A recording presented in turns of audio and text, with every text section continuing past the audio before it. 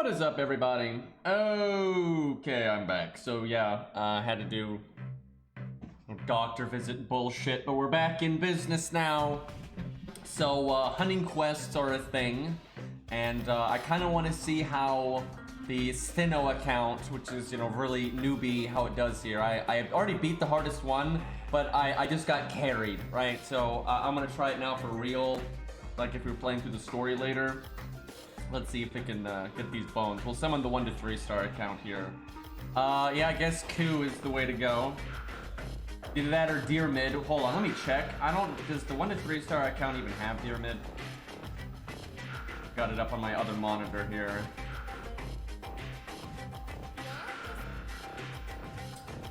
It does not. No, actually it does. Fuck, okay, fine, we'll use that. I'm trying to avoid using Coup on this account as much as possible. God damn it, I wish I didn't. Fuck, and look, this Coup is 10, 10, 10. The 1 to 3 star account has 10, 10, 10, 10. 10, 10, 10, 10, yeah, NP10 Coup, that's reasonable. And Deer Mid is fucking 1, 1, 1. Oh yeah, that'll do great. Okay. Like throwing away AP here. Why can I not see the actual Ascension stage that he is in? I may have to go to my options. It's probably set to always be like Final Ascension or some shit. Or never show, I probably never show Final Ascension because he's supposed to be in stage 4. Anyway, alright, let's see. God, this account is weak. Guess Stheno. Too bad we don't have that much divinity.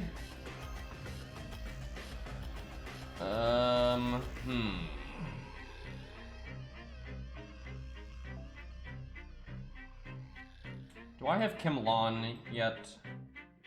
Negative.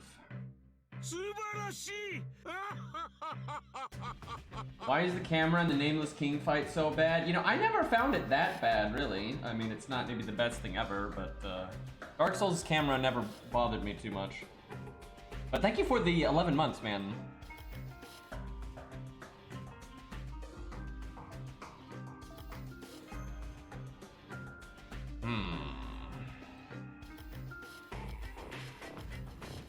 I don't even have units I can put in the back row that are helpful, really. I guess I do this.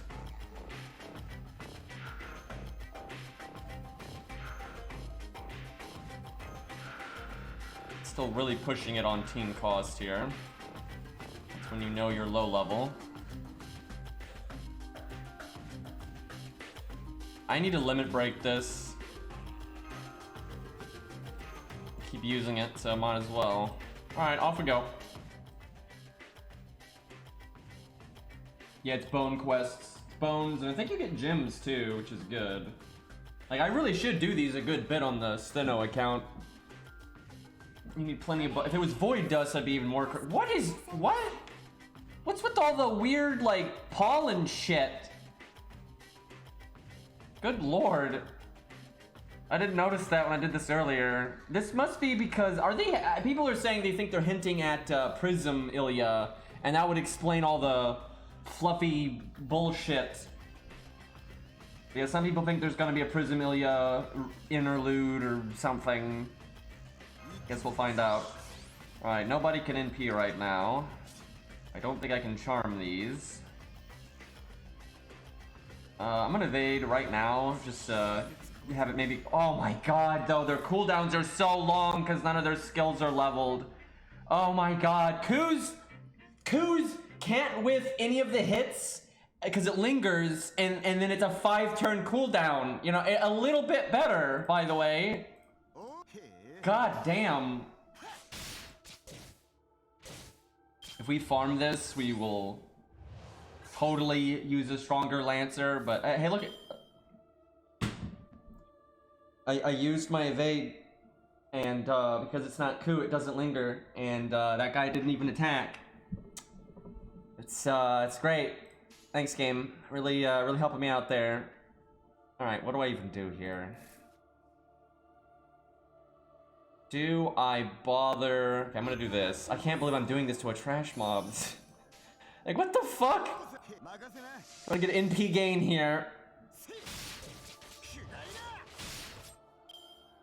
God, what if I summon something that's actually level appropriate to like my other units?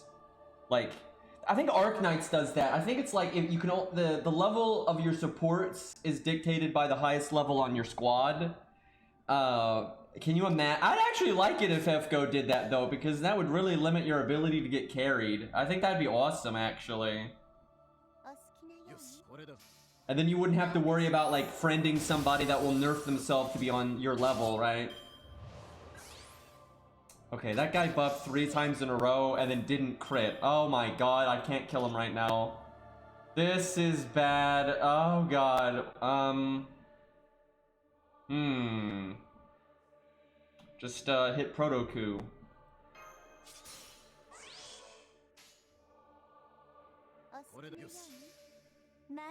This is a mess. Will Dearmid ever get buffed? Technically, he did get buffed many years ago, and I mean many years ago. But yeah, he needs way more help beyond that.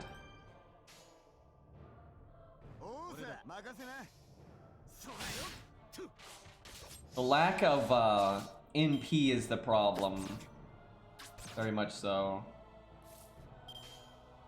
This is just atrocious right now. This is where you just summon a Lancer and have them solo it. Like, it'd be so much easier.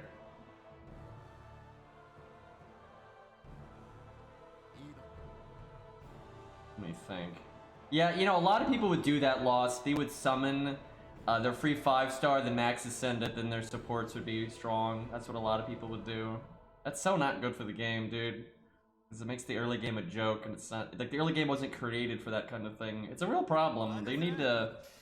What I would... The better thing to do is ultimately, you know, change the early game and make it more interesting and make it harder and more on par with how the game's actually played nowadays. Hey, Super Sora, thank you for the sub. I'm about to get Stheno killed here, and we haven't even done anything yet. Alright, for God's sake, you know what? I'm a buff in case she dies. And this increases our odds of killing right here.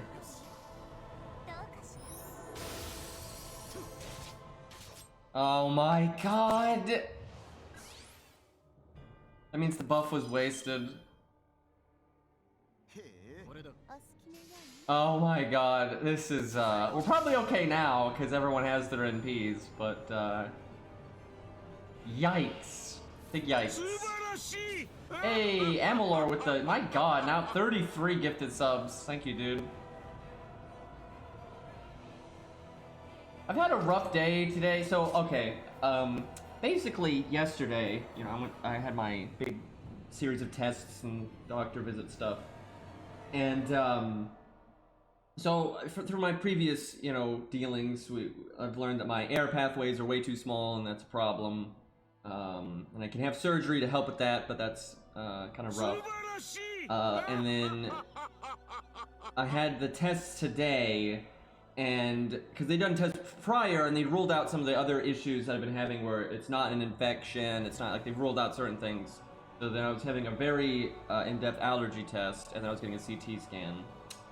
And basically, I'm allergic to everything. Like, the doctor was like, you know, could not really have had worse results. Like, I was highly allergic to basically every single thing they tested me on, which is kind of what I expected when my other doctor, because the other doctor referred me to this one because I needed a specialist. It's kind of what they expected because I've just had, like, basically non-stop inflammation, and because my airways are so small, it's like a really big problem. So yeah, I'm super allergic to everything, and so I have to, you know, start allergy shots and all that good stuff. But I'm actually glad, like, I'm not glad I'm allergic to everything, but I'm glad that I finally got all this stuff done and all these tests done, and now we've got a clear goal to improve it, because it's just been so stressful this last like year or so, where there's just been so many problems and it's been hard to identify, and you know, hasn't been a clear goal. But now pretty much know exactly what's wrong, and I know exactly what my options are. And the bad thing is, though, most of the treatments that I can do, not much of it is an immediate relief, right? I've got medicine and things like that, but like I won't see improvement for like 6 months, if not more. But you know, gotta start somewhere, and then once that gets rolling, I should actually start feeling a lot better, which I'm oh so looking forward to. But yeah, so funny. Here's the thing, though. One of the things that I'm really allergic to is one of the things I actually had one of the worst reactions to, and this is probably what's been causing my breathing issues. Is I'm very allergic to dust, which most people are allergic to dust, but I'm very allergic to it. And what my doctor said we have to do is when we dust, and like, yeah, we basically have to go above and beyond to try to deal with the dust, right? But when we're doing that, I have to not be in the house, which is not very practical for like the living situation that I have, right? And I have to be out of the house for a while. So like if you dust, vacuum, and all that, it takes hours for like the dust to settle, and so I have to be out of the house for that period of time. So it's not the funnest thing, and so Tusk has to do all the dusting, so you know he's not really happy about that, and then I have to find a way to not be in the house for a really long time. So yeah, it's kind of a bitch. I'm not enjoying this process, but you know it is what it is. Travel channel, yeah. Okay, second wave. I wonder if I can insta kill this guy because skeletons don't have good insta kill resist. I'm going to try that. The problem is Protoku's in. Oh my god. Wait, did they buff it? Let me look. When they buffed regular Ku, they actually buffed his insta kill chance on like low overcharge. I want to see if they did that for Protoku. I didn't check when he got his other buff. I didn't bother to look. They didn't. Oh my god. Why? Why does Ku... So Ku now has... Like, if you are fighting an enemy like this, regular Ku's better too, because regular Ku gets the instant-death chance that's higher. So, well, let's see what happens here. We don't have Protoku's buff anyway, but it's something that would be practical in this stage. Could do Stheno in case we don't kill it, and actually I'm gonna do that because that'll overcharge the more death chance.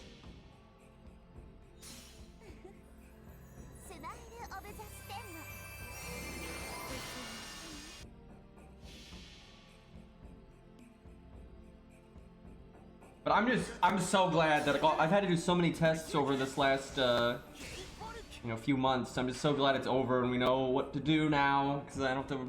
Like, that stuff's a lot more annoying than just like going to the doctor. Well, didn't land the instant death. Stheno is dead. This is not looking good. I bet you Deermid could probably just solo this even at 1-1-1, and it's probably better than what we're doing right now. And then regular Ku would be way better because regular PFA would just be super effective here. Like, Deermid's almost dead, or I bet you if it was regular Ku, he'd have full health right now.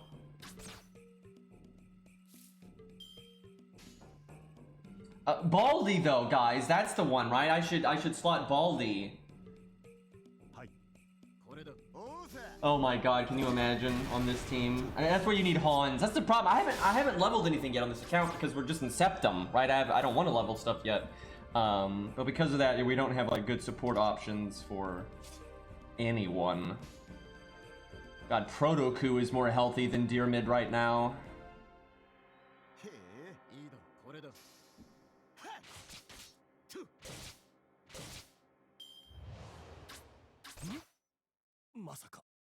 I mean, there ultimately are better supports for Baldy than Hans. It's just Hans is the only budget unit in the entire game that can work with Baldy and like help him at all. It's still RNG, but you just have no other options. Like, I guess maybe kind of what's his name, Qingong, just because the taunt's good and defense battery and stuff, and you do get a buster crit, but it's not really that good.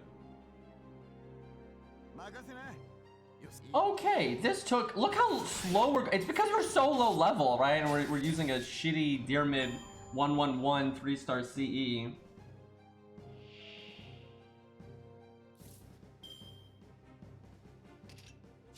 True, Cairo Scatty does leave much to be desired. Hey, Saber Nero, what's up, man? I just had to walk up the stairs. I just started exercising again this week, Monday. The crunches, I feel them again. Yep.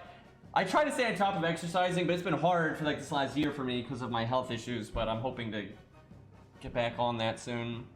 Yeah, I really enjoy exercising. It's a way to stay sane. All right, chat. Are we going to be impressed at all with Dyrmid's damage here? What are we about to see, boys? He's got a quick chain. Dude, we might lose. I'm not gonna lie, we might lose. Dyrmid at 111 and with fucking Ryoto Temple, it's not great. Okay, that wasn't too bad. I'm not impressed, but I'm not disappointed.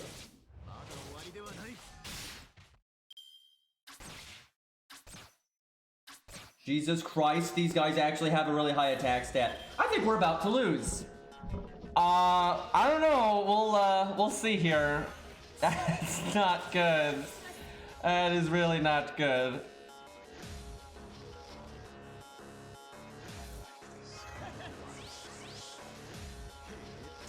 Yeah, I don't know. I think we're gonna lose. I think we're dead. And I think if we summoned Ku, we would have been completely fine. But soloing is definitely the better way to do this on an account this weak. Okay. If Dyrmid was healthier, I'd be feeling better, but why did I not buff? Why did I not buff Dyrmid? I've lost the narrative, Chad. We're off the rails. Oh fuck. That's not good. Yeah, the middle guy would be dead if I had buffed him there. We forgot what we were doing. Gotta look at Dyrmid's damage. That's not really the point.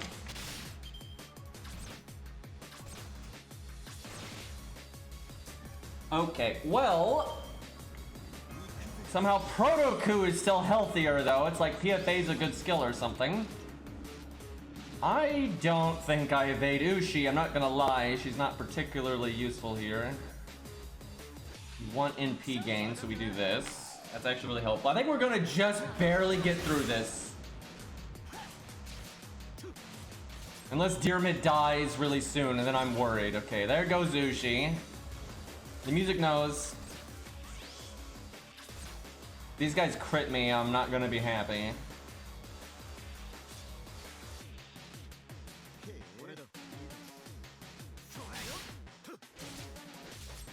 Okay, I'm gonna NP the one in the back.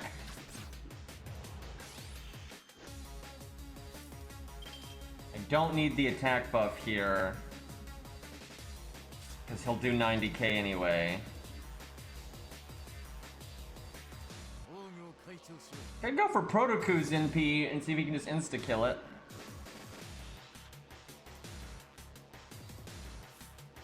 Okay, I'm gonna attack up and I'm gonna do the Brave Chain.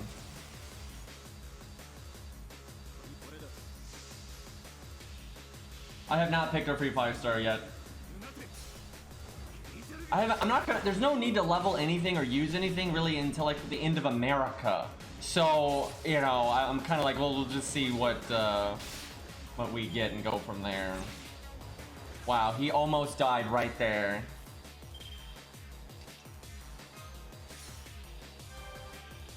Could evade, but I think I should save it. There's the NP coming up. Alright, we're fine. Oh my god, that was awful. That was awful. 21 turns? Holy shit, dude. I bet you if I summoned a level 70 Ku, like a vanilla-ass Ku, he could solo this way smoother than that. Like that, I leveled, but that was awful. That hey, I'll take the 3 bones though. I like that. Only 9,000 QP. I think you have to get lucky. I think a certain enemy has to spawn that gives you the QP drop. It doesn't happen every time. Okay, hold. Let's test that theory. We're gonna make this really shit. We're gonna summon a 70 Ku that also has just a garbage ass craft essence, right? We're nothing special here at all. Super vanilla. Like this is so below average. Even a friend that has Ku slotted would obviously have a better CE than that, right? I guess we do have command codes there, but those are pretty shitty command codes, and most of them, that's like sure hit and pierce invulnerability. That doesn't do anything here, so no big deal. Yeah, necromancy, that's the way. Okay, this account actually doesn't have 2 taunt walls, I don't think, because Mash doesn't have her taunt yet. Oh, we have Leonidas, but they're archers. Ah, fuck. Well, they hit kind of hard. We'll see what happens here. Need to get Rampage. I'm sorry, Outrage soon, and we don't have. Oh my god, we don't have the Kimlon. We have Atlas though, so that's a thing. Alright, off we go. Yeah, let's try. You could use Chin Gong. That would work. I think. Do we have? Yeah, we got Chin Gong on this account. We're still missing a lot of the low star stuff, but I think we have that.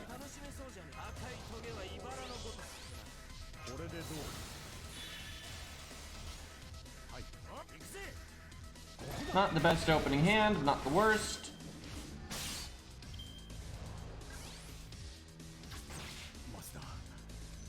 Well, if he crits, he'll definitely kill Leonidas. Trying to think if I want to NP this guy or just normal card him down. I might just normal card him down, it's not taking that long.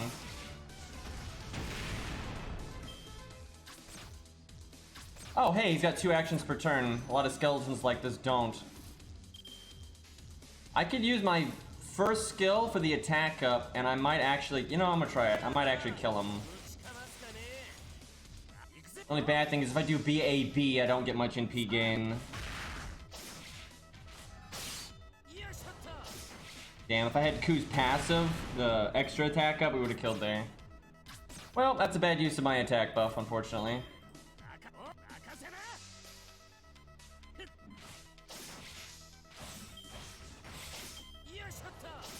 Probably could have just done Buster quick. Oh, we should do an account review after this too. It's not like hunting quests are that exciting. We'll try to do some Septum as well, get that over with. I wanted to do it like over these last few days, but man, like I felt pretty shitty yesterday. Well, he injected me with a bunch of nonsense, and I had such bad reactions to most of it that I was feeling pretty bleh for the rest of the day. However, though, what I did for that day, I kind of just chilled and relaxed all day. But I read over a lot of Lostbelt stuff again. I actually played an A and just like went into my room and read stuff again, and I looked up translations for the later stuff. I just like reread a lot of the Lostbelt stuff.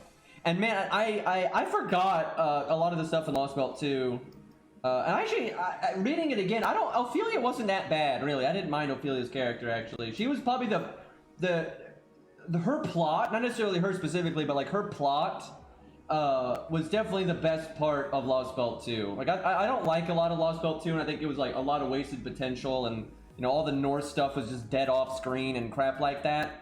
But like the whole plot with like Ophelia's kind of split allegiance and whatnot, it was pretty interesting. And I never realized this the first time, but I'm like convinced Scatty wanted to lose, right? Even though she's like really loyal to her Lostbelt and she wants to like do the best for her people, that's like her whole shtick. And she's got like, you know, so much guilt when you summon her in Chaldea. But like I think she straight up wanted to lose. Like if you look at the end, it's kind of obvious because like she notices that Odin is helping us, right? And obviously, you know, Odin is like her boss. And like at that point on, she's pretty much like resided to her Lostbelt failing, but she has to kind of, you know, go through the motions and do what she's supposed to do anyway. But like at the end, she just throws. Like she literally throws when she fights you at the end and pretty much lets herself lose.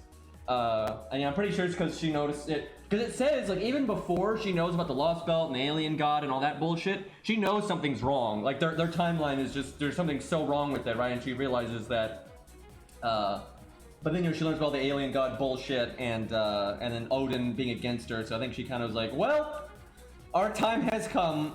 But yeah, it feels bad, man.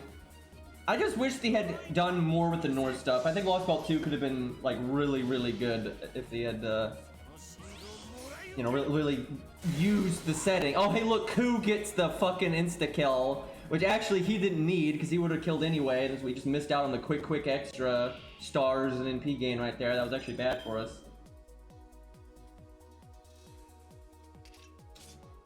I got one hit of PFA left. Which one do I go for? That really sucks I didn't get to do my quick there. I think I hit this one.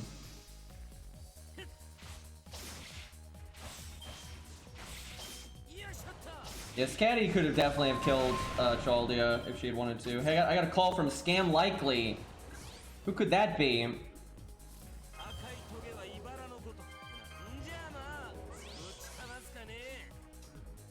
I guess I just keep focusing on NP gain here.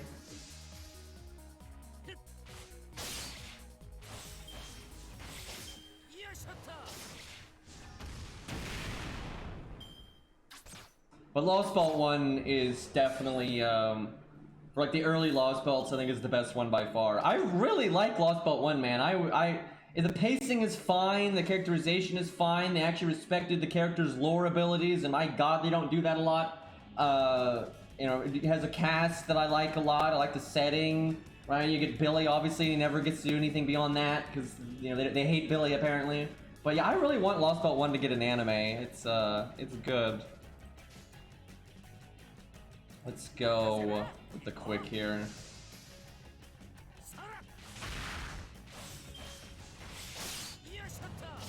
I like 1, 4, and 5. Like those ones I'm a huge fan of. I don't mind 2 though. It's just the issue with 2 is more like I just feel like it's wasted potential. It's not that it's bad. It's just I feel like it could have been better. It's like it could have been, you know, like the Norse mythology is just so awesome, and they used it so sparingly. I thought that was just wasted. Okay, this one I wouldn't mind insta-killing because it has so much more health, but we'll see what happens. Nope.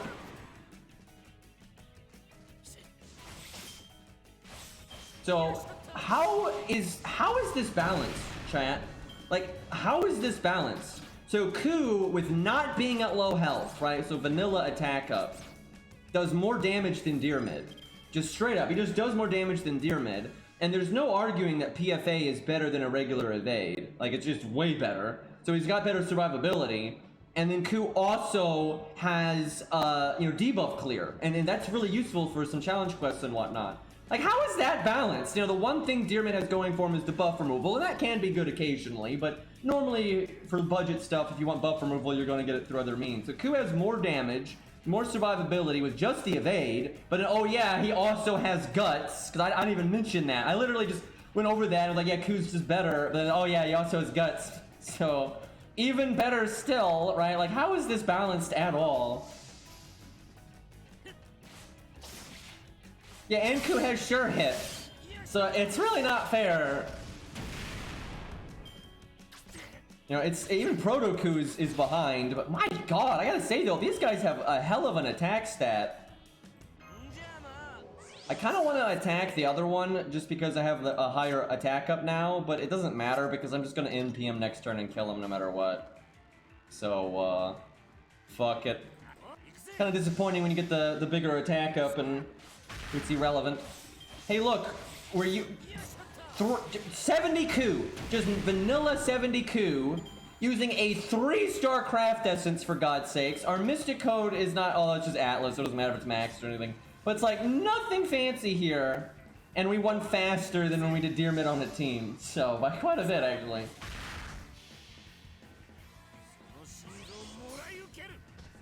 Oh, you saw this with Mel? Yeah, that's a bit more interesting, honestly, because she's an alter ego. But yeah, Mel's so good.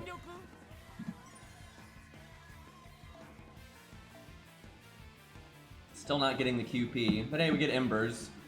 Does anyone else feel like, though, these hunting quests are not as good because they've changed dailies, right? Like, the amount of XP we're getting right now is way below the par now. Right, a hunting daily used to be like doing an XP daily with a chance of like getting a free QP daily mixed in and then some okay mats. But now it's like this is way less embers than what you get from an ember thing, and it's way less QP. It's way less QP because not only does it not proc every time, but even if it does proc, it's only like half of what you get from a QP daily. So it's basically just the bones now, right? But because it's 40 AP, it's really not even that good of a ratio on bones. Like, it absolutely is not.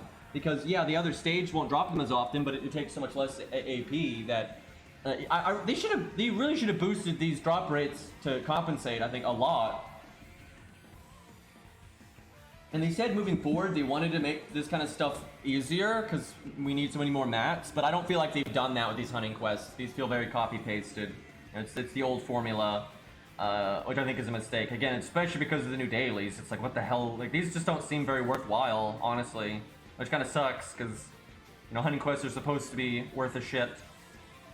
So I figure wait for the 10th anniversary. It's probably summer. I think that's when some of that's when we're going to see their new philosophy on mat drops and mats, and that's when we're going to see how they are handling the coin system. So I think summer is going to be very telling for, you know, what's going on. I should save this account's FP until then, honestly.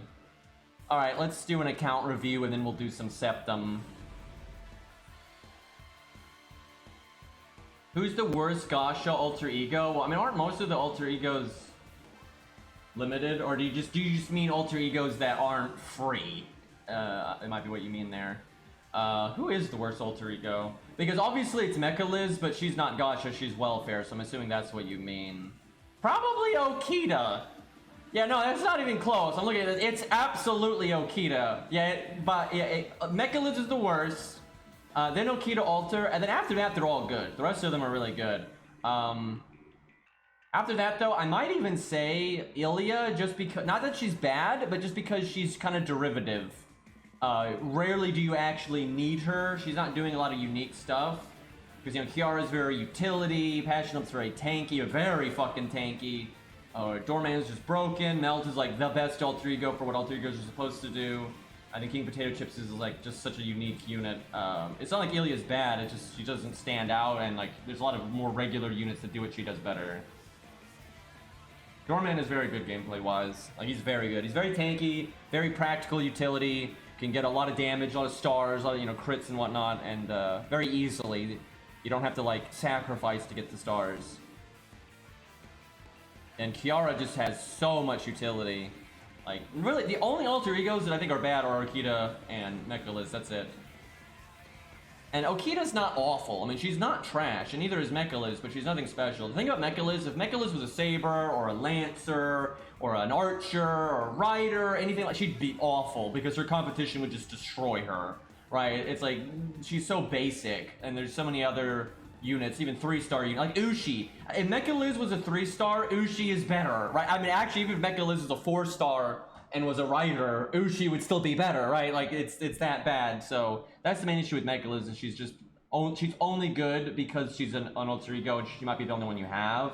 And it's kind of the same for Okita. Yeah, Okita's an okay AoE 5-star. She is. Like, she's a lot better than when she was first released. You know, she's got decent damage, she gets her MP decently easily, and she has some basic survivability. But that's what I just described as really basic bitch, right? I mean, that's really basic bitch. And again, if she's not an alter ego and you don't need an alter ego specifically, I mean, who cares? Like it's there's so many units that are better than her. Like, imagine, again, let's say Okita alter, let's say she was a Rider or a Saber. I mean, she's just outclassed by so many fucking units, and you don't actually need alter egos very often.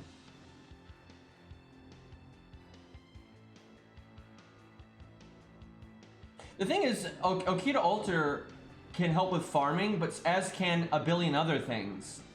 That's the thing, like almost any good AoE Berserker would carry you better, right? Like Gajuna, or Raiko even, right? Morgan, you know, all those are going to carry you better. Even Brunhilde. Yeah, Brunhilde absolutely would make, like, farming any class easier. Then you have a lot of stuff like even Mordred, that even though she's just a Saber, is still just so effective at neutral and stuff, especially for like a newer account and farming and everything, that's going to carry about as well. It's not like Okita alter can't do stuff, and she can't do the basic stuff you need an AoE unit to do. She can, she absolutely can, but that doesn't mean it actually compares favorably to, you know, her competition. And because she's a 5-star, she's a limited 5-star, right? And she's pretty unimpressive.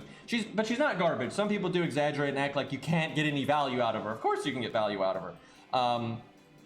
God damn it, there's no story summon, so I have to, I guess, 1 to 3-star account again. That's what we go with when we don't want to get carried and we don't have story support, so. Let's see here. I might actually have to level units on this account soon, but we'll see. Be practical if I got George up.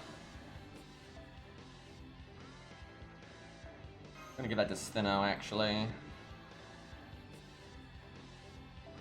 Man, I need to use this song in more videos. I haven't used it in forever.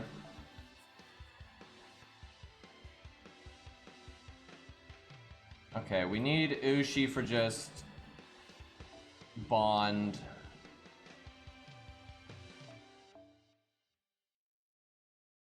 Is there anyone else I care about Bond on this account? Not really. I mean, I guess Hans if he actually got to Bond 10, but I don't really see that happening, so.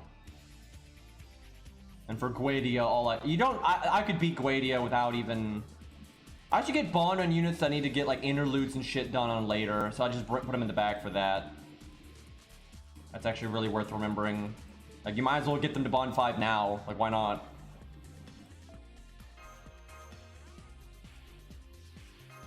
Speaking of music I need to use more often.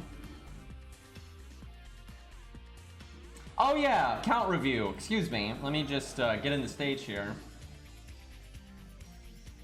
Okay, let's do Sword Fairy because I was supposed to do them last time and they were the only account I didn't get around to doing. So I don't remember if they're an advice or a flex one, so we'll just see what happens here. Okay, let me adjust my screen a little bit here. That's good enough. Okay, what do we got? Another thing I want to add. Wait, another thing I want to add? There must be a screenshot missing. I don't know why, but a lot of the old reviews, there's like one picture always missing, and I don't understand why. Like every third or fourth review, I've just noticed there's always like one screenshot missing. It's normally the caster slot for some fucking reason, but there's clearly it's supposed to be another text thing here. Well, if Sword Fairy's in chat, you can tell me what you wanted to say because we're missing like half of it. But another thing I wanted to add is I've been playing a little bit of FGO, but I've been busy with school and blah blah blah the part, and I just got a new phone, so I get to play more now, which is why I have some older servants. I beat Lostbelt 3, this was supposed to be an A, and currently have 1 bronze apple, oh god. 94 silver, oh 318 gold though, so there we go, that's better. Yeah, 300 gold apples is respectable. So is this in A? Yeah, I always look at the text up top, I can see that that's in A, so he's... Let's see, where is... NA's in Lostbelt 4 now? Wait, are they? Yeah, NA's in Lostbelt 4. Yeah, they've done Lostbelt 4, so they're waiting on 5, right, okay. Let's see, so Saber, we've got...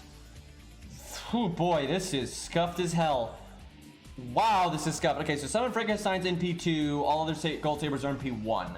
Well, Frankenstein's actually pretty solid, and if she's in P2, it's, you know, above the average, so that's good. I would definitely focus on Frankenstein then, and then let me think.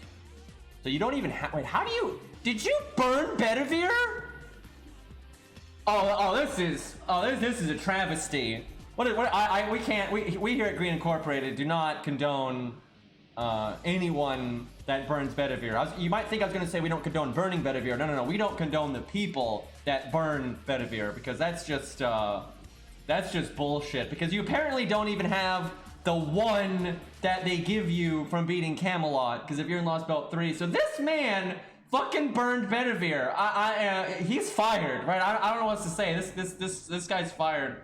But Jesus, so what is the play here? So you've got Frankenstein, so I would say, I guess Artoria, just because you need the AoE. You could probably not level Caesar because you have Frankenstein, but if you need another single target Lance or Saber, it would definitely be Caesar here. But that's pretty yikes. Like, what you definitely would need as a good backup would be Bedivere. That's like the perfect thing to go with this account. But yeah, I guess Artoria, and then you don't really have to level anything else because it's all pretty scuffed anyway. You can always level Dion for the utility and whatnot, but we'll see. Let me skip ahead to Caster, because that's always really important. Okay, so you've got Neurocaster, so that's one of the best DPS casters you could have, so that's very good. So you got that down. She's obviously not leveled or has her 3rd skill yet, but that's worth getting finished, right? Getting her upgraded. So Ziggs in P5. Antoinette's MP2, but Nero's MP1. That's fine. Nero's pretty normal card damage focused.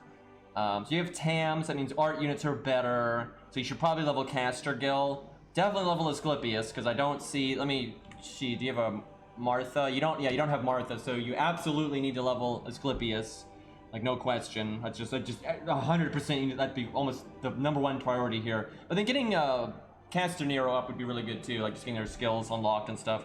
And then probably Castergill, and then anything else, I would level, like, Hans. But other than that, you got a good core here. Like, Tam... Castergill, that's really good backbone, and then if you've got Caster Nero, that's really all you need, and then you get your Hans Asclepius for support, so... maybe Medea at some point because of the buff removal, but we'll see. So, you don't have Alex? Do you just burn everything? Like I don't understand. Like, do you just burn, like... There's no way. Like, there's too many things. Hold on. Let me just scan through this here. I'm wondering if this guy just, like, burns every servant that he doesn't like or is just iffy on. It doesn't seem that bad, but I am confused. Okay, so let's just go back to Archer. You do not pass the David test at all. You don't even have his second skill. I'm curious. This isn't Lostbelt 3, right? Like, you have this little stuff leveled. You must have been carried. You must have been carried. There's no way. Like, there's no way you did, like, Shamosa. There's no way you beat Shamosa on this account. Like, unless you use command spells and stuff. Like, what the fuck is this? I wish I wasn't missing the first screenshot, because that might give me the context. Like, this could have been, like, an ult account for, like, the longest time, right? And you're just now playing it seriously or something. I'm not really sure, but okay, so level your David, because okay, look, if you have like Merlin and Waver and you're just swimming in the OP casters, you can get away with not leveling David. It's still kind of recommended, but it's more acceptable, right? You have Tam. Like, Tam's good and everything, but what the fuck is she gonna do? Right, you find out like a challenge quest or something, the boss gets an AoE NP, it's like, well, I guess I'll die, right? Like, Jesus Christ, so you don't have any of the few things in the game that might, like, lower your need to have David, you don't have any of it. You don't have any of it, so level the goddamn David, at least unlock the second skill, for God's sakes. Well, let's see, so Ishtar's very good, I'll say that, because she's got really good normal card damage. Let's see. Can I send Christmas Atalanta MP5 to find out all gold? So Ishtar's in P1, which is like the relevant piece of information here. Thankfully, though, Ishtar has got so much normal card damage, it's not the end of the world if she's in P1, but she is still AoE, so you're gonna want something like Robin or some shit level. So if it was me, David would be top priority, though, just because your account is in desperate need of that kind of support. You don't even have Hans, for God's sakes. Like, you literally have Tam, and that's it. And, I mean, you don't... So far, you've got a quick DPS and a buster DPS. And Tam is art. So, now, Helena Archer is worthless. She... I mean, that's not entirely true. Like, she can do the basic bitch stuff that you need an AoE Archer to do, right? If you like her and you just need her to do the basic bitch AoE Archer stuff, she can do it. It's just, it's not good, right? Like, it's pretty blah. So I would level Arash, because you need that for farming anyway. So Arash and David are the two things I would worry about. And then maybe Attila, honestly, assuming if you like her and so you don't mind using her, I would say Attila is probably the best, like, backup maybe here. And then after that, maybe Robin or something. And then way down the line for pure farming, maybe Joan of Arc. But she's really only good for farming. And I would actually do Arash first, like, honestly. Because, I mean, Ishtar will still help, right? Because you have Ishtar, I would say Arash next. I don't know, though. You do have Tam, so maybe you take Joan of Arc up because of that. But, yeah, David. Like, holy crap. Yeah, honestly, let me look. Let me look at Helena again. Last time I really used her seriously was for the tier list. I want to compare her to Kid Gil now that Kid Gil's got his buff. The thing is, Kid Gil is pretty oof because if you don't have, like, K-Scope, for a lot of general gameplay, he's just never going to get his NP if you don't support the hell out of him. Maybe you summon a friend's waiver though, then you can get it. And I will say, if you summon a friend's waiver, it's very easy for Kid Gil to NP then, and he can clear a wave that way. I was gonna say waves, but a wave. He can clear a wave pretty well because he's got attack up, he's got an upgraded NP, decent attack stat, right? All right, let me look at Helena here. Off memory, Helena has some of like the worst NP gain ever. Right, she does have the battery. She has so little damage though. Oh my god, she needs an upgraded NP, something awful. If she had an upgraded NP, honestly, I'd say she's okay. It's just her NP gain is bad, and then her battery's not that big. She does, I mean, she's got some okay stuff, but most of it just isn't applicable in normal circumstances, like the debuff immunity and the damage stuff. But she's actually, like, she's not great, but she's closer to being, like, solid than you might think. If she got an upgraded NP, that would really help. But she has no hard survival or any of that stuff. It is easier for her to get her NP, though, than Kid Gil just because of the battery. If you have a typical 50% starting NP, then she uses her battery, you know, she's already, you know, almost ready to go. However, with Kid Gil, you could always do 50% starting NP, summon a friend's waiver, and anybody gets their NP. And Kid Gil's got better damage because he's got the attack up and he's got the upgraded NP. And then he does have the stars and stuff. Kid Gil's nothing to write home about either, unfortunately, but if Kid Gil gets one more good buff, though, I think he's going to be really good. Because he's almost awesome, but he's just lacking some basic stuff that don't... The areas that he's lacking are so great that his benefits aren't enough, if that makes any sense. They don't even out. But if for straight farming, though, his damage is fine. And I would honestly use him over Helena, I guess. Well, I don't know, it depends. Helena against Richard win? We should do that. She is an archer, so she might win, but probably not, to be honest. Hey, at least it's better than, like, you know, Geronimo and Sanson and all that, Vol. But yeah, you do, like, a lot of units that are, like, in this weird area where, like, their kits are just so flawed, but they do have good things in their kit, but it doesn't, like, you know, even out. Like, it's definitely Kid Gil in Gen K. Kid Gil, I think, though, when I think about it, for the way he is now, since his buff, I would say he's probably more useful to the player base than Gen K is. Because if you do need an AoE archer for farming and whatnot, like I said, you can summon a friend's waiver or Castoria and just have him bomb, and it, you know, it does decently well. And that is actually pretty good. Where I just can't think of any reason to use Gen K ever, because you could just use 100 face instead. Okay, Lancer, we've got Aresh Shagal. See, Fiona's MP3, wow. MP2 Parvati, though, that's really good. So I really would, for AoE, I would level that Parvati because she's so good for challenge quests, and then she's still good for farming. And Fionn is godly for farming, he really is, but his skill investment is quite high. I don't know, it's like, if you leveled Fionn and got him to 10, 10, 10, it would be very practical, but it'd also be a pain in the butt, and you probably don't like Fionn very much, so I would probably lean towards Parvati, just because she's also very, very good for challenge quests. I mean, Fionn's good too, I guess, but Parvati's amazing for challenge quests. Average good. You need something for single target, though. I would say just Ku. I mean, like, there's no golds here that are better than Ku. Like, absolutely not. So I would level Parvati and Ku. Like, if you had, like, Brunhilde or, you know, Scath or something, you might want to level that over Ku, but with what you've got, I would absolutely just level Ku. And if you don't like Ku, good luck. I guess Tam Lancer. You've already got her leveled, but her skill ranks are atrocious. But, I mean, Tam Lancer's not great, but she is serviceable. And you do have regular Tam to work with her. Well, not really. But, yeah, not looking great for Lancers there. But I would level Parvati. That's very useful. That'd be the first Lancer I would level. And then you either work on your skill ranks on Areshigal and Tam Lancer, or you level Ku, is what I would say. I mean, if you like Fionn, I would say go with Fionn. I mean, it's not bad to level Fionn on this account, but I assume he doesn't like him because he's MP3 and he hasn't leveled him. Okay, Ryder. So you've got what you need for his charge. You haven't done it, but you've done the event. Summer, who? Oh, Mordred is MP2. Well, that means Summer Mordred should definitely be your AoE Ryder, so I would definitely focus on that.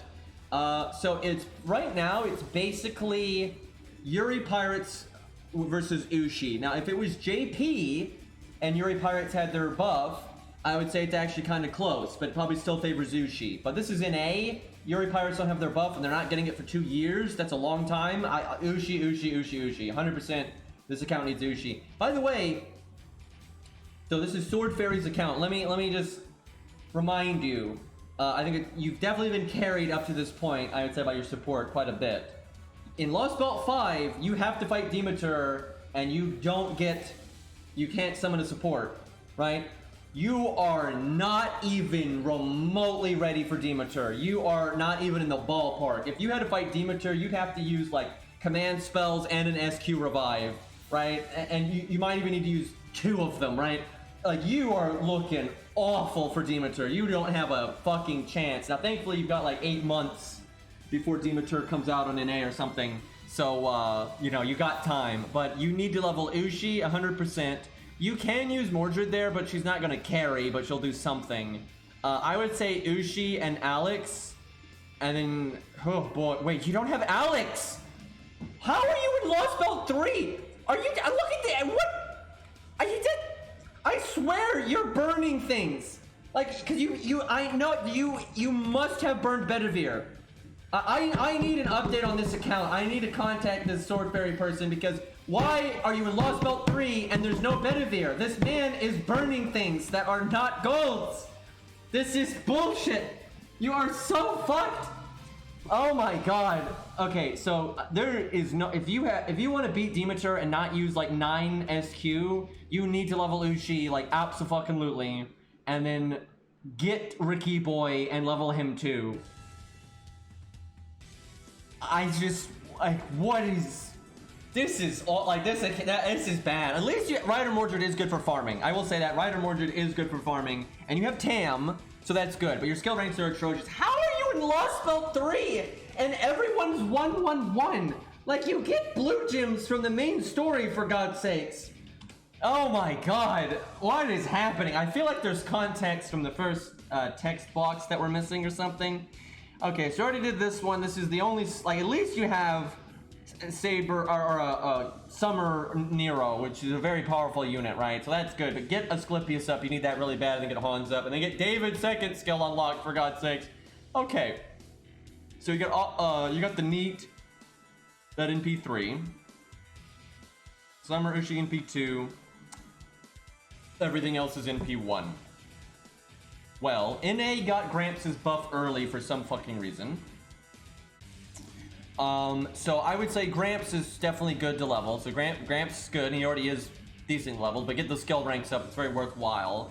And then I would say, so I would say, honestly, Cleopatra, even at NP1, Cleopatra is great. Very tanky, so in a pinch, you know, she can go the distance, and then she's also good for farming, because she has the NP gain and all that nonsense, and she has an upgraded NP. So I would say Cleopatra would be the next assassin. I think that'd be very good. Cleopatra and Gramps would be excellent.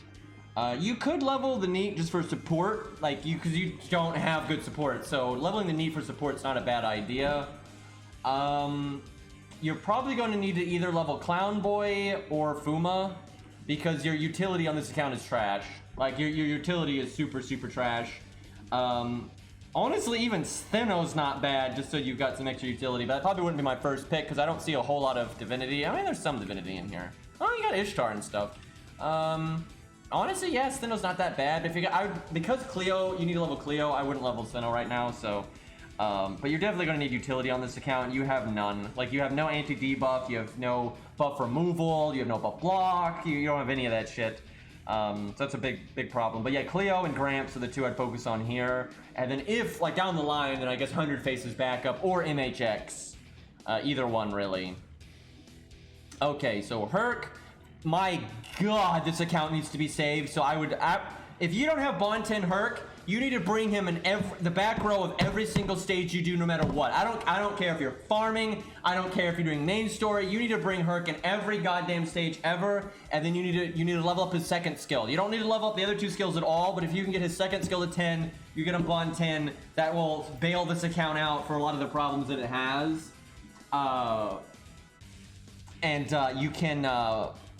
You can, like, that'll work for Demeter, right? He's great for Demeter, so that would help this account immensely. If you just leveled Ushi and they got that Herc ready, then you'd be fine for Demeter. Like, that's like the turnaround, right? Herc can bail you out from all kinds of shit, so you don't have to level as many riders if you just get Hercules upgraded.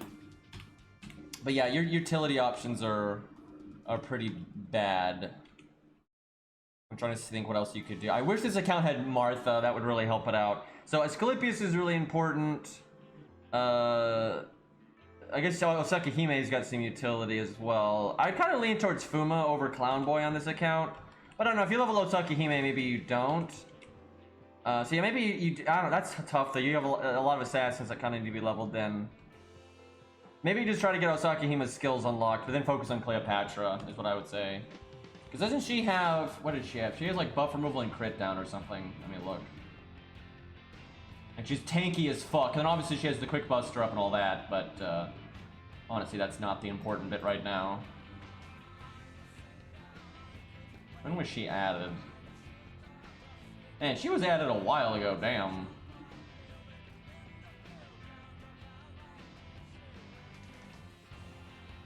Okay, she's got...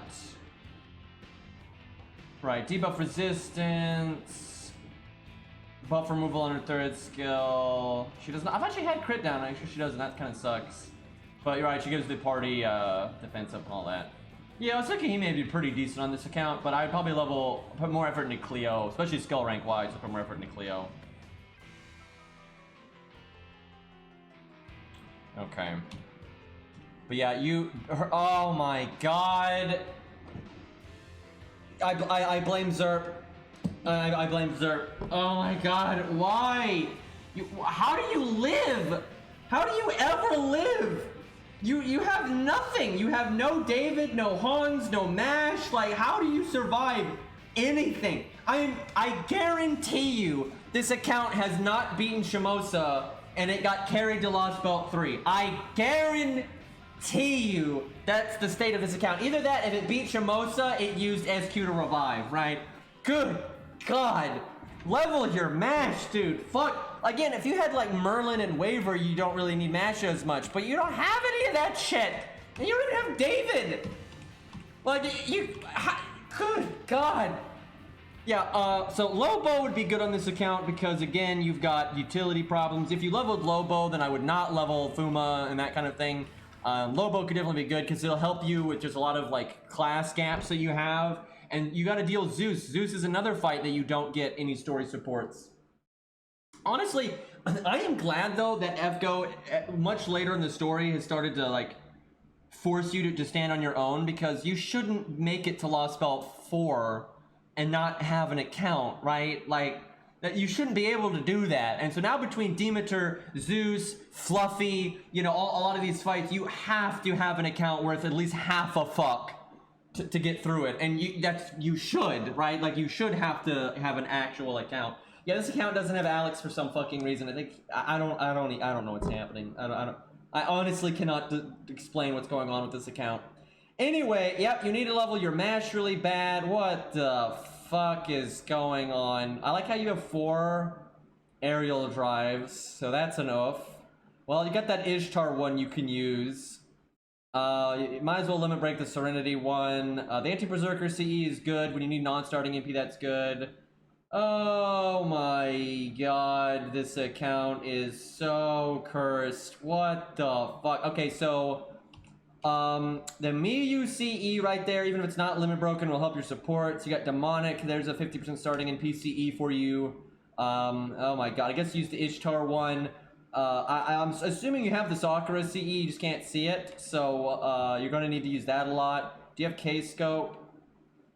You have Black Grails, that's a... You have Poster Girl! You have fucking Poster Girl, and you... Oh my god.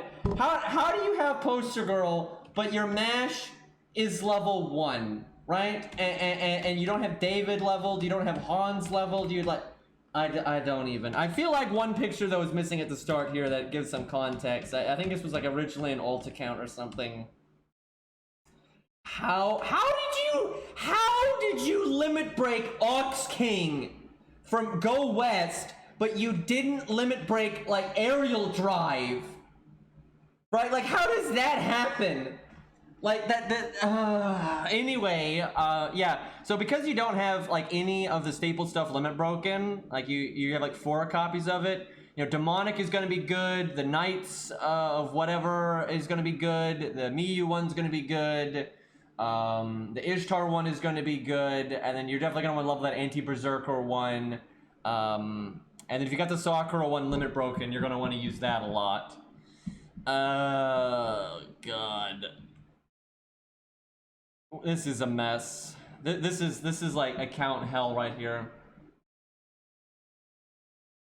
Oh, Hergblurg, I remember that.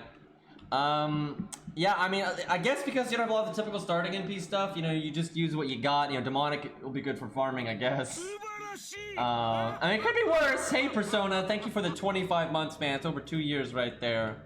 Well, I want an update on this account very soon. If I can get, I'm gonna contact Ari because I think she got these pictures and see what you get. I want an update on this account in like a month and see where it's at. And I also want an explanation of like why it doesn't have Bedivere and whatnot. Like there's clearly a picture missing. So I need an update on this. This is definitely the most scuffed account we've seen on this, like, ever on this channel when we do account reviews. This is absolutely the most scuffed one. Why did you burn Bedivere? Like, what is wrong with you? That is probably the biggest sin I've ever seen. Like, there's all kinds of problems on this account, but a lot of it is just like bad leveling priority. That's not that big of a deal. But you didn't like, why did you burn Bedivere? Like, who the fuck does that? Like, I mean, literally, who does that? Like, even if Bedivere's not your favorite character, who burns Bedivere? Like, this is, I've never even met someone that dislikes Bedivere, right? And he's so good. Why in God's name? But you have Gilius. Yeah, Gilius, you don't burn that. But you burn Bedivere. Because this account's in Lostbelt 3, right? So it obviously got the free Bedivere. Oh my god. Oh my god. Okay, we need to move on from this account because this is a very bad timeline. This is bad. Good luck in Lostbelt 5. At least you have 5-1, which is pretty easy to buy you time to upgrade your stuff for 5-2 because you need help. You need help with that one. From what I've heard, this is the average FGO player. So from both Cairo and Toho, who have both gone to like live events, and you can see a lot of other just normal people that played FGO, and they got to see other people just playing in their accounts and stuff. Both of them said just everyone was so scuffed and so bad. Like, and we've checked, we've looked through the support list when you don't look at your friends, and you just look at random players that pop on your friends list. And we just went down the list, and most of them were scuffed as fuck. I mean, oh my god, most of them were scuffed as fuck. And some of them were really high level too, and like, you know, had pretty like in-depth CEs and stuff. So like they've been playing the game for a while, right? They just sucked apparently. What's Genshin at again?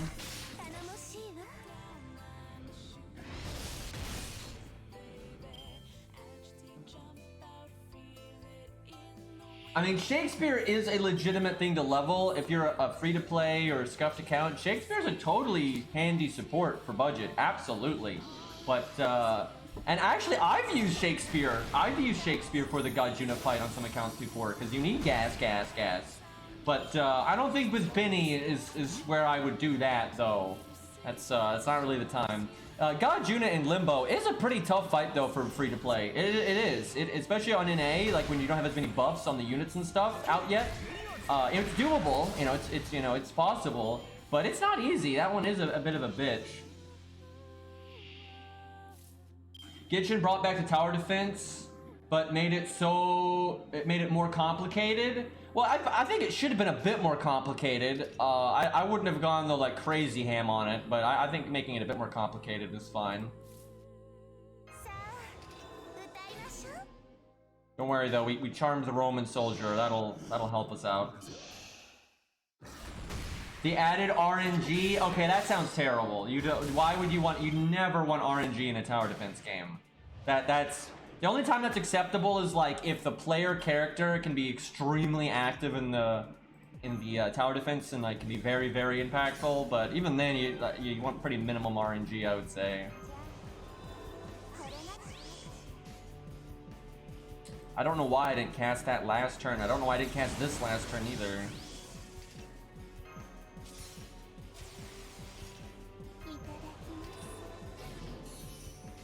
Okay, bop, bop.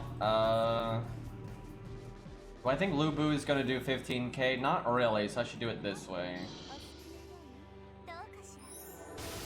No, he probably would have. Yeah, okay. No, I forgot. We buffed him a lot more than I was thinking.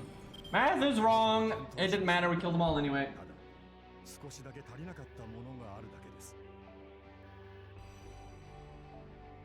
Most of Arc Knights doesn't have RNG unless you bring certain operators that have RNG. Oh, in fact, what was that boss? Oh my god, it took me so long to beat that boss. That, cause you know, I keep things really budget when I play Arc Knights. It was like that ice lolly or whatever. That was like RNG everywhere. That was stupid as fuck. Yeah, Frost Nova. That was so dumb. That was so dumb. It's just like, yep, random blocks get, you know, canceled. That was really stupid. I was really glad that I beat that though with how budget I was. I don't remember if she's a lolly or not. I haven't played that in so long, dude. But yeah, that boss was dumb. I should check my auto clear on that. And I don't even remember what I did for that boss. It was a long time ago.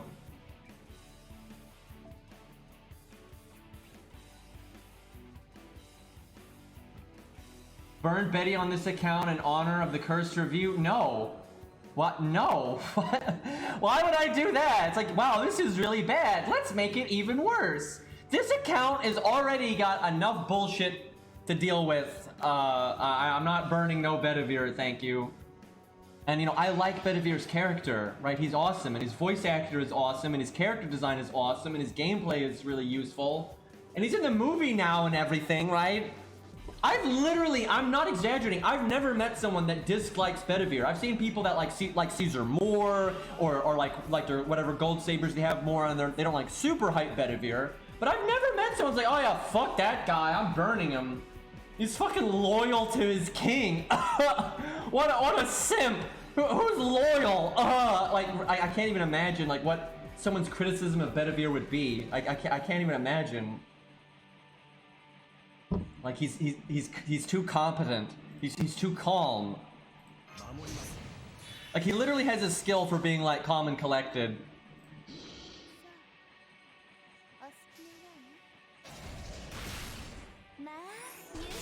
I mean, yeah, he's story locked. That's where you hate story lock, not Bedivere. And you get one copy of him though from just, you know, beating Camelot.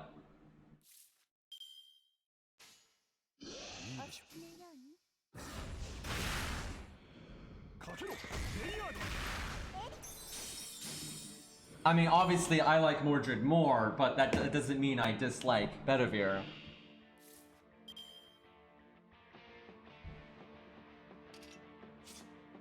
Now, you know, there really are people out there on the internet, or even characters in the anime or whatever, that, you know, really are like what the original intention of synth is, right? Where they're like, you know, they have no dignity, they have no self-integrity, they don't value themselves, right? So they'll get that is a negative, you know, trait, and I get why people don't like that. But people use that now for literally anyone that is like ever nice to anyone. Like that, what the fuck is that? Like, it's stupid, right? You know, I get it when someone has like no dignity, no integrity, right? And they'll just like, they'll be a chameleon to just like, you know, try to win the favor of women or even men, right? Like, and I get why that's negative, right? I get that, but it's gotten to the point now where like, you know, you just are nice to anybody and you're a simp, right? That's stupid, right? Like that doesn't make any fucking sense. Like, wow, you're not even a mass murderer?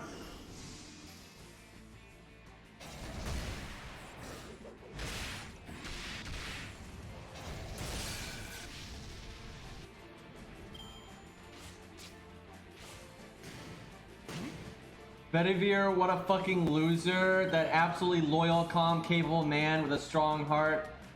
Hate that absolute lad. I like how you still call him an absolute lad. Like, I hate this fucking awesome guy. God, pisses me off. So speaking of getting along with lots of people, I fucking love Enkidu because, like, you know, he's way calmer and level-headed, and like he's like your more, he's more like a good guy, right, compared to Gilgamesh, right? When you look at Enkidu next to Gilgamesh, Enkidu is like the good one, right? And he gets along with a lot of people, right? You could see him getting along with like a main character in an isekai anime, no problem, right? But Gil won't. Gil's not the kind of person that gets along with those people. But then Enkidu likes Gilgamesh over everybody ever. But then, this is the other thing I really like about Enkidu. He's all like, way calmer, way more level-headed, way more like good guy-ish. But then every once in a while, he gets mad as fuck, right? And then you're like, oh shit, right? Because he's as OP as Gil is, right? He's crazy OP. But every once in a while he gets crazy angry and is like, oh shit, right? It's like, that ain't good. And yeah, doesn't like Ishtar, which I'm on board with that. Yeah, I love his NP line when he gets hit by an NP. You can just tell he's crazy pissed off and he's about to rip someone's head off. It's like, uh-oh. And he can be summoned as a berserker, and obviously he doesn't like Ishtar. Here's the thing though, I see so many people defending Ishtar. There is no defending Ishtar when it comes to the Enkidu thing. She is just bad, right? It's not like Enkidu literally did nothing wrong, and Ishtar is literally just upset because Gilgamesh doesn't want to sleep with her, and so she wants to kill everybody. And she goes to Daddy and makes Daddy try to do it. And then when Enkidu and Gil defend themselves and stop Ishtar from killing everybody, then she's even madder and goes to Daddy to kill Enkidu. Like, how is this like, that is such a bad, like, she can't even do it herself. She has to go running to Daddy. It's so pathetic. Right? It's like, I gotta blame Enkidu because Gil doesn't want to sleep with me. Like, yeah, that's an awesome character right there, right? But I literally see people that like defend Ishtar to the death, man, and they can't accept that she's like a piece of shit. And then you look at her in Fate Strange Fake, where she's like more of her normal self, right? And she's just, awful. Yeah, all of Enkidu's like interludes and stuff are really good.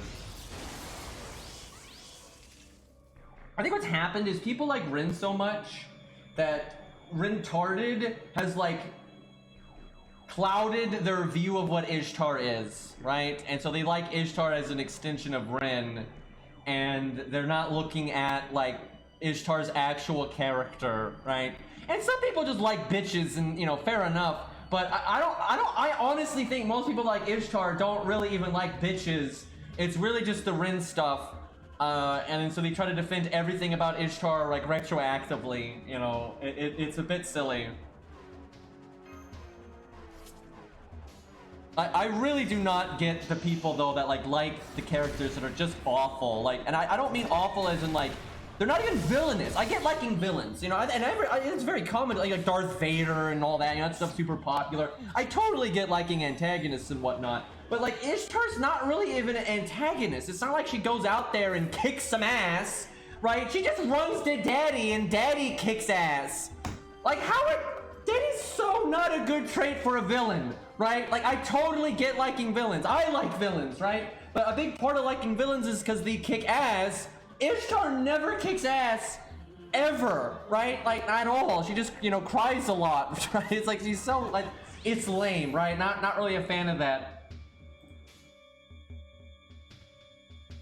I get liking CCC Shinji. I can get behind that. I don't really get behind liking regular Shinji, because he also doesn't kick any ass and just, sucks. And Shinji is not like awesome, right? Because like really bad, a lot of villains, they do lots of terrible things. That's part of why people like them, right? They're like the anti part of the story and whatnot. But Shinji doesn't even do that. I mean, he's incompetent, right? He doesn't like accomplish some big brain villainous scheme here. He doesn't like take the good guys down a peg, like at all. Because a lot of times the good guys need to be taken down a peg. Shinji does not do that. Seriously, can you imagine you got like some, jackass good guy that needs to, get, checked, and you're like, okay, what's our villains to check the good guys? It's Shinji. Like, oh shit, right? Like, that's not gonna work.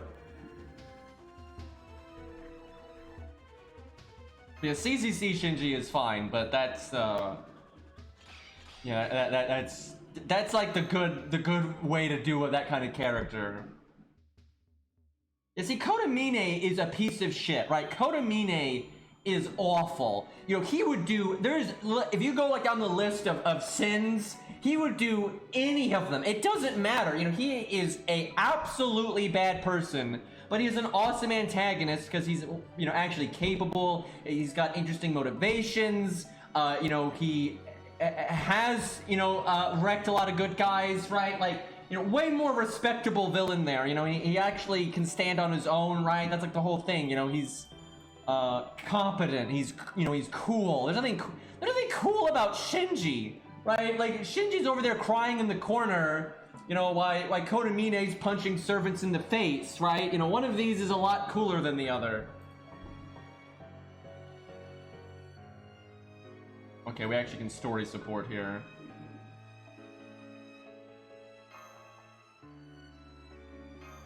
I think the cool factor in villains is pretty important, generally. Oh yeah, I totally forgot Jinkei was in Septum, and every time we look through Septum, we always have this moment.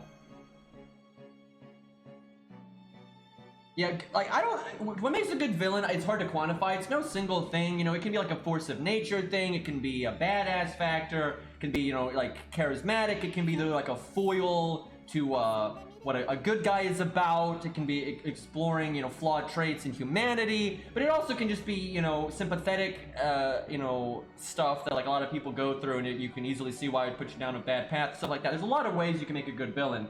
Ishtar's not it though. But Ishtar's not even supposed, you know, she's from the, you know, ancient human history. She really wasn't there to represent an antagonist. She's more there to, you know, represent the gods and like what they thought about the world and all these other things, right?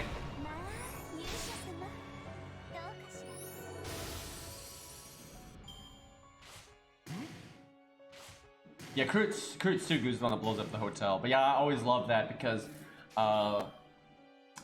you know, like, a lot of assassins would truly have a hard time getting inside of Kurutsugu, or Kainith's hold up there. They wouldn't be able to just waltz in there at all, and that'd be a very big problem for like an assassin and such.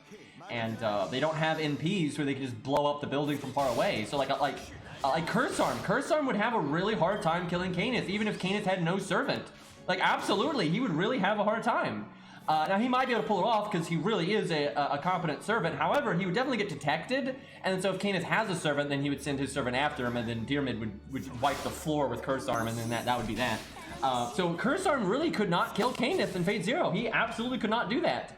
You know, I guess Kurutsugu didn't kill him, but, you know, absolutely wrecked his hold up there. You know, Bomb's good, man. There, and plenty of times even in Fate where they'd be extremely practical.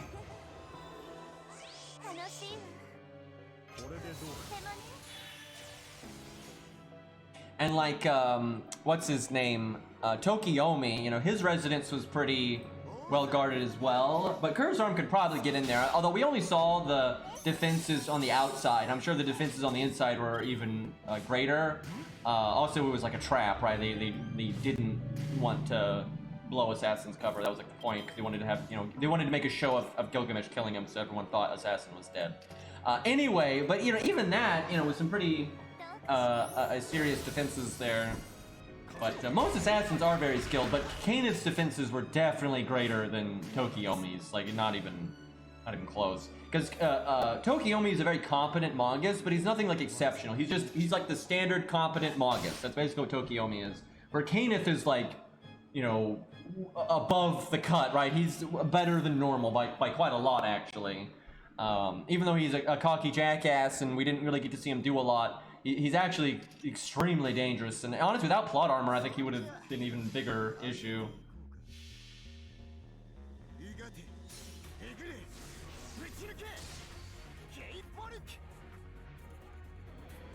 No, I would say Dearmid was pretty justified in being annoyed in Fate Zero. And what I really like this line from Iskandar, where it's like, Iskandar is one of the only characters ever that even entertains the idea that the Grail War might be bullshit. And guess what? It is. The Grail War is bullshit, right?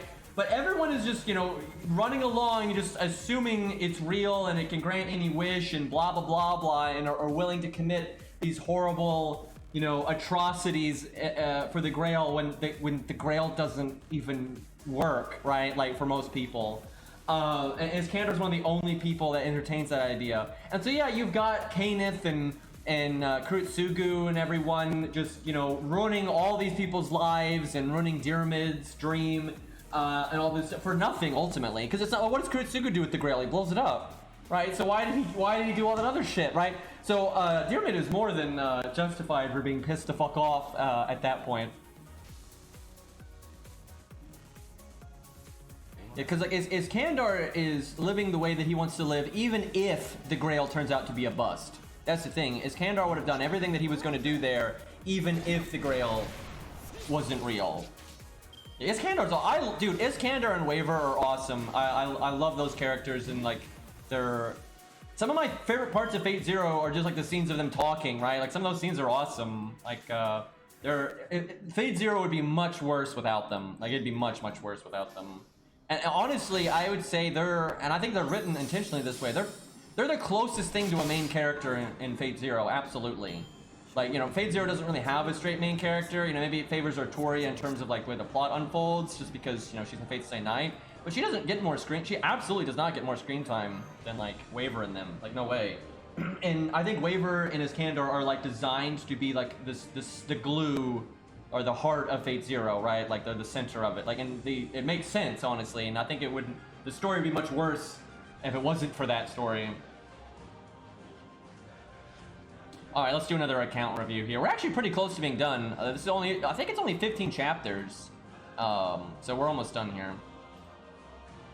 All right, so we did Sword Fairy, and that was a absolute nightmare. I do not remember the order in which I downloaded these, so I'm going to be doing these slightly out of order in which they were submitted, but they're not, they're sorted alphabetically for me, so when I download them, it gets kind of messed up. We'll do Gamblor, because he is one of our regulars on Discord and in chat here. All right, what do we got here? Let me make this a little bit bigger. Can't read that like at all. Just beat Lostbelt 5-2. So this is a Japanese account. Oh, you can see that at the top tier. 200 apples. That's solid. All right, just beat Lostbelt 5-2. So that means he's coming up on 5.5 and Fluffy. So Fluffy is very like noteworthy, talking about like what's good to level for Fluffy, because he cometh. All right, so just beat Lostbelt 5-2 with the skin of my teeth from Demeter to Zeet. And moving on to 5.5, context for this account is I originally just used it to level Grail things I wouldn't normally use, so it's like an alt account. However, I've been taking it more seriously now since I've actually gotten quite a lot of gold servants that I can make it an actual account. You don't need to have gold servants to make an actual account, by the way. All the like the backbone silvers will do that, but you might already have those on the other account. So, need advice on which areas I may ascend, covered fights like Fluffy, and feature CQs. So the thing is, this is something that's really different about JP, is it's unknown, right? I can give advice on upcoming challenge quests for NA, like getting ready for Guildfest or whatever, but there's no way to know for JP. We have no idea what challenge quests are coming down the pipe. So really the best thing to do if you're wanting to focus on challenge quests is make sure you have a diverse lineup, so you're prepared for what comes down. If you notice you're like, oh, I don't have any buff removal, make sure you get some buff removal, right? If you don't have like soft support, get soft support. If you don't have hard support, get hard support, right? So you just want to be balanced for future stuff, because you just never know what's coming. Let's see here. What are the best skills and passives to focus on in levels? So for passives are tricky, but we'll get into that in a second. I find I have some issues with team costs since my master level is 133, and I run into blasphemous mistakes of not leveling low stars. Well, that's generally not good. Rate Apple account, I'd give that a 6.7. You know, certainly above average by a sizable chunk, but it's not like super impressing me. But 5 would be average, so you know, which I would say is like maybe a 7. Yeah, I'd give this a 7. You know, 200 is solid, but yeah, 5 would be average. Let's see. Santa Kama's MP5, Hokusai's MP5, Summer Mev MP5. Wow. Unfortunately, Summer Mev sucks, but what are you gonna do? Sitting Master MP2, that's really good. I think Sitting Master then is really worth investing in from a gameplay standpoint. Saber Dimmer MP2, Chaco Jana MP1. She's still good at MP1 though, so even for Fluffy, actually, I think she's great for Fluffy. I don't think I used her in the video, but that was just because, you know, I was trying to keep it more budget. She made great cleanup unit for Fluffy, because the target, you could do the targeted invulnerability to anyone and then do guts for herself and then do some support for the DPS, right? Very useful. Less useful though if you have like big boy support, so I'll look at that in a second.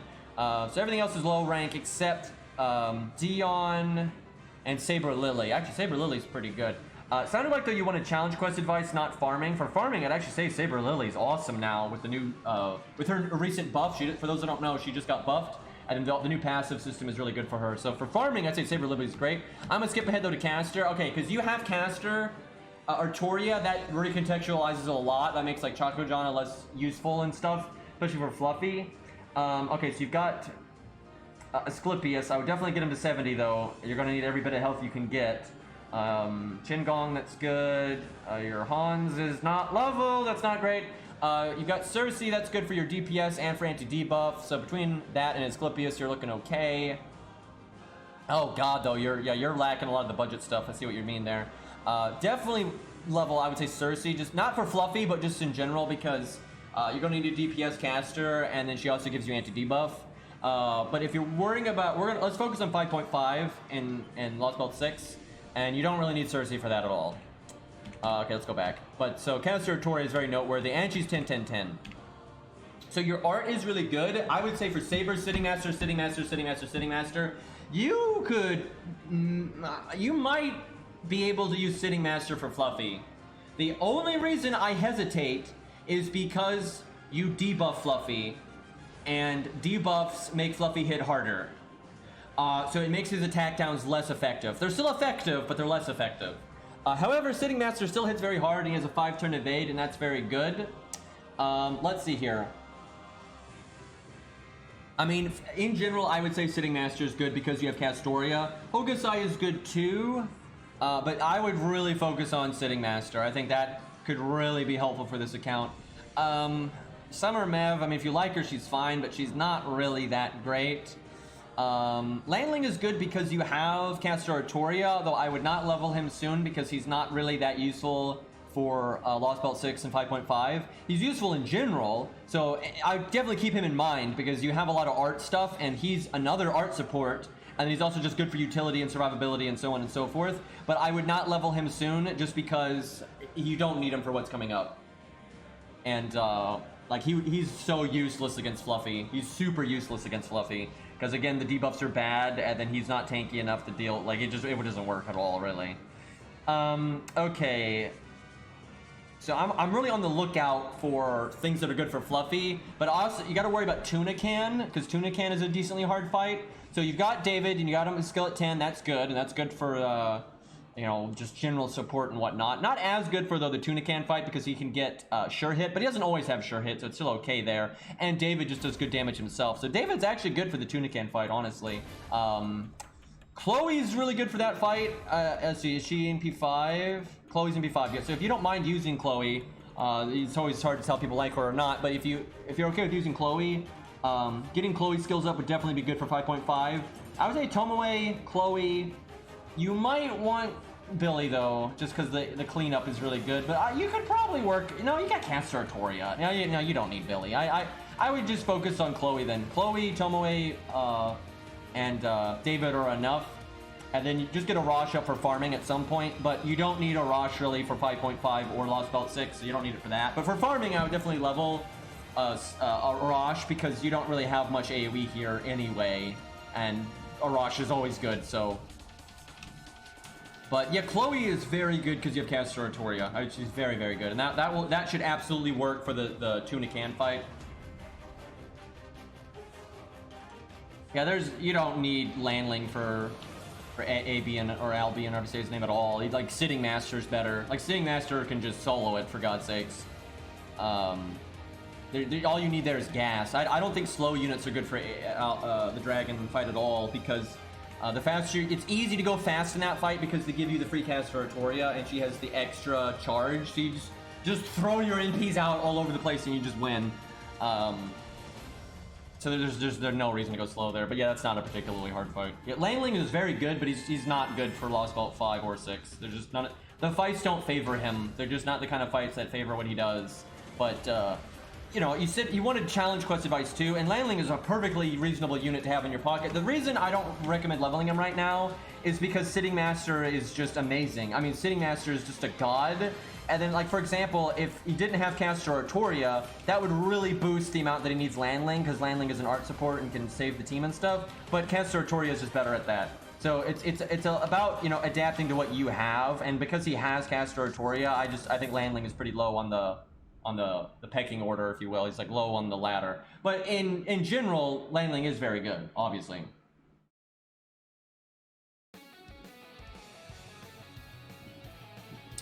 Okay, well, I haven't really leveled anything on my Stheno account yet, but I'll make those decisions once I get farther in the game. So there's not much to compare to right now. But one day, okay, Arches really is bare bone, but Chloe is just so strong, and because you have Caster Artoria, I think it's okay. Just be mindful of AoE because you don't have any.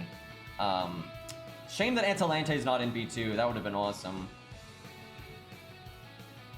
Okay, so you've got Maximum Booty Lancer, but she's in P1, unfortunately. But she's okay. When she's that upgraded, that'll still work well. No Enkidu, so no easy time with Fluffy. Although even with Enkidu, I wouldn't say it's easy time. So far, your best DPS for Fluffy is probably Sitting Master, but we'll see. So you've got good AoE options. Your AoE options are excellent, actually. You've got, like, seriously, your AoE options are awesome. You got Booty Lancer, Romulus, and Melt. So your AoE options are just, like, top of the line there. Your single target's a bit weaker. You do have Crazy Eyes, and she excels in working with Caster Artoria. She really falls off, though, when she's not. But that is good, because you have Caster Artoria. I would still get one more single target thing. If you don't want to level Coup because you're wanting to do different stuff, let's see, what are your NP ranks here? So Pravati's in P2, but you already have so much AoE Lancer, I wouldn't put that as super high priority. I was really hoping Extra Vlad would be up, because that would actually help this account a lot, because the taunt is actually really good on this account. Really, you don't have any other, like, super good single target Lancers. Like, Coup is way better than everything else you have. But you could, like, maybe do Gareth and Crazy Eyes, and that'll do well enough. But Coup would definitely help this account because Coup is so good. But you could probably make do without if you're wanting to just, like, focus on other things. But, like, Coup would be more useful for Fluffy than pretty much all these other options. Yeah, Ben K, that's the one. Okay, we already looked at Caster. Definitely get that Hans up, though. Even if you have Caster Artoria, you're going to want something else to work with that sometimes. Like, if you have David, Hans, Qin Gong, that really covers your bases. Lower priority, though, than, like, I would probably level Cersei next, honestly, because anti-debuff and DPS Caster. Like, Cersei and Asclepius are more important than Hans right now because you have Caster Artoria. I'm going to skip ahead and see if you got Nash. You do, but she's not up. You absolutely should get her to 10-10-10. Even when it's an ult account, Mash is just such a staple. You're forced to use her for a lot of fights. She's very good for the Fluffy fight, and your account's definitely looking very rough against Fluffy, so definitely get Mash skills. That'd be pretty high priority in my opinion. Because you have art stuff, you might want to level Mozart, because that is a good combo. But again, lower priority than the other stuff. Alright, Maximum Charlotte. Unfortunately, she's still not that amazing, but she's serviceable. You got a Kama, which is godly, and Lee is in P2. That's really good. If you focus on his skill ranks, that's way better than your Charlotte, unfortunately. But yeah, Lee at MP2 be great. So Charlotte, Lee, and Kama, that's all the single target you're ever going to need. And then for AoE, you've got Tengu, you've got what? You've got Jet Kita. What's her NP rank? Oh, NP3. I would really recommend leveling Okita then, because she's even okay in single target scenarios with just her Stargen and whatnot. Especially if you have the anti-stun command code. If you have the anti-stun command code, I would definitely recommend leveling Jet Kita as your AoE. That's about all you would need to level, though. Nothing else is really all that applicable to your situation. You do not need 100 Face because you've got all this other stuff. Obviously, 100 Face is a perfectly good art backup with your Castoria and Lee, so it's not bad if you level 100 Face, but with Kama, Lee, and Charlotte, I wouldn't really worry about 100 Face that much. But yeah, probably get an AoE one up. Like, Jet Kita would be really good. Okay, this slot's pretty important. So, Gajuna is really good for your farming. If you have that and just a Rosh, you're good to go. Especially if you get Spartacus as well. But you could probably get away with not using Spartacus because you have Gajuna. So Gajuna is very much worth investing in. And Horse Bendo's in P2, so that's also worth investing in. So you got really good AoE Berserkers right there. Then you got that Caligula. I would definitely focus on Jerker's skill ranks, because Jerker's skill ranks are easy to level, and she excels with them a lot, and she gives you a really good, just solid, universal single target berserker that's well rounded. So getting her skill ranks up would be very useful. So right now the tuna can fight and 5.5 would be rough because your archers are a little scuffed, but these archers are very good, so you can probably do it, especially because of Castoria. Like if you didn't have Castoria, I'd be worried as fuck for the tuna can fight, but because you have Castoria, I think you can handle it. For Fluffy though, I think you're pretty fucked. I mean, having your own Castoria makes it so much easier, but I don't know, if you really upgraded it, like you really upgraded that Sitting Master, you could probably do it. You absolutely have the units on the account to beat Fluffy, but their skill ranks aren't necessarily leveled, and like, cause Mash isn't even leveled, right? But yeah, you could probably make some, and you could use Choco John as like a backup survival, but you probably just space out your 2 Castoratorias. That's probably the play, I would think. So I wish Aerie and Cairo were here because I trust their judgment.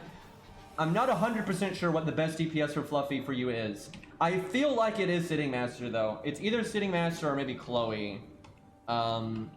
It's not Charlotte. No way. It's absolutely not Charlotte. And I don't think it's one of the Berserkers. Like, you're going to want that single target. I think it's probably Sitting Master, but it's going to be tough. If you didn't have your own Castoria, I'd be really worried for this account, and I would say you need a level Coup for like backup to clean up that final health bar. Because a 70 Coup can actually solo the final health bar if he comes in clean. But I don't think you're going to need that because you have Castoria. So, honestly, Coup, level 7, a 10-10-10 level 70 Coup with his passive that does the anti-berserker damage would probably be this account's best anti-fluffy unit. Like, I'm serious, it probably would be. Because mine was 100, but I didn't even have the anti-berserker thing. So, definitely get the anti-divine or anti-berserker CE. Because anyone can get the anti-divine one from a rare prism. Let's see what we're working with here, though. What do we got? Do you have K-scopes? That's good. That's good for Fluffy and farming and everything else. That definitely means some of your passives. You're talking about advice on passives. The starting NP passives are definitely good when you have K-scope, because it can kind of turn it into an MLB K-scope. Trouble with quick CEs, as do we all. You get that Gouda one, though. That's level 60 one you got at the top. That's Buster and Quick, so that's good. You got that Art one, which is good in the long run. That's amazing in the long run. Like the Mash one there. So you've got some good stuff. I'm looking, though, if you've got the Arjuna Anti-Divine one, or if you've got the Anti-Berserker. Oh, this is the only screenshot for... oh, I forgot to... I forgot to go over this one. But you definitely want to buy that Anti-Divinity CE from the Rare Person shop. Like, you need that for Fluffy on this account. Like, you absolutely need that. It's either that or, like, a Black Grail if you have one. But with the way this account is, with the double cast Artoria, I think the Anti-Divinity one is better. So, absolutely, you're going to want to get that one. You don't necessarily need to limit break it, though. I think we are missing the writer slot. I don't know why, but I just consistently, these older reviews are always missing one screenshot. I do not know why, but yeah, we're missing the writer slot. So, I will ask, because I see Gambler on our Discord all the time. Let me see if he's in chat right now. I don't think he is. I don't think he's here right now. So I'll have to ask him to send me the writer one later. Because that's important. But he's already passed Demeter, so it's not too bad. You don't need too many writers for like the 5.5. Or Lostbelt 6. However, like, if he has Martha, that means I would say leveling Cersei is less important. So it's kind of rough. Yeah, it's like 5 rare prisms, I think, for 1 copy. Thankfully, you only really need 1 copy, but it's very good for the Fluffy fight. And I think this account absolutely needs it. Okay, so for extra class, scuff skill ranks across the board. For love of God, level your mash. So Bunny Artoria is in P3. That's pretty good, honestly. She is quite good for, just because of her battery and everything for farming. Not going to particularly help you, though, for Lostbelt 6 especially. But she's good. Nobu Avenger can actually be pretty good for some of the 5.5 fights. But those fights aren't too hard, so I wouldn't worry about it too much. But she could be good for some of those. Your Berserkers will obviously help you against like the Avenger fights there. Hokusai's good. I mean, you've got a lot of golds with good classes. But most of these I would not say are very high priority right now. These are great units, they're not really that good for 5.5 or Lostbelt 6. So Mash is the one that I would worry about, like 1,000,000%. Boy, I'll try to keep in contact with Gambler, and I want to know how he does in Lostbelt 6. I'm really interested. Like, Fluffy is like it's like Demeter, Zeus, and Fluffy are like the big, things to like work towards on an account, right? And Fluffy is just so hard for a lot of people that it's really something to work towards. So it's really exciting to see how people handle it. Okay, let's get some more Septum over with here. We'll probably get done with it today. Fear him indeed. I wish I could fight him again so badly, because I could really improve on my free-to-play setup. I just didn't have the time, and I was kind of frustrated. And like that setup that I used was actually the first time I used it, and so I didn't min-max it, and I should have. That was the first time I ever used George in the back like that. I had done other setups that already worked, and that was just kind of a derivative setup of those. But I could have made it better if I had just put in the time. But that was not a good period of time for me. I was very unhealthy, and I was so stressed out. Like, oh my god. So I just didn't want to. I just wish we had story replay, because now I'm better. I've got, life is smoother now. A lot of the stress behind me. So now I'm like, yeah, I could sit down and fight some Fluffy, right? But we don't have story replay, so I can't do that. I'm still happy. I'm happy with the concept of the team. I'm not happy with the little details, right? Like straight up, I think the concept of the team that I used is very good, but I could have min-maxed like what units were in the back, and the command codes could have been way better and stuff like that, and that would have made it a lot smoother. And hey, Marcellus, thank you for the 16 months.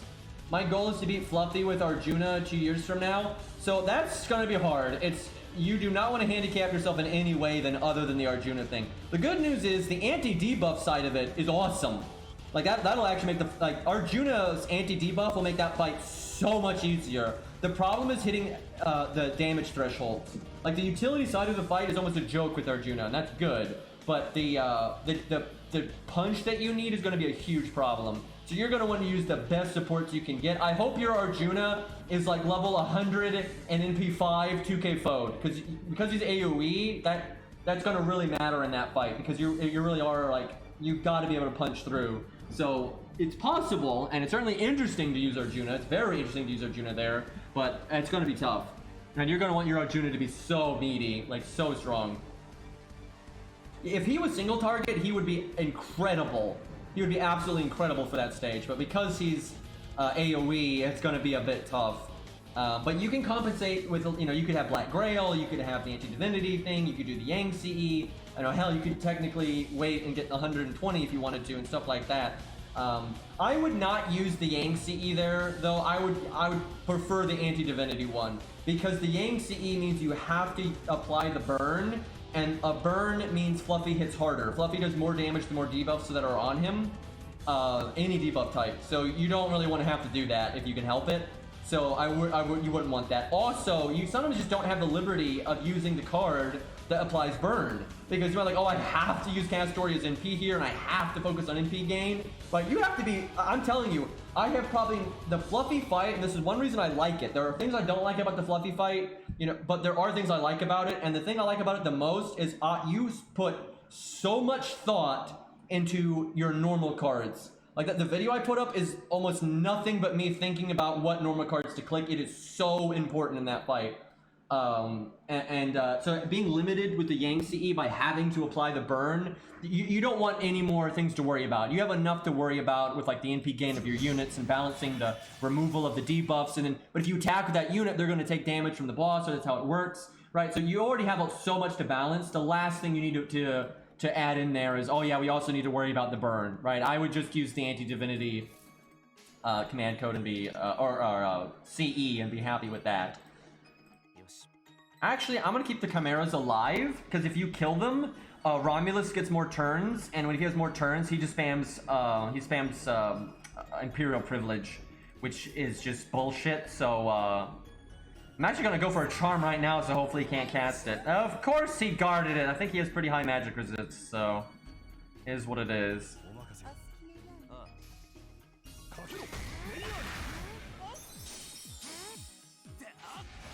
Yeah, good luck working in caster, Liz, in the fluffy fight.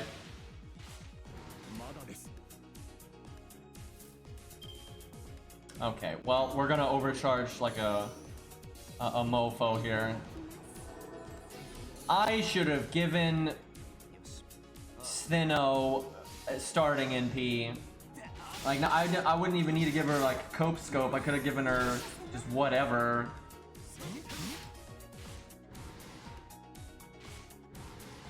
Yeah, what I gave her is super useless. Arc, oh man, I could have given cope scope to, oh man, I could have given cope scope to George, and we could have made Romulus a dragon. And even though we don't have like our upgraded NP or the buster up on the 3rd skill yet, we've still got all that anti-dragon damage, and that would have been awesome. So that's disappointing.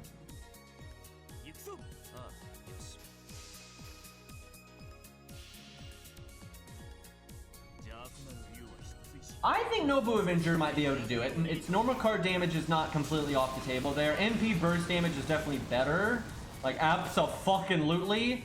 But I don't. It's not impossible with her because she is a 5-star. She is an Avenger, which is excellent against a Berserker, and she does have anti-divinity, so it's possible. It would. By no means is she like an exceptional choice that's going to make it easier, like MHXX might or Enkidu.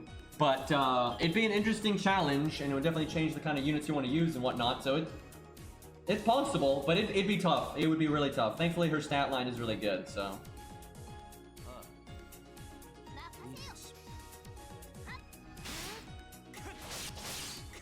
Did somebody seriously do it? That must be though like Leviathan. There's no way you 4-turn with her if it's not Leviathan shit. The thing is, if you do Leviathan shit in that fight, you can 4 or 5-turn with almost anything at this point. You know, it took people forever to min-max to use supports there, but once you Leviathan the supports, you can make a lot of DPS work there. But that's so unimpressive to me. When you just bring every busted support ever and like the perfect lineup with the best CEs and you know whatever is like gives you the exact team cost you need and like an NP5 DPS, the DPS is not that important there at that point. So it's nice when you can do something unique with the DPS that's not just reliant on the Leviathan supports just completely carrying them. Like it's one thing if you've got like you know one strong support, but when you like the whole roster is just good supports or like the perfect you know utility for what you're doing, right? It's the DPS normally matters less. Although Fluffy is so hard that it's just pretty rough either way, but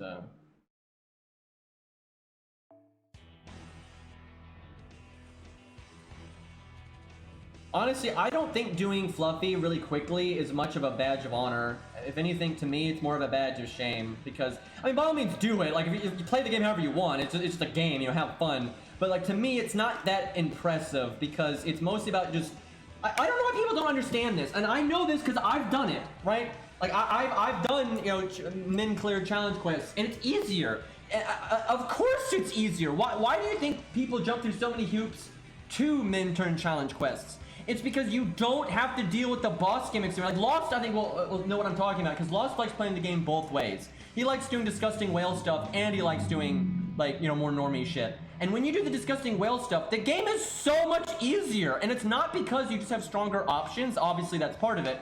But it's because the boss is dead so much faster that you don't have to deal with most of the gimmicks. You don't have to deal with all the like min-maxing your NP gain on your normal cards, what to do on this turn, what to do on that turn. You know, the boss's debuffs aren't going to add up as much. If you win in 3 or 4 turns on something, most of the bullshit the boss does is never going to be applicable. So you don't need to deal with, like, it's just, you deal with so much less when you win fast that it's ultimately a lot easier. All your min-maxing is like the typical like buff stacking and, you know, buff rotating and lining up that stuff. That's easy. Like, I'm sorry, that shit's easy. It's hard if you're like really new to the game, but like that's so same-o. Like figuring out like how to death cycle and how to switch and all that. That's not hard because that's been figured out for 5 fucking years or some shit, right? Like it's so old hat.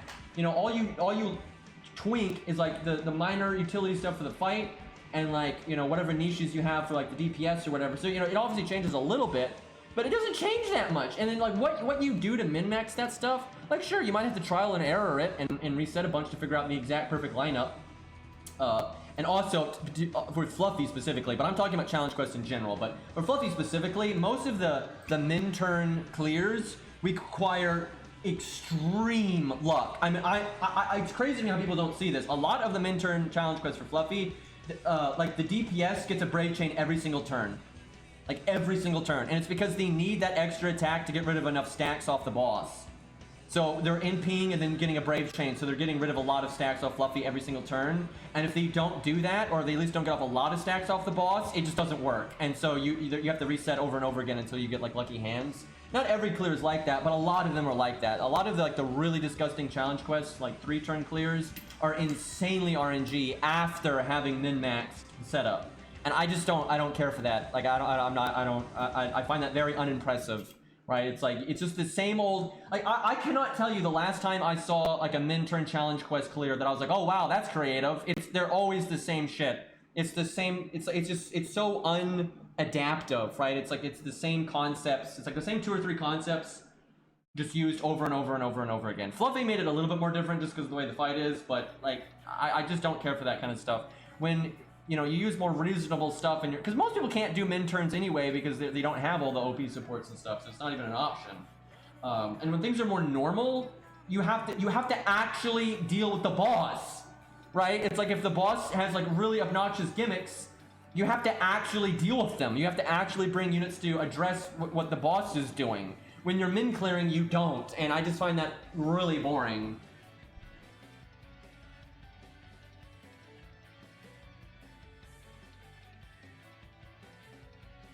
I don't even remember what that challenge quest was, Otto. Like, what was that one? The Reshigal Christmas. What was the challenge quest in that one? I remember a Reshigal Christmas. I do not fucking remember the challenge quest there. Oh, Merlin and Lalter. I mean, I don't remember any of the clears for that really, but that wasn't that hard of a challenge quest to begin with. Although I kind of liked it, but again, it's kind of the same thing. It's like what makes that fight interesting is like having to deal with the instant NP and Merlin stuff, and if you just beat it in 3 turns or whatever, it's like it's not that interesting to me. And again, it's like what you need to do to min-max a DPS like that is just not.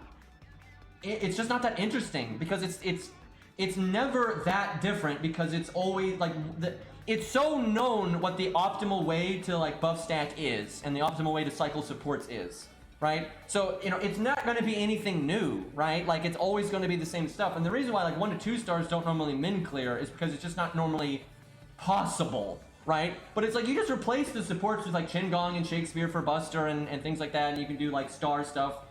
With like Mozart or with even Black Bart, and then you got things like Post Scroll and all that. Like it's still the same stuff, and that stuff's been known forever. And the reason that the low stars can't do min clears is because they normally they don't have enough muscle, right? And the whole reason break bars were made was them trying to stop that kind of gameplay because I don't think it's particularly. It's fun to do every once in a while, absolutely. Right, and like it really is fun to like buff stack on Guadia and just blow them up or whatever, right? It is fun to do that occasionally, but that was like every boss fight ever. Once people got even remotely good at the game, and they immediately introduced break bars because of that. Because almost every min turn setup out there, if the boss had like an extra 2 health bars or whatever, the setup would completely fall apart and wouldn't work. If you can't actually kill them in a few turns, you're fucked, right? Because it puts so many eggs in the gas basket that it has just, it's just glass cannon, right? And I just don't think FGO is really fun that way because it's just, once you figure it out, it's done. It's the same thing over and over again. It's like, okay, you change the DPS to be more applicable to this boss, and then you change the supports based on like what kind of DPS it is. But then it's the same stuff all the time. And why that matters to me is because what makes FGO less repetitive is what the boss does. That's what makes FGO less repetitive. It changes what you bring, it changes like where your survivability needs to be, what kind of utility is rewarded, that kind of stuff, right? So having to deal with the boss is what makes FGO interesting to me. If you're killing the boss really fast, you're not dealing with the boss very much, if at all. Like in some cases, you have like enough stun and stuff early on that you don't deal with the boss in any way. And so it's not about bringing units that make sense for the boss. It's about exploiting niches at best and then just buff stacking like a motherfucker and cycling. But we've done that a million times, so it's like this. I just don't find that interesting. Some people like it, and good for them. Like, there's no. I'm not saying you can't play the game that way. But it's literally your video game. You should play it however the fuck you want. Why is this a level 103 Joan of Arc? Oh my god. Oh my god. He's doing the thing. This is so broken right here. And I will say the command codes suck, and you can have way stronger command codes. This thing is so busted, though. Like, you do not realize how hard it is to kill a Joan of Arc like this. When they're high NP rank, they get a large defense up by spamming their NP. And then he's got the fucking Miyu Craft Essence, so it's like maximum spam. And then he's leveling her. Imagine if she had faux pause. Like, imagine if she had faux pause. So what's her HP? She has 20,000 HP. And he's going to 120, I bet. Oh my god. He needs to get that passive where she gets more extra attack damage. That'll speed up her ability to kill. I can't even imagine if he had faux pause and all that little stuff. Because then her normal card damage actually wouldn't be that bad. That is ridiculous. Okay, this is probably the Demon Pillar. I don't particularly remember this one, but pretty much all the early Demon Pillars are, Cavalry class spam time. We're going to use the ever impressive story support Jinke here.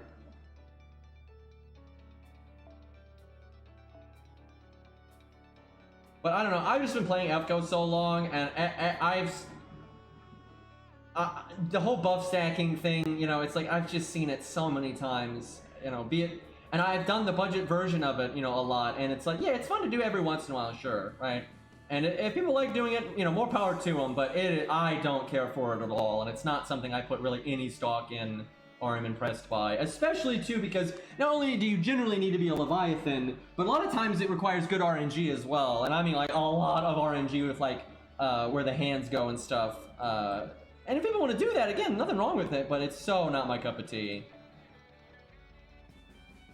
My god, I need to level my mash. Might do that right now, actually. Well, let's see what the fight's like first.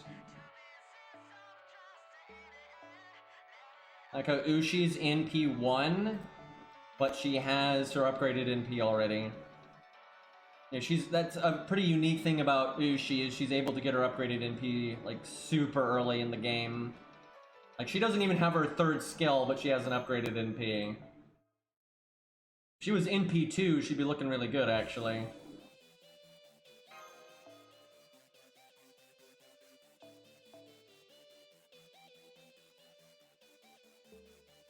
I don't think I even need another unit in the back. I think it'll be detrimental.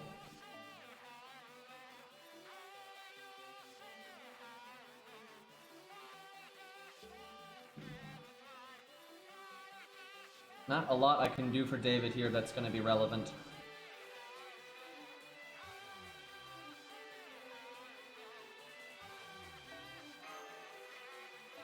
And he'll probably cast his evade on turn 1.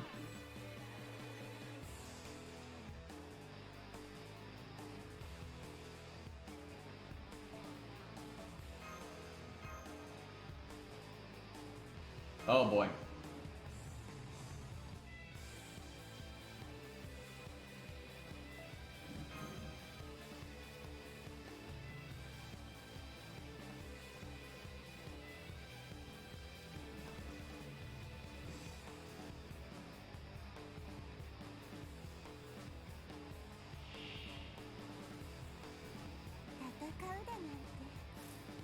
Six, six, six, six, six. I see what they did there.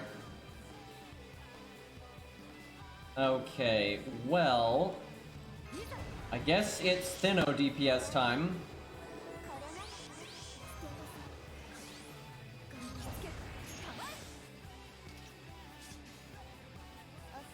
I guess Cope Scope wasn't a good pick if she was gonna get that much.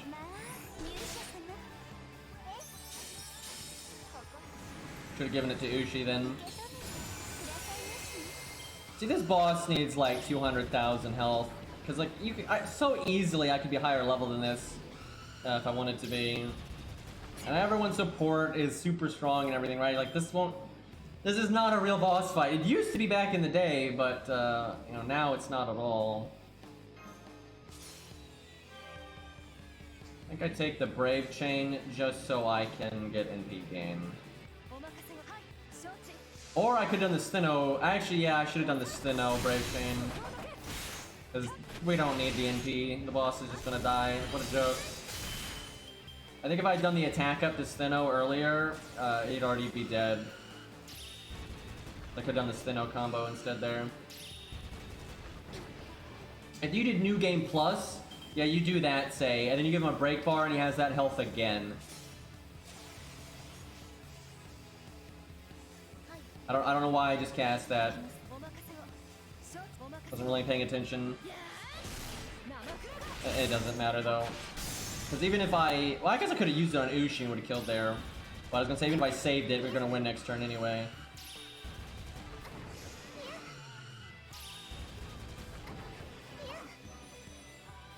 Like how he killed like almost everyone there on the last turn, but it's irrelevant.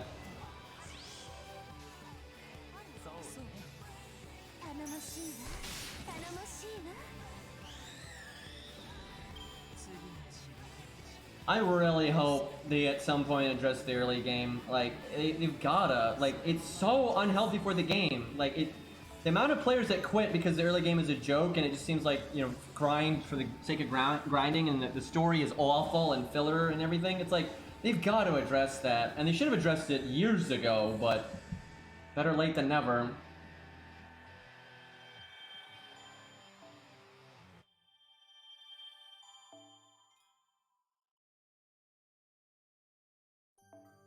Right, this is I think the last chapter right here. Final fight's Attila.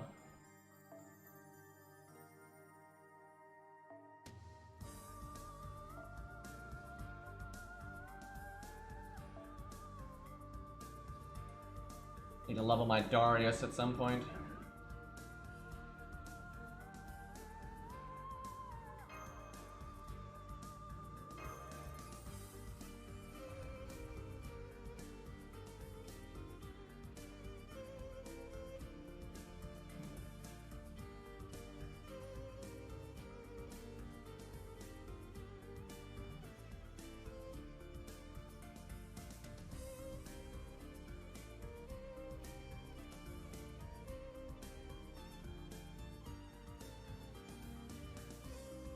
I love this song, dude. This is like the vibe that, I thought it was in the loading screen there, I was looking at chat, but I hadn't hit the thing yet. But yeah, this was like, really encapsulated that like early vibe that you had in like the visual novel, the early anime, and even Fate Zero and stuff. I really miss when Fate had this vibe. Now it's fucking Van Gogh nonsense, so... Like, it really sucks to me. I vastly prefer the way Fate used to be to the way that it is now. You know, they still make characters and stuff from time to time that I really like, but overall, I really do not care for the direction that Fate has gone in. Although, it's not really universal. There's different writers, you know, like, I really like Fate Strange Fake and everything, so, I mean, different writers approach it a different way all the time. But the way FGO has been recently, I have really not been a fan of. Like a lot of weird just for the sake of being weird.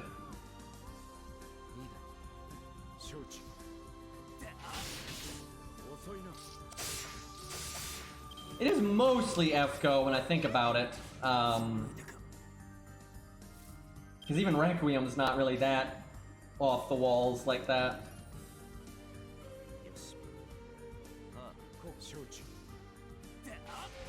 It's not really being marketable waifuism. I don't think that's it at all. Now, I think that's a separate issue that can be a problem sometimes, but I don't think that's an issue at all. A lot of really popular waifus still, you know, fit the vibe of Fate and are still legitimately good characters and are well written and fleshed out and all that.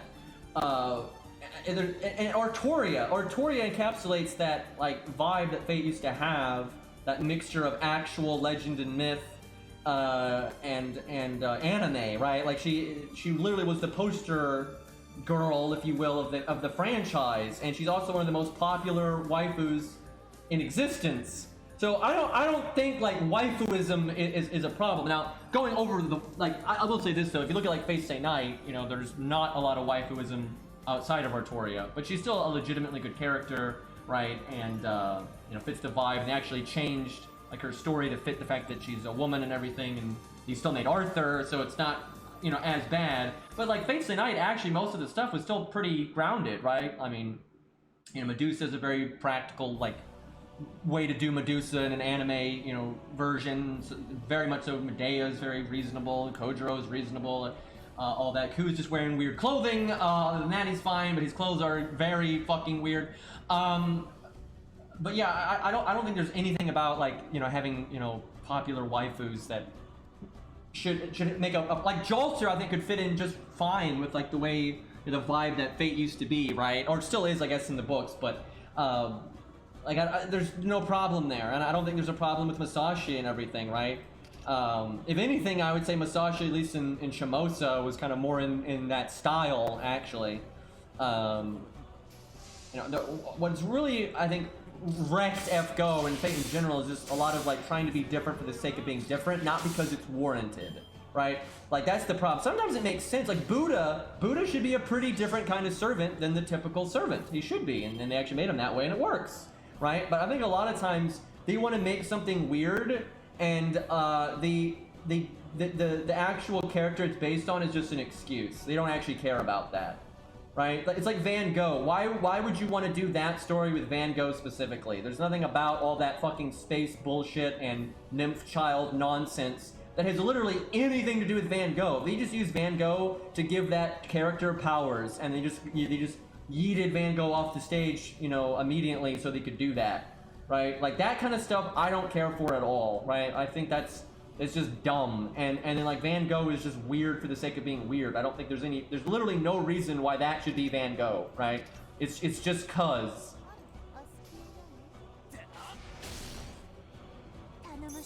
Like how like a lot of Fate Stay Night music is playing right now. That's just a coincidence, by the way.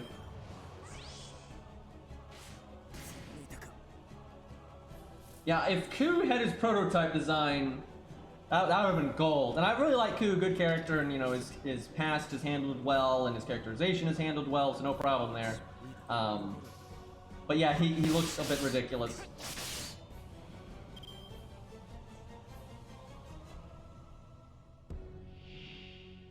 Yeah, they just slapped Van Gogh on it just because. It's like an excuse to have, you know, superpowers. And I feel like they do that a lot. You know, they keep... Because here's the thing. When they write original characters, they do fine, right? And even Van Gogh doesn't have like the depth of a puddle or anything, right? And so look at Ophelia, perfectly well written character. Look at Pepe, awesome. I love Pepe, he's great, right? Super great character. Wadim, great character. There's nothing wrong with making original characters, and when they make them, they're generally fine. You know, Emiya is an original character, and that's a much better way of making a servant that's an original character, right? Wait, because you're not trampling on the actual history of a real person or an actual story, right? So Emiya is Archer, right? That's fine, totally fine. Wadim, totally fine. Pepe, totally fine. Ophelia, totally fine. You know, Kodomine, Cicigo, all their original characters are fine. I just, they got to the point where they started to want to, and it's because of FGO, I guess, because more marketability or something, I don't even. But it did not start really until FGO. They started basically wanting to make OCs that were also characters in history, right? Because look at Nero. Nero was a rampant waifu, but they still put effort into her writing and gave her, you know, all this stuff about human selfishness and everything, right? And Fate Extra, you know, she's not just a waifu for the sake of being a waifu. Now, obviously, they gender bent her specifically just for that, and, you know, not a real fan of that one, but, you know, at least there was effort put into her character, right? And her design is not just random, right? It's actually pretty what you would expect out of a female Nero in anime, right? It really is. So it works, right? But a lot of the stuff they've been doing recently, I don't feel like that's the case at all.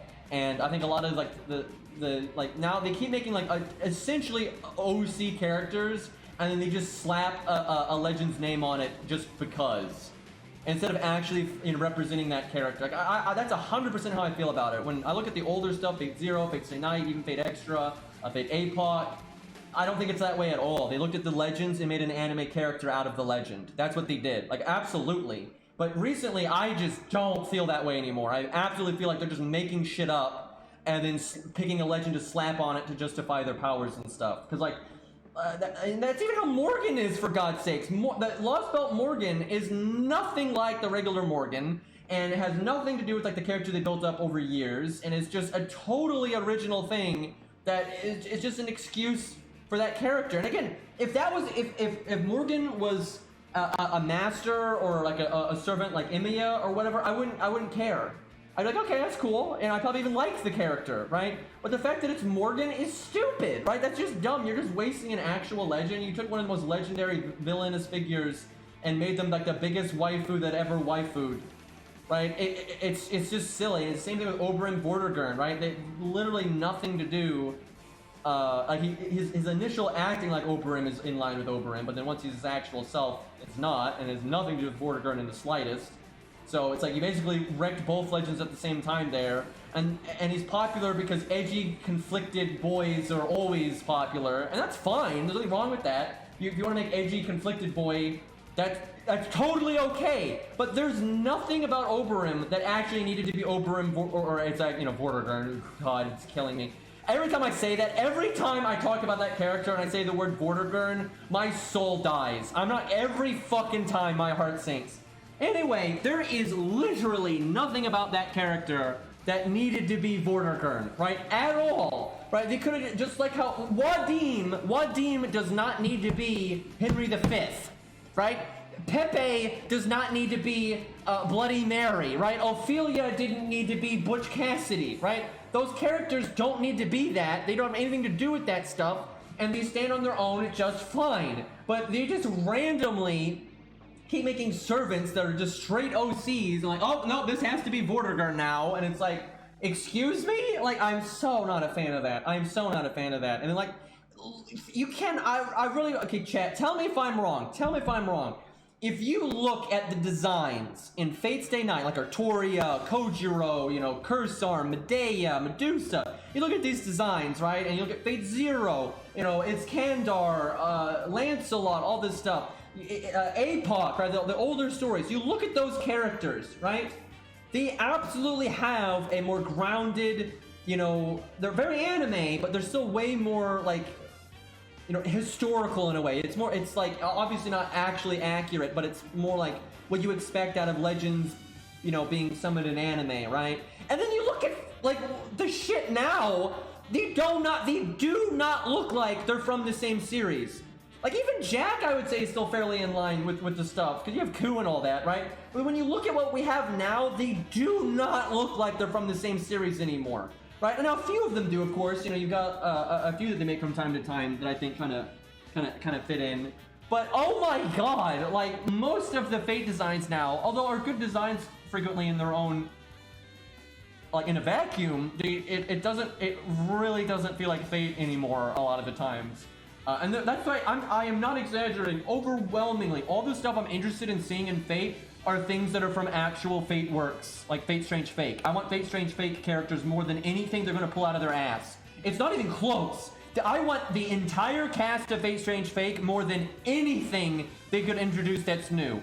Not even close, because the odds if they introduce something new, it's gonna be some stupid shit. Where if they have to add, like, Prince Sister or Pale Rider, you know, the design's already set in stone and they can't fuck it up. And look at what I like in FGO. Almost everything that I super hype in FGO is stuff that wasn't introduced in FGO. It was, you know, stuff from actual works. You know, like, my favorite stuff is Ku, Gilgamesh, Achilles, Avisibron, Mordred, right? Almost all of that stuff is from prior works. One of the only things like original FGO that's like really high on my list would be like Billy. But Billy's one of the few things in FGO that's not, you know, bullshit, right? He is actually a pretty grounded anime version of Billy the Kid, right? And so it's not like FGO misses all the time, but I think a lot of times when FGO, you know, sticks the landing, if you will, it's older FGO stuff. All the newer stuff, it's like, Jesus fucking Christ. Odysseus looks more like what I'd imagine for Edo Edom. I agree. I 100% agree with that. Minus the dumbass chest window, indeed. But yeah, honestly, if he was more like, for real, if Odysseus was like something from Notes, no problem. Wouldn't bother me in the slightest, right? but it's Odysseus for some fucking reason. It's not like okay, I don't really like the design with the boob window. And it's not even the boob window. It's like the lack of the helmet, and then like all that. It don't really work for me, right? And that's the bigger issue. The futuristic stuff. If he was an OC, which notes stuff as OC, that's fine. The fact that he's Odysseus, like you look at Achilles, it's like yeah, okay, and then Odysseus is standing next to him. Like fuck you, that's stupid. There's no way that's not a cohesive universe. Like literally, look at Achilles and then tell me like Achilles and Odysseus both fought in the Trojan War. What? Like that's bullshit. Like what? Can you imagine? How does that make any sense? You look at the battle lines in the Trojan War, and half of them are like mecha space sci-fi shit, and the other half of them are using wooden spears. Like, excuse me, what? Like that's absolute horseshit. Like that's not a cohesive universe at all. And like when you look at like the original stuff with like Arturia and all of her flashbacks in the visual novel and the anime and Fate Hollow and stuff, it was all totally, you know, in line with what you would expect out of what she has and what she has access to, and you know, had a cohesive aesthetic and stuff. You know, but then you look at all this, you know, recent stuff, and it doesn't fit in with that like at all. Thankfully, you know, Gwaine, Lancelot, and Agravain do. I think actually early on they handled Camelot pretty well. It's only like recently I think they're starting to get really off the walls because like, oh, we've done the normal stuff, so let's get wacky, even though that doesn't make any fucking sense. Okay, I guess we do my dragon skill here. Yeah, unfortunately they never added Agravain, so you know, maybe someday. What NP rank is Kojiro? How is he NP 1? He's a 1-star FP summon.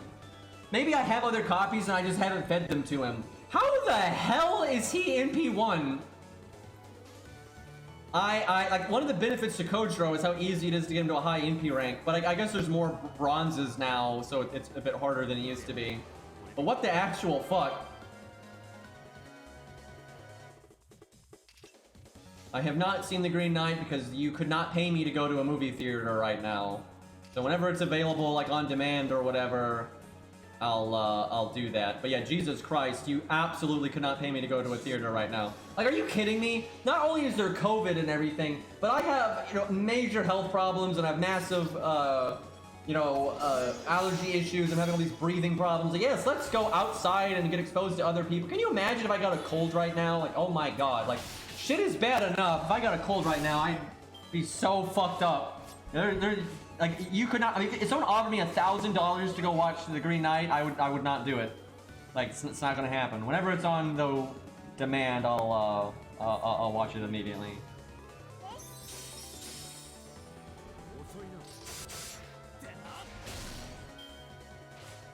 The thing is, imagine, Saber Nero, imagine, you know, it's Fate Hollow or Fate Stay Night, and you go into a flashback, right? You got the music and everything. You know, Toria's talking to Shiro about, you know, fighting Vortigern or any dragon from then, right? But so you got Gwaine there, right? And all this medieval stuff, you know. But then the dragon's a mech. It just randomly the dragon's a fucking mech and it's shooting lasers. It's like, that is not in line with anything you saw in Fate Hollow, Fate Stay Night, Fate Zero, and it's just like, what the fuck? Why is the dragon a mech now? Like I said, it's the same thing with Odysseus. You know, when you look at the stuff with it, because they're not in the anime, but in the books, there's a Chiron flashback, there's an Achilles flashback, right? And it's all like normal shit, right? And then, you know, like, look at Achilles, he looks normal as hell, he's got a regular spear and just magical anime powers, right? That's what Fate's always about. And again, Achilles and Odysseus both fight in the Trojan War. How the fuck are you gonna have Achilles there standing next to Odysseus shooting space lasers, right? Like, it's stupid, it's insane, and that you cannot tell me, no one can tell me with a straight face that when they wrote Achilles and when they showed those flashbacks with Chiron and Achilles, that they had in their minds that, oh yeah, there's totally Greeks running around with fucking mech lasers. Like, they did not plan that at all. They made it up later because, like, oh, that's generic and we keep making normal shit, so we gotta do space bullshit. right? Odysseus actually has a Gundam, right? Like, it's just nonsense. It's absolute nonsense. It's like when you look at Penth and all that, there's no way, you know, they designed all that stuff with all this other bullshit in mind, right? It's just absolute horseshit, and they're doing it to everything now. Everything's weird now. Everything's got, you know, space lasers. You know, everything's Fate Extra now. And we're supposed to just accept that, you know, Siegfried looks all, you know, normal here, but then, you know, next thing we know, Fenrir is gonna be a fucking, you know, mech dragon, right? It's like, oh my god, it's so stupid. Thankfully, Fenrir already has a design, so they can't fuck that one up. I hope they can't fuck that one up.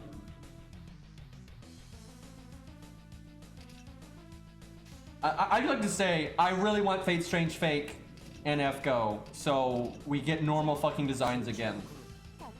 And there's so many servants in Fate Strange Fake, and they're all in way more of the spirit of like Fate Stay Night and Fate Hollow and all that, right? You know, there's always some exceptions, and you always have some oddities, but I'd say overall they're way more in the same style of stuff. The thing is, there's an interview at the end of one of the Fate Strange Fake books, where it's an interview with the writer of Fate Strange Fake and Nasu, and the writer of Fate Strange Fake is like, yeah, I try to keep things consistent. I take a lot of time to like go through the character material books and you know, respect the source material and everything. The Nasu's like, yeah, I don't care. You know, I just, you know, write it by you know, the seat of my pants or whatever. I just doesn't care. Like it's obvious, right? It's obvious that he doesn't care about like logical consistency. He cares about that story that he's writing now, even if it fucks up the story from a long time ago. And I'm not really a fan of that style. Now it's not, you know, Nasu can do whatever he wants. It's his IP, it's his time, it's his money, it's his effort. You know, he can make literally whatever the fuck he wants. You know, it's not a criminal offense here, but I definitely prefer the trying to keep the universe consistency intact. It's like, what was the point of making Faker if you were just going to immediately turn around and make Pretender? Because then now what in Fate, you know, Balloon Gun, are you just gonna make, you know, Trickster and when you, instead of using Pretender? Like, what was the point? What's the point of making them if you just discard them like that, right? It just defeats the whole purpose. You know, why did you make all of those extra classes from back in the day and then never use a single one of them in FGO, right? Like, we don't have Watcher, we don't have Gatekeeper, we don't have Gunner, we don't have Saver, for fuck's sakes, right? Like, but they made up a billion new things, right? They made up a billion new things that have nothing to do with anything. You know, I really wouldn't put it past them to make Shooter instead of Gunner. I wouldn't put it past them. I mean, they literally made Pretender instead of Faker, and they absolutely did that for the hype. They did not do that for like logical consistency. They just thought it'd be cooler. I love that screenshot Cairo made of Gilgamesh saying Pretender instead of Faker, and just like how dumb that is. Like, and it's so fucking stupid. I will say I do like the Pretender class art, but it's one of the dumbest class names they've ever come up with. And the fact that they already had a class that would have been serviceable, because people are like, oh, but like, dude, I have seen so many people defend Pretender, say it shouldn't be Faker because of like these really nuanced differences. Meanwhile, Jekyll and Hyde is an assassin and a berserker instead of an alter ego. Like, go fuck yourself. Babbage is a caster instead of a machiner, right? Like that kind of bullshit hair splitting difference between Faker and Pretender is so nonsense.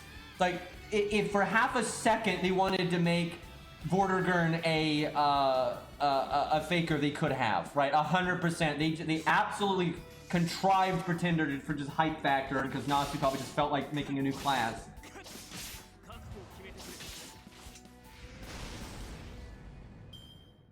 Yeah, maybe they do that, Arjuna, because it is. I don't know how they're gonna dig themselves out of this one. Do y'all think if they ever do, like, if they ever use the Faker character, they're gonna reference like why she can't be a Pretender, or vice versa, or why, like, you know, Faker's kind of just Pretender anyway? Like they try to explain it. Because it's so embarrassing that they made up Faker, and then the second it was applicable to be used a second time, instead of using it, they made another new class, right? That is just, that's so dumb. That's like if you make up a Gatekeeper, and then when you finally have like, oh hey, here's a good opportunity to use Gatekeeper. Instead of using Gatekeeper, you make up like Door Holder, right? It's like, what the fuck? Like, what are you doing, right? It's like you had that class this whole fucking time, and you finally had a chance to use it, and you just made up something else and thought, yeah, Garter. Exactly. I mean, that's literally what it is, though. They had this extra class all this time, Doorman. Yeah, they had this extra class all this time, and then they finally had another character that it's applicable to. Like, no, something else. It's just crazy, dude. Yeah, honestly, I bet you a lot of people here don't even know that Gatekeeper's been an extra class since forever. It was made in Fate's Day Night, but they didn't use it. They didn't use it, but it was presumably canonical then, and then they confirmed that it was canonical in Fate's Strange Fake. It's just they never used it. It's just an extra class exists that it's never been used. It's okay. So Gilgamesh was originally going to be an extra class in Fate's Day Night, like how Ongra was Avenger, and it was going to be Gatekeeper, but they just didn't go with it. But they didn't scrap the concept. But then they put it in the character material book and stuff. And then the character that is the Watcher in Fate's Strange Fate, they're normally not summoned as a Watcher. That's not like their standard class. Kind of like how Karna isn't always a Lancer, right? And they're more like normal class. The more comfortable class is Gatekeeper. But which is funny that their more normal class is a class that we've never actually seen. But speaking of Watchers, I guess a lot of people just have no idea what's going on there, and that's actually pretty fitting because most of the cast in Fate's Strange Fate doesn't know what's going on there. The like avatar for Watcher right now is like the whale thing, but it's a lot of things. Okay, so I might miss some things. I haven't read Fate's Strange Fate in a long time because the older books came out a long time ago, so I might miss a few details here and there, but.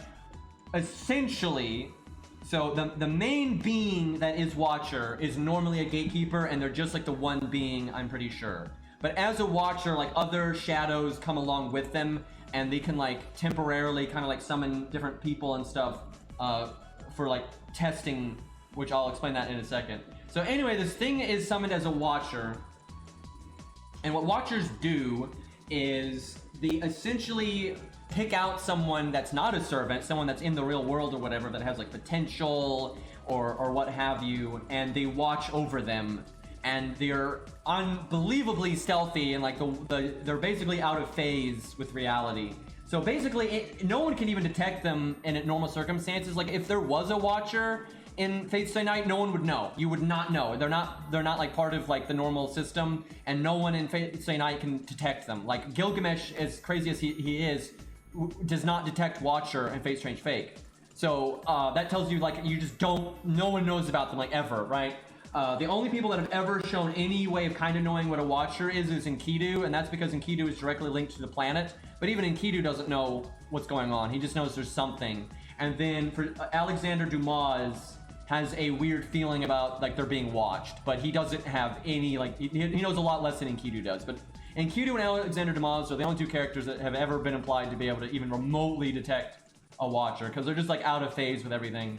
And anyway, as their name implies, they watch over things, and they like watch over the a Grail War, especially ones that would go awry. Like it would actually make sense for there to be a Watcher in APOC. Honestly, Watcher would have made a lot more sense for Zig getting so powerful and everything. Anyway, but yeah, basically they give trials to the person they're watching over. And if that person ends up passing all the trials, they'll basically be granted power on par with a servant, essentially. There's a little bit more to it than that, but that's the gist of it. And the Watcher in Fate's Strange Fake has connections to like a lot of other servants and stuff that like communicate with their master, or it's not exactly their master, but Sigma, and they're there to basically give him trials and to like watch over him and kind of give him advice, kind of. They're not. Watchers are weird. They're supposed to be antagonistic in a way because they're supposed to give you trials, but they do kind of help their master as well. It's a pretty bizarre relationship that you would have with a Watcher. But yeah, because like basically what Watcher even says, it's like most people would be cursing their fate if they summoned a Watcher. But Sigma's actually kind of like glad to have them around, so it's kind of weird. But they basically call him weird for feeling that way. Yeah, they do give him info and advice and stuff. But ultimately, the trials that they give him and stuff are inconvenient, right, and are dangerous, and he could die and stuff. And a lot of times they actually could help him, but they don't, because he has to prove himself and that kind of shit, and that can be pretty obnoxious. However, it is implied that he could use command spells to like force them to show up and things like that. And at times they probably are willing. Like they're not going to let him just die if it interferes with their trials. They want him to they want him to pass the trials, and they don't want him to die to some stupid shit before he gets to take the trials and whatnot. But yeah, Watcher is I actually really like Watcher. It's a very bizarre class, but it's very well thought out and it's very interesting. And the way it can affect the universe retroactively I think is really good. So it's actually one of their better extra classes, and I'm actually happy with it. But some of the other ones are pretty dog shit. But whoever the main person for Watcher is normally just a gatekeeper. So they don't have all that, because Asclepius is one of the servants that can interact with Sigma through Watcher. It's like Asclepius. One of them is so implied to be what's his name, Ahab. Not confirmed, but one of them. It could be someone else. There's plenty of captains it could be, but one of them is so heavily implied to be Ahab. And then one of them, it's not. These seem to be like one of the main avatars, but it's not really clear. But one of the ones that's watching over like the whole Grail War is a giant flying ghost whale that's super spooky, but almost nobody can even detect them. And I love the art for them in the manga for the whale. It's just awesome. It's like, and again, that really hits that kind of like mixture of modern and ancient stuff that you have in the original Fate stuff that I really like. Seriously, I love Watcher to death. I love Watcher to death. Now, okay, here's some copium, chat. Here's some goddamn copium, but this would be so awesome. Now, you could do this for a boss fight, and maybe they would. But you could do it for a normal servant, but they won't because they're shits. Because they won't even give Emiya unlimited blade works in a proper way. But what I wish they would do for Watcher in FGO, if they ever are summonable in the year 2977, is you can have either the main Watcher be the sprite, or you can have like a lot of different ones, and depending on the attacks it kind of changes and stuff. But when you use Watcher, if they show up from the back row or they're in the front row, they're not going to do this because it's too much work, but the background should change to where the whale is overlooking it. The spectral whale, you can like see it like slowly moving in the background, and it's just overlooking the battlefield. That would be awesome. And if they want to have it like interactive, if you use a certain skill or your buster card or whatever, you could do that.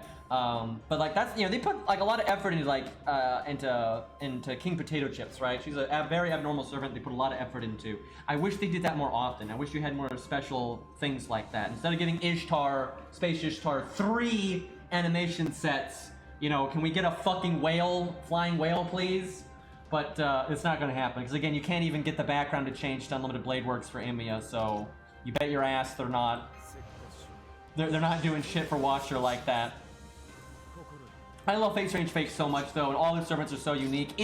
I swear to God, if the Fate Strange Fake servants are handled like a VC Braun, Table Coon's gonna have a bad time. Actually, this is a desk, not a table, but it's just a really big desk. Well, yeah, you can kind of see it as a table, but anyway, I swear to God, like, VC Braun is so not like respected in terms of what he should be and like how Adam works. They should have done so much more with a VC Braun. Like how King Potato Chips is such a unique toolkit that's tailored to her. A VC Braun should have been like that, but he's so not. If they phoned it, like a VC Braun is phoned in, 1,000,000%. A VC Braun is just completely phoned in with just Adam being this generic NP and all this stupid crap, right? If Space Strange Fake servants are handled that way, I'm gonna be pissed, because they're so unique and they're so well thought out and awesome that if they're just like generic garbage, I'm gonna be so unhappy. And we've had to wait so long for them, right? Like, dear God. Getting our asses kicked over here. Day 1, yeah, they're not gonna do that at least. Yeah, VC Braun's story was done fine, but they really gypped Adam there.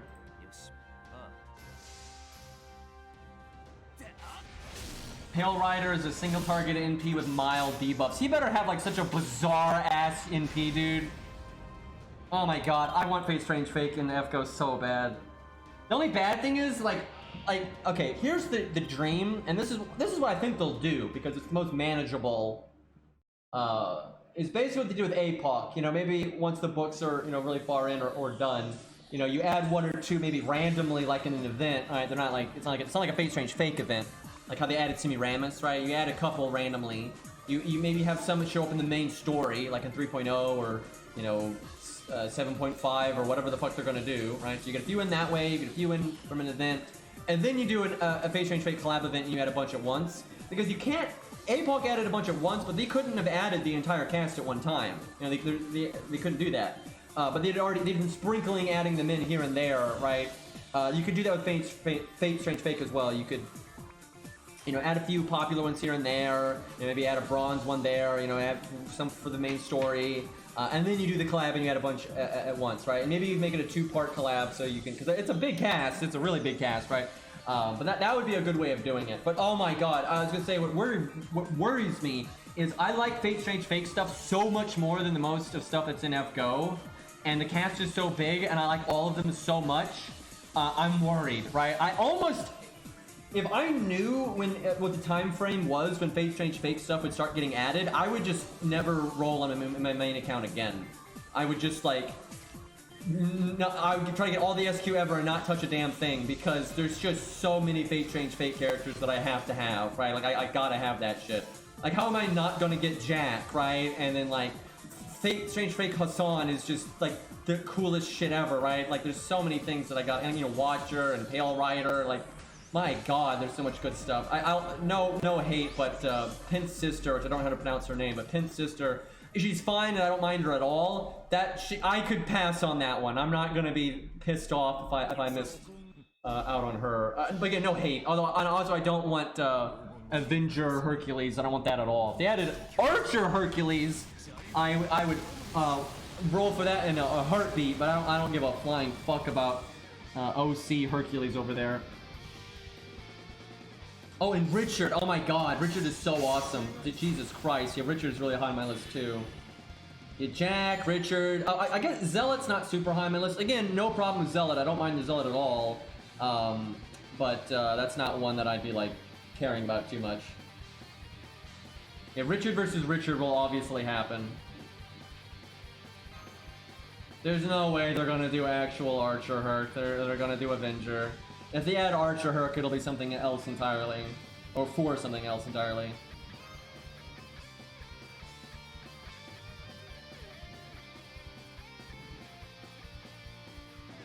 Yeah, everyone's dodging, riding him. Okay, here we go. Actual boss fight. Kind of.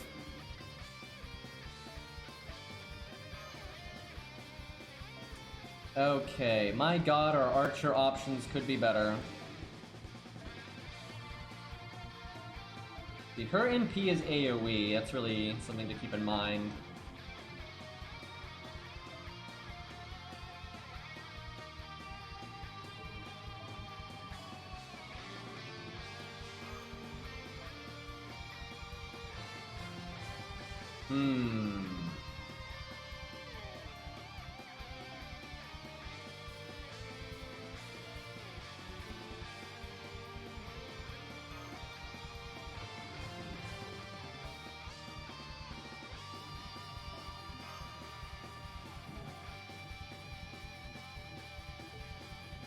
Rosh is NP4. You know what? It's Cope Scope time. Feels bad. This makes sense. I'm gonna try to have him NP the turn that Attila NPs. That way George shows up and blocks the NP with the evade. Although I guess I could save David's evade and just do it that way.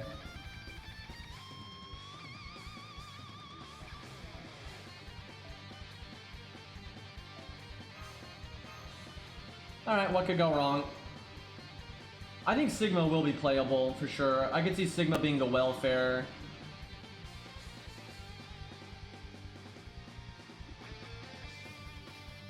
Well, Edison, it looks like what Edison is he's actually Humbaba, but Humbaba has been like fused and mixed with Edison's Berserker self, because it looks like they were trying to summon Edison and it went wrong, and when Ishtar stabilized the summoning by like summoning Humbaba's soul. That's kind of what it seems like.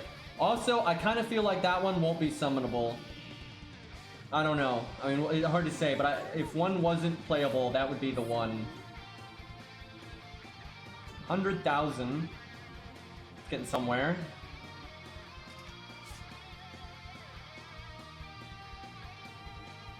I guess I art chain?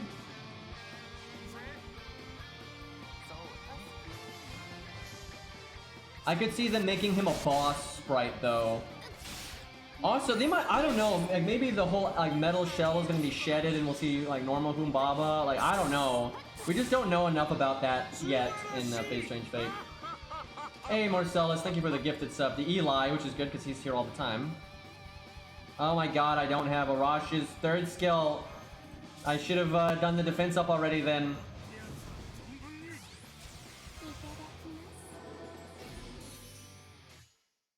I wonder if there's a world where I overcharge Arash.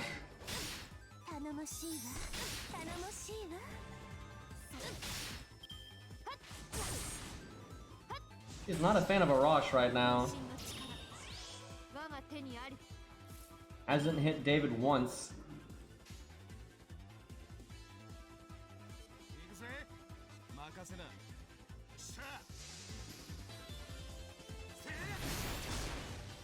Like that crit.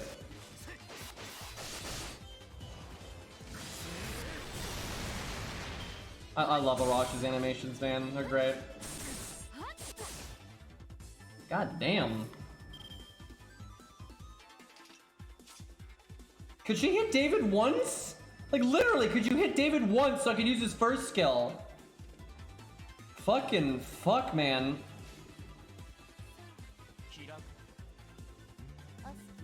Like, I gotta use Stella next turn, I think. I'm actually pushing it, not using it now. But we have the defense buff still. What the fuck? What the fuck? Okay, David though, like David though, man, I was gonna Stella with David overcharging it, gonna have the charisma, right? It was gonna be great.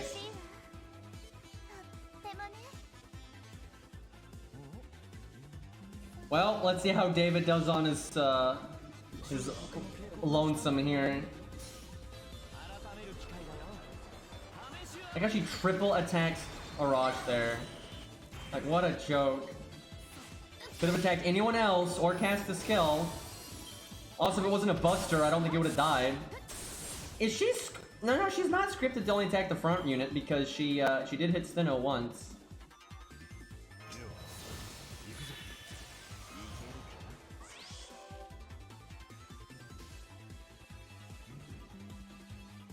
So much yikes. We would have already won if we had Arash. If Arash had NP'd in order to be over. Watch her amazing NP damage though.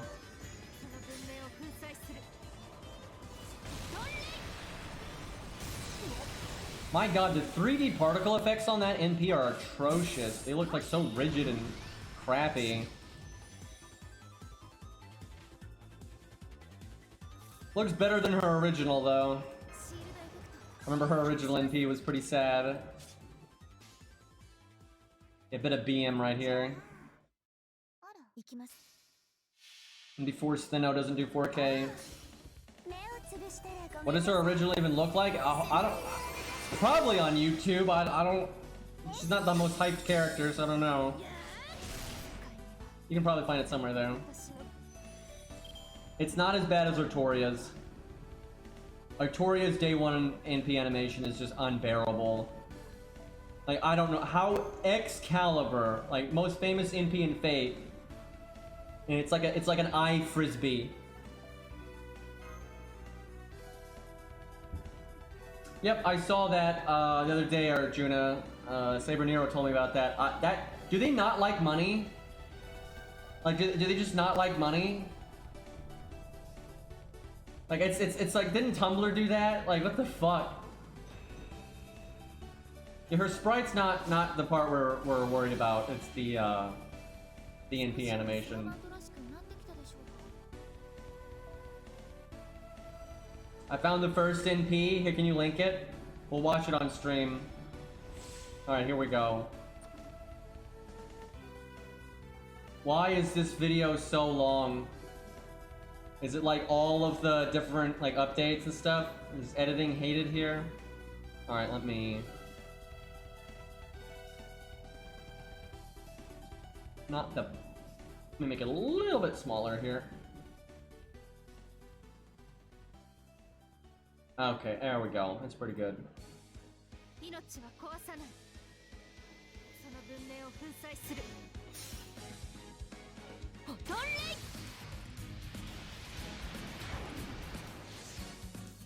Well, I mean, I've seen worse. I've seen better. It's way better than Excalibur. I'll say that. That is so much better than Day 1 Excalibur. Cairo, if you can link Day 1 Excalibur, we'll show that. Because a lot of NA players have never seen it. Because NA players started with her original animation update. And they don't even realize it. So if you can find that one, we'll show that up. But that was not good. That was so stilted and those particle effects were atrocious. Oh man! That'll help. Just need 111 more of those.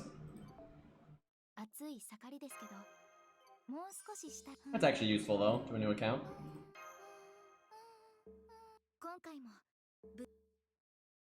Okay, thank fuck Septim is over with. That is just the worst thing, dude. It's like that in America I really want to get past.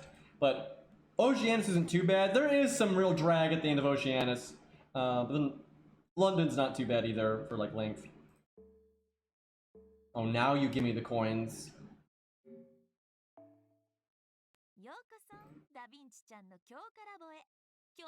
Yeah, if you look it up, most people think Artoria's second NP was her first. Most people don't realize there was an older one.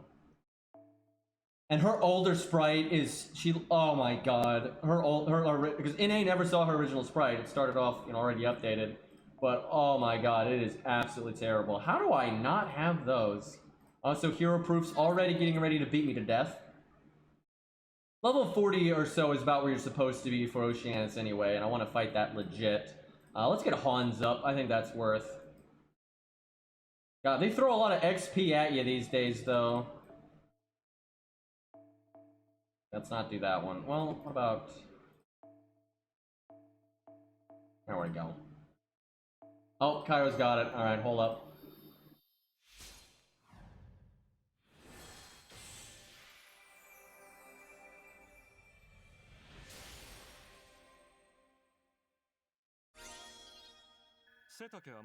We're covering up Hans. Feels bad. Okay. This is really something special right here. Hold on, let's get some music here. Actually, they'll probably have music. I was gonna put Excalibur's theme on, but they're probably gonna have music in the video, so.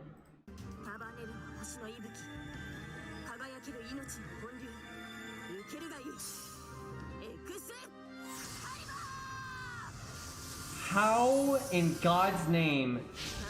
How in God's name is that supposed to be Excalibur? Look at that! Like, what the actual fuck? That is so bad. Like, oh my god, dude. That's probably one of the worst MP animations in the entire game. And it was for Artoria of all people. And look at her sprite, dude! It's so bad!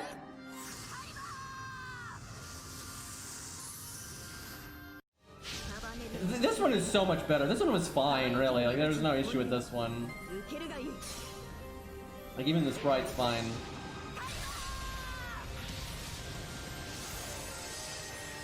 Yep, I've seen Day 1 Emiya, and it glitched like a motherfucker, too. Honestly, in some ways, I like this one less. The cut-in just doesn't work. Like, and the sound effect is so weak. The sound effect is so fucking weak. Her sprite was good before, but the third sprite is better. But and I'm okay with it up until this point. Like right, that's fine. That's fine. Like, that's totally fine. And this is nope. Then it don't work anymore. And I don't know, this part's actually okay. I would say that part right there is okay. It's that doesn't work. That's what doesn't fucking work. That just, no. Like, that's shit. And the sound effects just kind of suck. Is there a reason Artoria's not used in the FGO story? Because Nasu does not want to use the original Fates of the Night cast, and he would rather use like Caster Ku instead of regular Ku, or Caster Artoria instead of regular Artoria, or Medea Lily instead of Medea. That's just it's a thing. He said that in an interview many years ago. I've always hoped he would change his fucking stance on that, because I think a lot of the Fates of the Night people want to see the Fates of the Night cast interact with the new. Oh, we got Emiya. Now we'll show that off. People want to see the Fates of the Night cast interact with the new kids, right?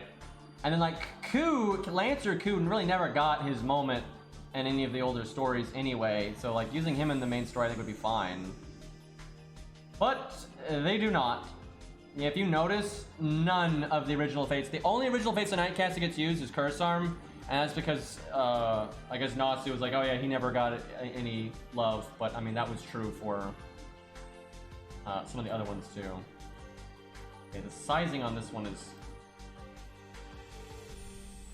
not the best. There we go.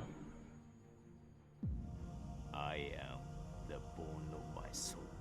So, as I pray, unlimited blade walks.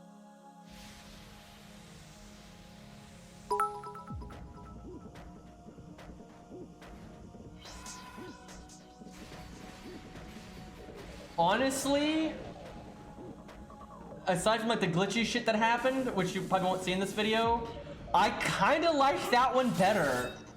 Like, I actually like this one better. The only thing I don't like is like his sprite sucks, obviously. You know, and there's some like wonk, but the choreography, I think this is better.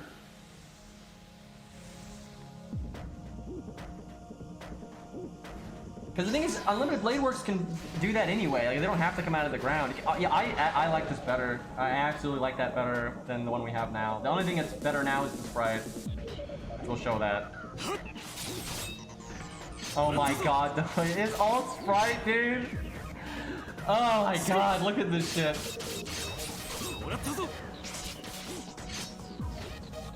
It's mainly his stance and his like hair. It's just fucked. I like how there's okay. Now we got the update here. Yeah, sprite is so much better now. Why do people use Emiya Stage 3? It looks awful. It looks like someone cosplaying Emiya, but they're not doing a very good job of it. It's like they couldn't find the right like cloth, so they had to buy like a random coat from like Target, and they just took scissors to it and cut out the back and everything to make it look more like Emiya's stuff. Like that's what it looks like. It's not actually Emiya's coat. It's some coat from fucking Target that they had to repurpose to be for an Emiya cosplay. Like that's 100% what it looks like.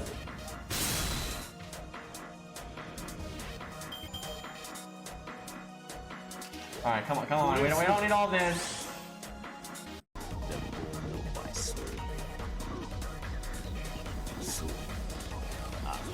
Lip flap completely out of sync. Blade walks.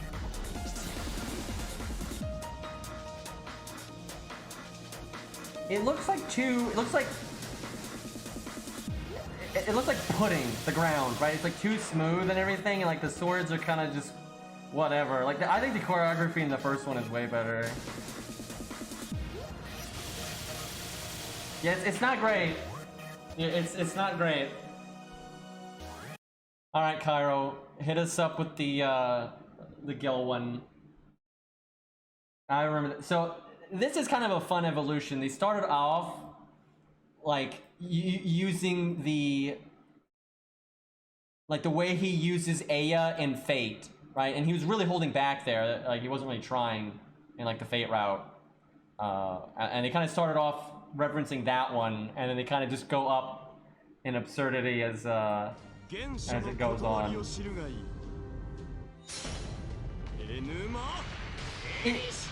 Dude, look, it just appears. Look at this. It goes from this stance. And, what is that? Look at that? Just no in between frame at all. 裁きの時だ。世界を裂くは我が大利権。 This one looks good. It's just his sprite is atrocious, and his arm is, you know, fucked. But what are you gonna do? But like, oh, this one's pretty good.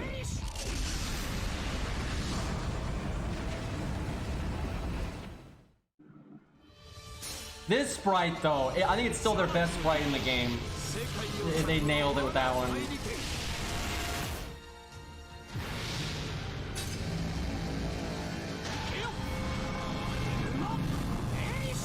And it's actually a cut in that works decently well there. Okay. Yeah, Gil was just a straight upgrade. Oh god, okay, we'll show off Waver. Waver's sprite. This is another one that NA started with it already having the update. Waver needs another update, but it's at least better than what he had originally.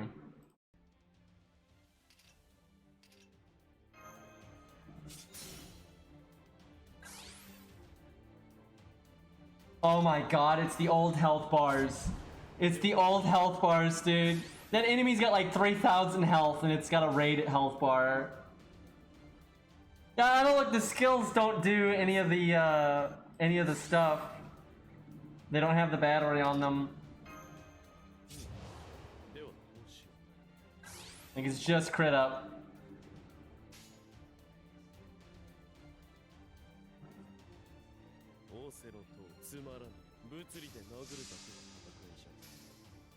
Like it's such an old video, like the original footage, it's like lagging.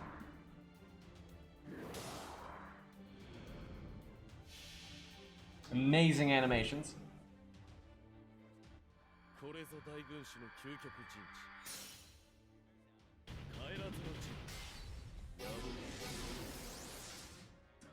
The NP's not that bad. Like, the NP's not that bad. It's just the sprite. But you know what? Here's what's messed up. You know, when you look at this, it's so clearly trash, right? Look at these attack animations. They're awful. Like, look at that. It's so bad. But this is what's messed up. Out of every, and especially that Excalibur that we just looked at, right? That day one Excalibur. That stuff was made alongside Mozart, Leonidas, Shakespeare, Mata Hari. None of those things have been updated. They're just as bad. We still, you know, we have a bunch of characters in the game right now that are just as bad as that shit.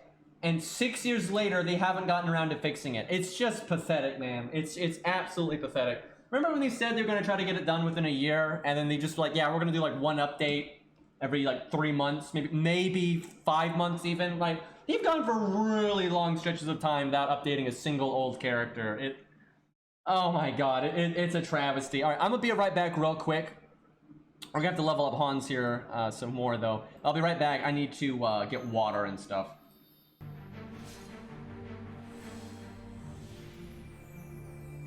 I don't even know why they haven't updated Mata Hari. I mean, she's so popular.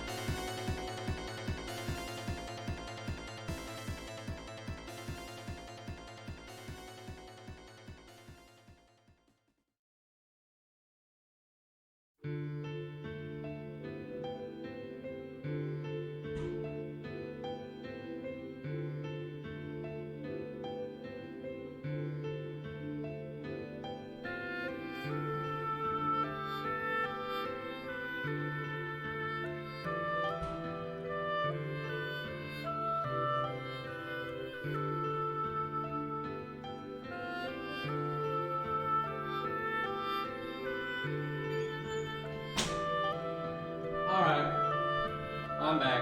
You have to bear with me though, chat. I got cereal because I'm hungry as hell.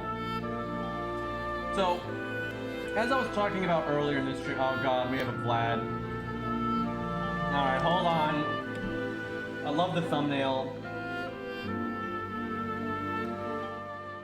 Music's a little loud. Cairo just digging up all the day one garbage.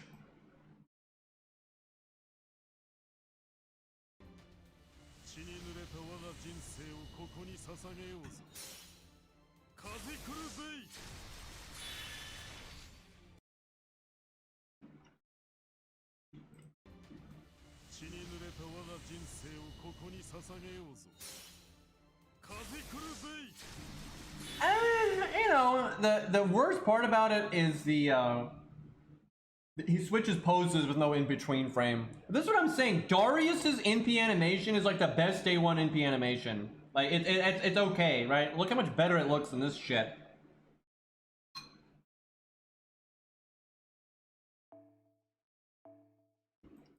So, as I talked about earlier in the stream, I overwhelmingly like characters that are from actual Fate works, like Fate Zero, or what have you, opposed to characters that are created in FGO. As such, they're mostly really old. And the FGO specific ones that I really like are like really early in FGO's life, because it was before they got weird, like Billy and Darius. The problem with me having this kind of taste is almost everything that I want to have an animation update doesn't. Billy doesn't have an animation update, Darius doesn't have an animation update, Shakespeare doesn't have an animation update, Sanson doesn't have an animation update, Protoku doesn't have an animation update. Like, I am just swimming in favorite characters that have fucking god-awful animations, and it's really annoying. And like, it feels like sometimes they're just dancing around the characters that I want to get animation updates. The only one that really made me happy was Gil. I was really happy when Gil got an animation update. Because Ku has one, but it's shit, right? It's a really, really old one that wasn't really that good. So there really hasn't been you know, much going my way there when it comes to animation updates. But one day, they have to do Protoku or something eventually.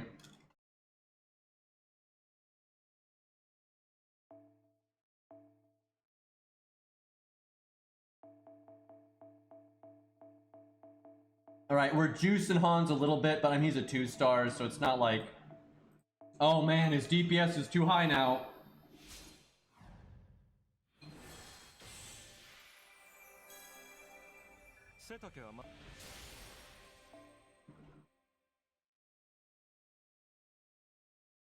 I guess MASH, because the Demon Pillar is a real boss fight.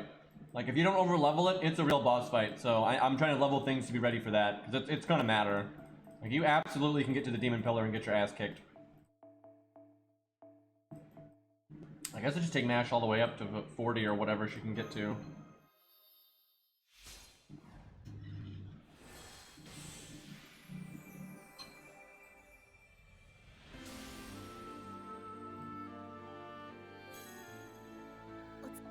Yeah, Caligula's animation update, man. That was awesome. We're gonna turn Hector into a dragon. That's absolutely the plan.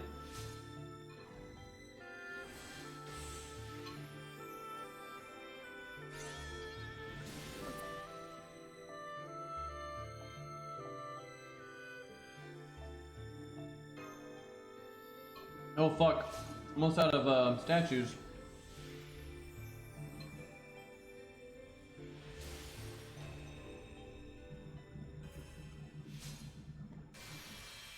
These units I'm leveling right now are just really fundamental units that you'll never regret leveling. Like, even if they're not the best thing to level for like where I'm at in the story right now, it's guaranteed to be not wasted XP. Or mats. Because ultimately mats is what slows you down, not really XP, especially these days.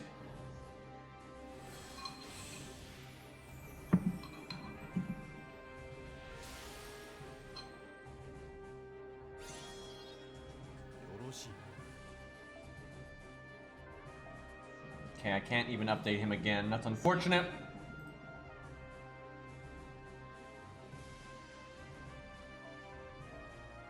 Oh my god. I'm only doing it for I don't even know. It's so stupid.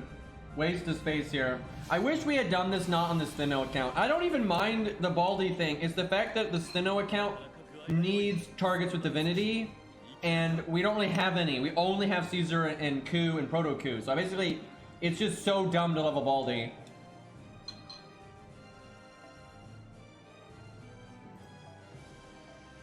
I don't have Alexander. Also, Alexander's a buffer, so like for boss slaying, you know, you need like I'm gonna probably end up leveling Proto Ku a bit ahead of Baldy. I'm gonna try to level them like alongside each other, but like this is the Stheno account. It's not the Baldy account, so Stheno gets priority, and that means I needed to level things with divinity. Now I would level regular Ku, but we're not doing that just because. Kid Gil's worthless. I hate to say that, but it's like there's no world on an account like this you level Kid Gil. It's just totally pointless. If he ever gets another buff, maybe. He needs a battery, is what he needs.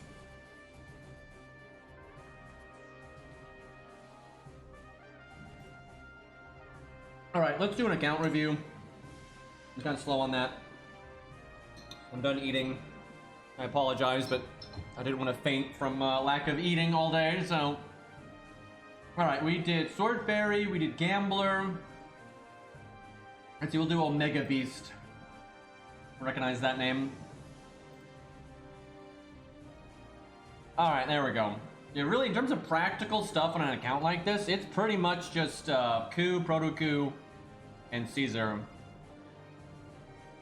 And you could summon supports that are divine, but we're not going to do that too much. Alright, Sup Green, this is my account on NA. Started with the release of America Singularity, so quite a while ago.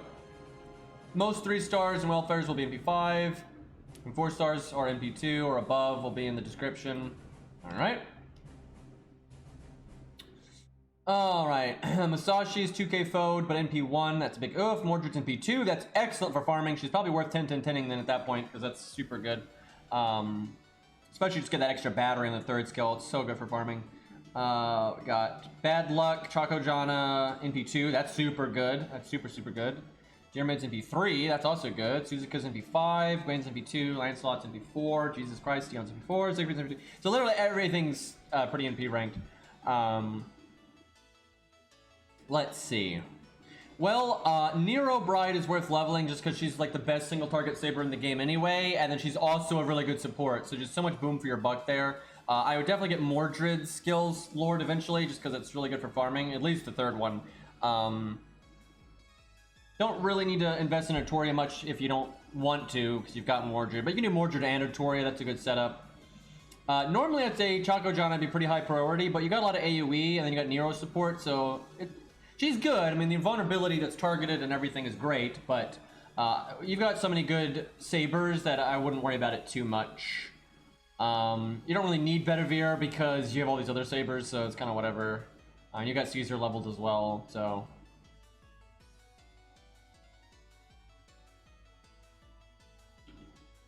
Yeah, I mean, you've got single target and AoE. Like, it's just, there's no problem.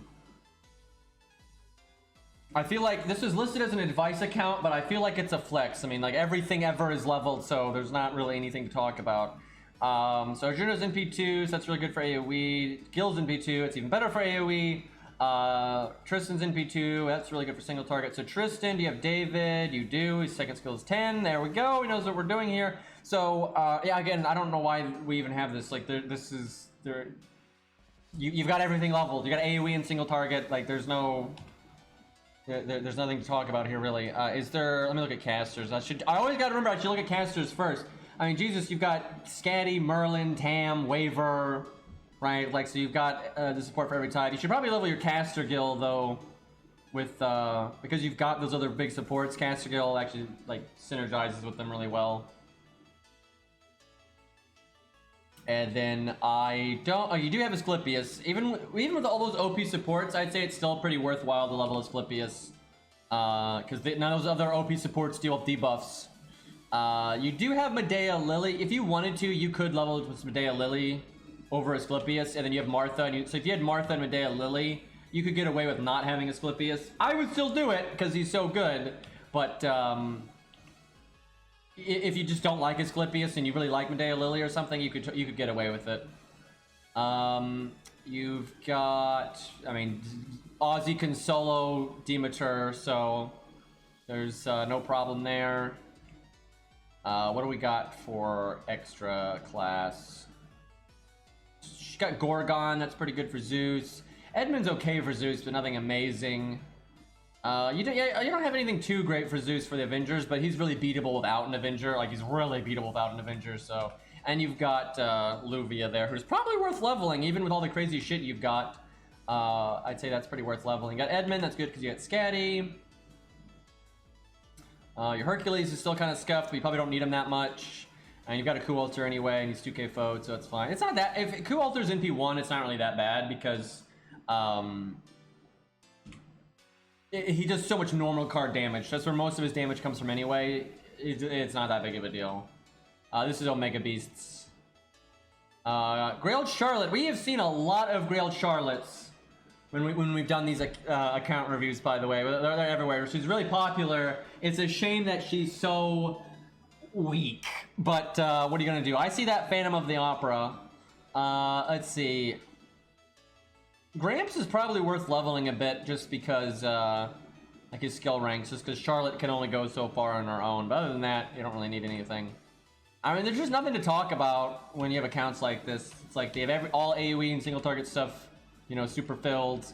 And this guy's got literally every support, so like, what am I supposed to say, right? Like, at least you passed the David test. I'll say that. If I saw an account like this and you didn't pass the David test, that would not be great. I'll take the Grailed Coup there, though. That's nice. You got Coup and Enkidu. Your Enkidu's NP2, so there's probably your best DPS for Fluffy already. You don't really need to level Scath skills if you have Enkidu. I'm serious. Like, you can still use her at time to time when she's in her niche and everything, but I would not prioritize that over other things, really, like the skill gems and stuff. Like, Enkidu is just so busted. Like, Enkidu and Coup together, it's like all you're ever going to need, really. Maybe, I don't know, for farming, maybe get Fionn up, because you don't have a lot of great AoE Lancers, really. I mean, you got Valkyrie with Scatty, that's actually fine, because then you summon a friend Scatty. And your Valkyrie's NP2, actually, because if you didn't have Scatty, summoning a friend's Scatty and then having the one Valkyrie is not enough. But because you have Scatty, you can summon your friend's Scatty, your Valkyrie is all you need for farming there, really. So actually, I would not level Fionn skills, unless you like him, of course. And you got Nuke Head for, like, straight battery, go boom stuff. Yeah, really, nothing to really worry about there. I feel like we're missing a class here. Am I crazy? I feel like I'm missing a class here. Yeah, right now, we're so behind on account reviews. Here's the thing, it's like, I don't want to say people can't send in accounts that are, like, done. It's like, what's the point, right? Like, what am I gonna say? Like, you know... level your blood axe, right? Like it's you know, it's fun to see what people like and level and stuff. So I do like that because, you know, this like kind of adds into like just how many Charlottes we've seen. So it's kind of nice to get a view for that. But I don't know. It's like I think the flex accounts we just go through a lot faster. I think that's the way to go. I'm not trying to. I don't want to shit on anybody. If you want to, you know, show off what they've got, that's fine. But, you know, I don't expect me to go like, you know, really in depth on it just because. What am I going to say, right? I mean, you've got golds that are AoE and single target and every single thing. Everything's really high NP rank. You have all the supports. They're all 10-10-10. You know, you don't need any advice, right? Like, there's no advice to be given. So, yeah, I swear, I feel like I'm missing a class, but I think we're good then. That U is kind of sad. When does she get her buff? I feel like that's getting kind of close.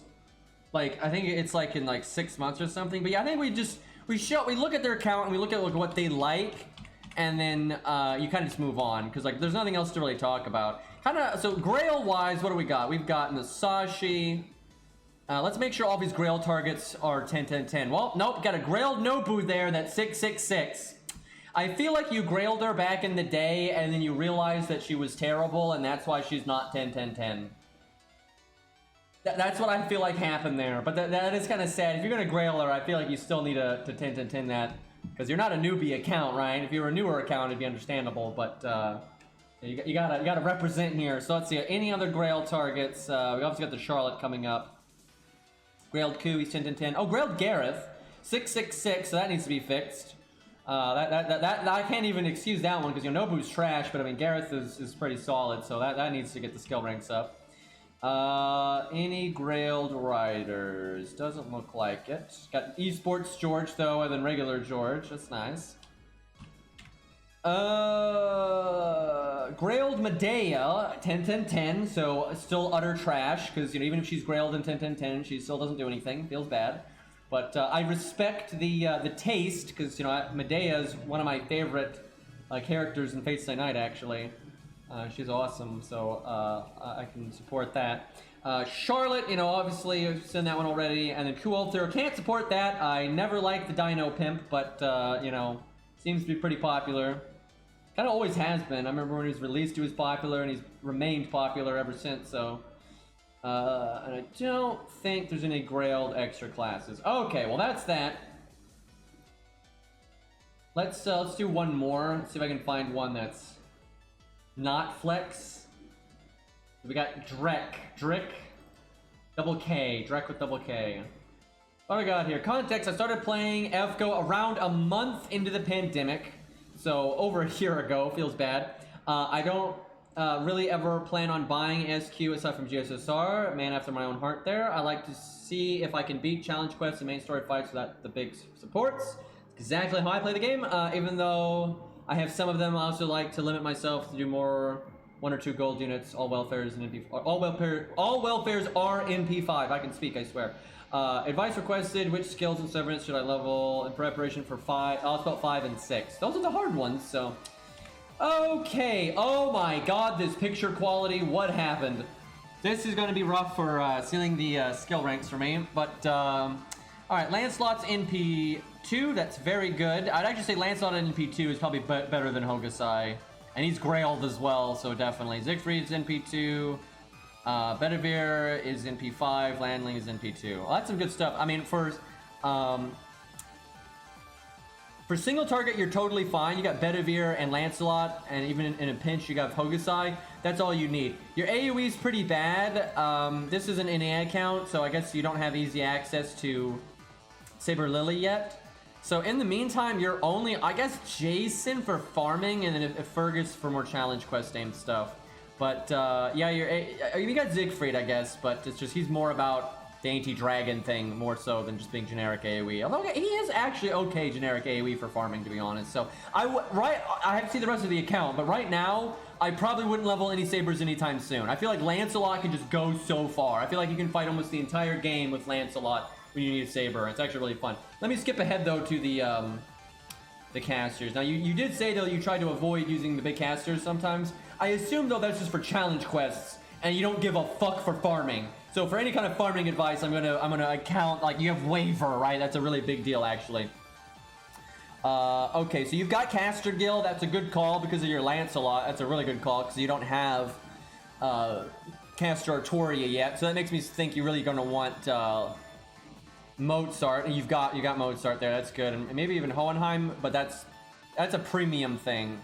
I wouldn't recommend doing that like if you're pushing it on skill gems and stuff. Okay, you've gotten Asclepius. That's excellent, but he's not leveled. That's not fucking excellent. I don't need to say it. You guys know. Level your goddamn Asclepiuses. Get it, right? And you're gonna need it for Lostbelt 5 and 6. Absolutely. He's very fundamental there. And you don't have the Medea Lily either, so you're going to need it. Do you have Martha, though? You don't even have Martha. I could give you a pass if you had, like, Martha leveled, but you don't. You don't even have her, so, like, why, like, of course you need Asclepius. You have no anti-debuff on, like, this entire account so far. You don't even have Medea leveled. Not Medea's got great anti-debuff, but it's at least something, right? So, yeah, you super need Asclepius. I see you have Merlin there, but he's level 1, but, that's good for farming eventually. Okay, so Archer's Grailed David. That is so powerful, and that will help you so much for so many fights. That'll be good for Fluffy. Like, absolutely. Me and Cairo were talking about this. I don't know why I just screamed Cairo's name, but me and Cairo were talking about this. I think a Grail David could potentially be a very good main DPS for Fluffy, because he'll do solid damage, and then he'll keep the team up better, right? With his evade and his own defense up and everything. That'll really work well with Caster Artoria. So we'll see. I'm not sure that's your best bet for Fluffy, but that's an option. That's absolutely an option to think about. All right, so what do we got? We got Napoleon for AoE. I don't think he has his buff yet, but I'm not sure. We got Arash. So that's pretty good, honestly. Just like those two, and you got Emiya, and then we've got what's her name?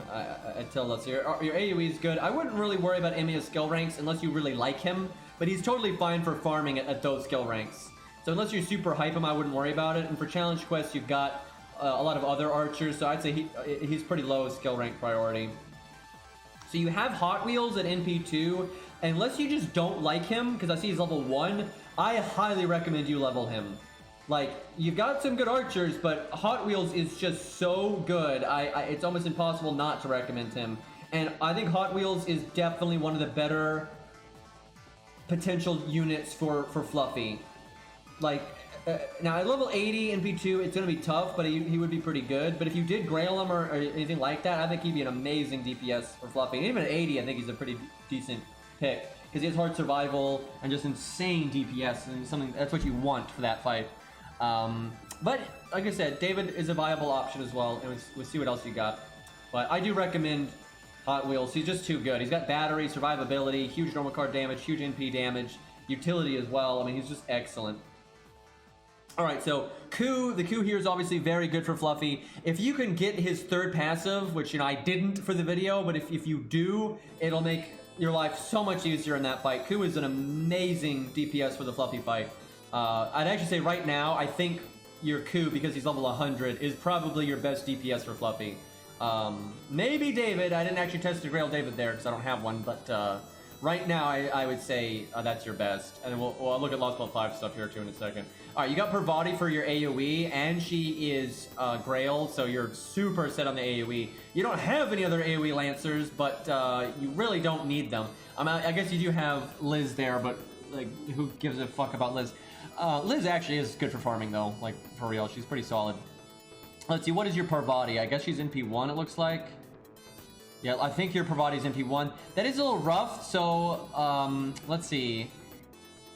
I'm looking at your other NP ranks, see if that affects anything. Booty Lancers, NP2. That's actually pretty good, to be honest. What's your Liz? Oh, Liz is NP2. Booty Lancer's NP1. So honestly, it is not bad. I wouldn't. I guess you've already got Liz where she needs to be. I wouldn't lure Liz. But honestly, because your Parvati's NP1, it's pretty good to have a backup AoE Lancer. Oh, you got Nuked too, so no, you're fine. I mean, you got everything covered there. All right, this is really important for Demeter. So Ryoma is not very good there. I see everyone in the... you guys, I've said it before, but I'm seeing it over and over and over and over again. All these NA accounts that are like, worried about Demeter and shit, none of them have Kentoki. They all have Ryoma, and Ryoma's not very good there. Like, he's not good for that kind of fight at all. So he's better than nothing. Like in that 1 to 3 star video I posted recently, you could replace Blackbeard with Ryoma, and that would work fine. Like, that would work totally fine. But you could not replace Ushi or Riki with Ryoma at all. And in the other video where I used Kentoki, you could not replace Kentoki with him. You can replace Kentoki with Riki. Like, absolutely. Like, no problem, you can replace Kentoki with Riki, but there's no world you can replace Kentoki or Riki with Ryoma. It just doesn't work. Okay, so you have Ushi, though. That's good. Probably worth giving her the lures if you're worried about Demeter, but we'll see here. What else do you... honestly, if you fought Demeter right now... Let me look at your supports again. If you used Scatty and Waver, I think you could beat Demeter with what you have right now. But you said you like to avoid using your OP supports. If that was the case, I think you would have a really hard time with Demeter. I think Ryoma and Ushi, that's not really enough. Like, if you use the stronger supports, it is. If you don't, I don't think it's enough. You have some AoE ones, but they're not really that good. They're okay, but George is actually not bad cleanup in that fight. I would say when Riki comes out, if you get him like at least a 666 or something, you'll be fine. Like, you could probably do Ryoma, Uchi, and Riki, and you're good. And that's probably enough. And you could always use Ishtar, even though she's AoE, as backup. And if you wanted more safety than that, just get Alex to 111. Like, just get Alex to 111. Don't level any... I don't think you need to level any of his skills. You just need him... You could use him to just remove the damage cut and defense up, like, later in the fight. Like, try to do a big NP on turn 1 or turn 2, and then, you know, later... And you maybe bring the command codes and remove defense buffs, and then in your back row have Alex. And then I think you can do it. But Alex would definitely help. But you could probably make it work without him. If you just don't like him and you don't want to deal with it, you could probably make it work with Ryoma, Uchi, Ishtar. It'd be tight, but yeah, I think that might work. Let's see here. So we looked at Caster earlier, but yeah, Asclepius. You already made a good call with like Caster Gil, and you already got Mozart. Hans is in pretty good shape. So from a DPS caster perspective, you've got Shootin', Shiba, and I guess Caster Ku. Let me look at the ranks here. Waver is 1.5k forward. What the fuck? I mean, I guess why not? I guess you just like Waver a lot, but unfortunately that's not going to be... Well, I tell you what, Fluffy is not a fight that you should worry too much about holding back, and Waver having more health will actually be good for Fluffy, like absolutely. So that's not necessarily bad. Alright, let me look at the NP ranks. Scatty's NP3, that's completely irrelevant. Caster Gil is NP5, that's really good. That really lowers your need to, he can actually be like a DPS caster at that point. Shiba's NP1. Unfortunately, that means Shiba's almost worthless on this account. Because between Shootin' and Caster Gil, when the fuck are you ever going to use Shiba? Unless you need the Star Bomb or something. So yeah, that kind of sucks. For budget stuff, if you're wanting to do more budgety setups, you might want to level Babbage, because if you cut out your golds, then you are in kind of bad shape for DPS caster. Because you don't even have Medea, for fuck's sakes. That is one issue. I'm not seeing a lot of buff removal on this account, because you don't have Martha. You do have Lostbelt 3 Lancer there, but she's kind of wonky. So right now, Medea actually, I haven't recommended Medea, I think, to a single fucking account, but it's not too bad for you. You do have Osaka Hime there. She's got buff removal. Do you have Lobo? Negative. I might still level Medea on this account. I wouldn't invest in her like at all. I'd make her like 4-4-4 or some crap. But having a backup Medea just in case you have a buff removal problem at some point would not hurt. Oh yeah, he's got Tristan. That's right. Yeah, actually, between Tristan and Osaka Hime, if like one of them is bad, the other isn't. So never mind, you don't really need Medea. Especially because you have Caster Gil and all these other casters. Yep, nope, you don't need Medea. I mean, if you wanted just a leveler for shits and giggles, you know, it's there, but yeah, not that necessary, unfortunately. Okay, so what do we got here? We got very big Cleopatra. She is NP2, I think. That's good. That's like that's one of the best AoE assassins in my opinion. I think she's so good at NP2. It's incredible, and he gives you buff block utility. Honestly, you don't even need Fuma because of that, I would say, but you have Fuma anyway, and he's Grailed, and they actually work great together. And you know, it's nice to have the buff block on his skill, and sometimes you don't have time for the NP. So it's not bad to have Fuma. It's just Fuma's lower priority when you have Cleopatra, but them together is great. So you got your bases totally covered there. So for single target, you got Carmela. Yan's not very useful on an A at all. He's like total trash, unfortunately. But, well, I don't know about total trash, but he's trash compared to what the other stuff you have. Let me put it to you that way. So, like, your Kurutsugu and 100 Face working together would do way better than, like, Yan working with anything else, right? It's not even close. So, yeah, Kurutsugu and 100 Face have amazing synergy, so that's good. You got Carmela if you need Buster, or it's anti-female. So that's really good. Osaka Hime is, you said you don't like using OP supports. I feel like Osaka Hime is a very powerful support, but it's not quite OP. So if you want a nice support to like help the team out and like maybe you're on a tough fight and you want it to be a bit more reasonable, she's one that I would recommend using to like, it's still, I think the game is still totally fun and reasonable when you use supports like her. Like they're good, but they're not broken for the most part. She's close though, she's close to the big boys. She's not that far behind them, to be honest. I don't think you need to level really any assassins. How much anti-debuff do you got? I mean, I would say if you didn't have Asclepius, you might need Sanson, but you have Asclepius, so just level Asclepius. Like, I know he's level 1, but like, just get on it. Because you've got a little bit of anti-debuff. That is definitely a weakness on this account, though, but I've noticed it's a weakness on almost all accounts. It is so common that people have debuff problems. Let's see. So Berserker, we've got Lancelot and his Grail. So did you have Scatty? Yeah, there you go. Well, there's your farming. So that's pretty much all the farming you'll ever need. Just summon a friend Scatty. What's his NP rank? He's NP 2. That's not enough to like clear every free quest ever, but it'll still work really well. You got Nightingale.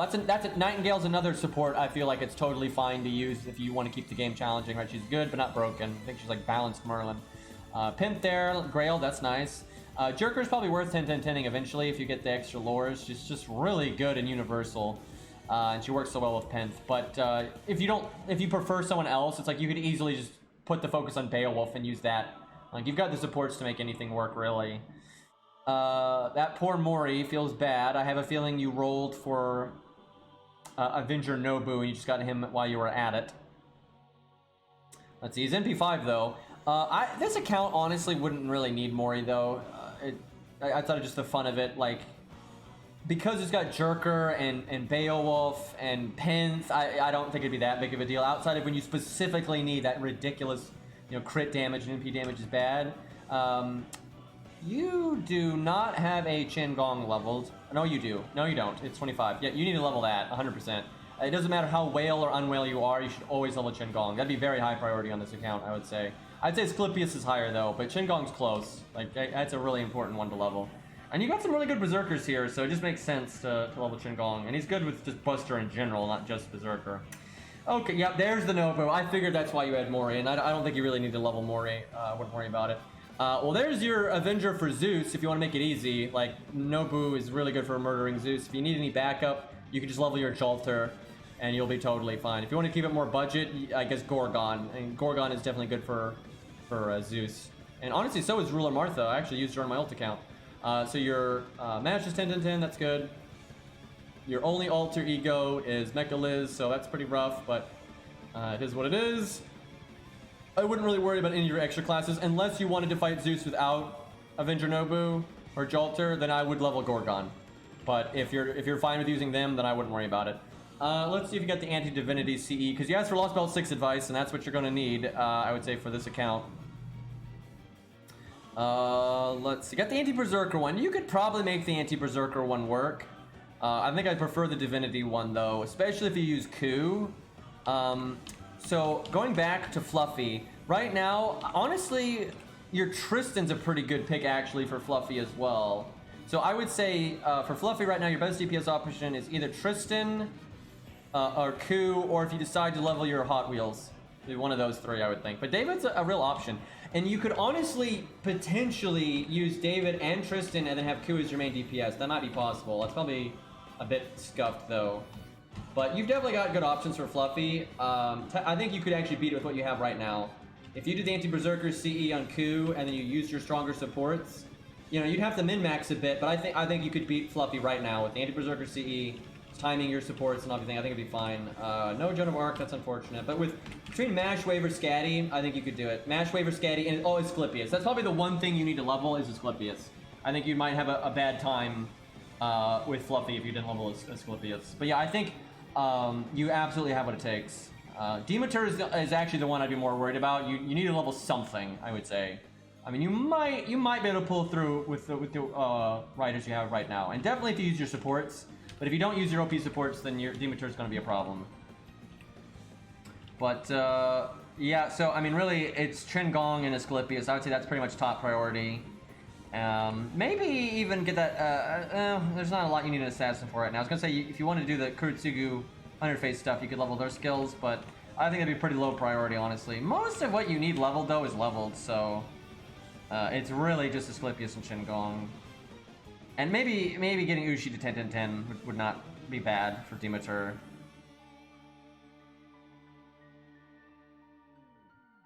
Feels so bad for that Sheba, man. She's like so pointless when you've got the Gil and the shooting.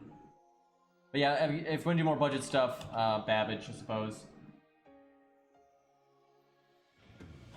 Okay. Let's see here. I want to switch. Well, actually, let's fuck around a bit with the hunting quest. I want to get some of this done for just practicality's sake. So, well, we could fight. Let's fight up to Drake in Oceanus. That way, because there's not much after Drake for a while, so I can do that off stream. I sent my writer slot in DMs on Discord if you want to review that now. Yeah, sure. Sorry for sending it earlier if the review wasn't available. Yeah, I don't know how that happened. Let me grab it here, though.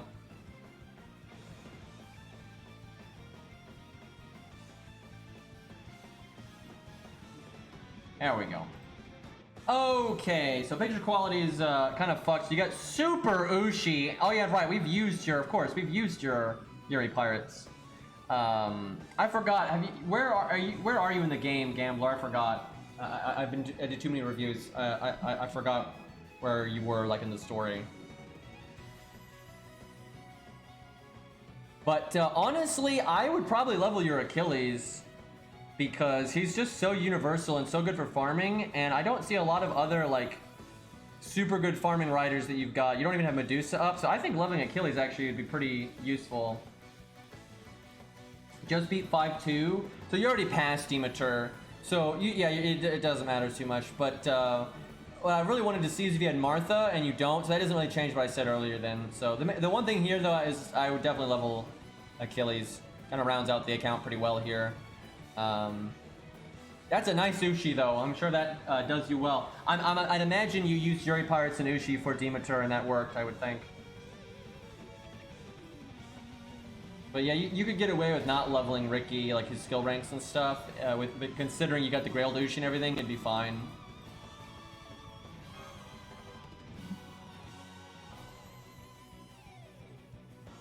Yeah, a Grailed Ushi is super good for that fight. What I really like about Ushi against Demeter is the fact that she gives the entire team NP gain, and Demeter is an AoE boss. So that NP gain is super effective every single turn, and it just universally makes it easier for everyone to get their NP, and that's super helpful. Well, no story support. Angra it is. You know what, even though he's level 65, I'm going to use him because it's Angra. It's not like it's OP or anything. Look at that 6,000 attack.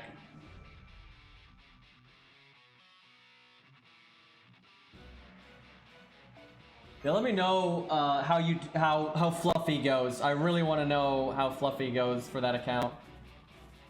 Because it had options for it. It definitely had options for it.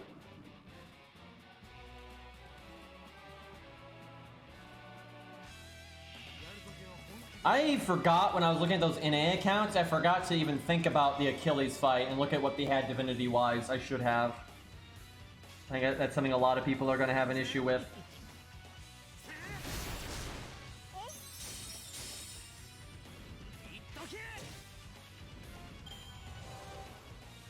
What a practical turn from that pirate. Getting a lot done there.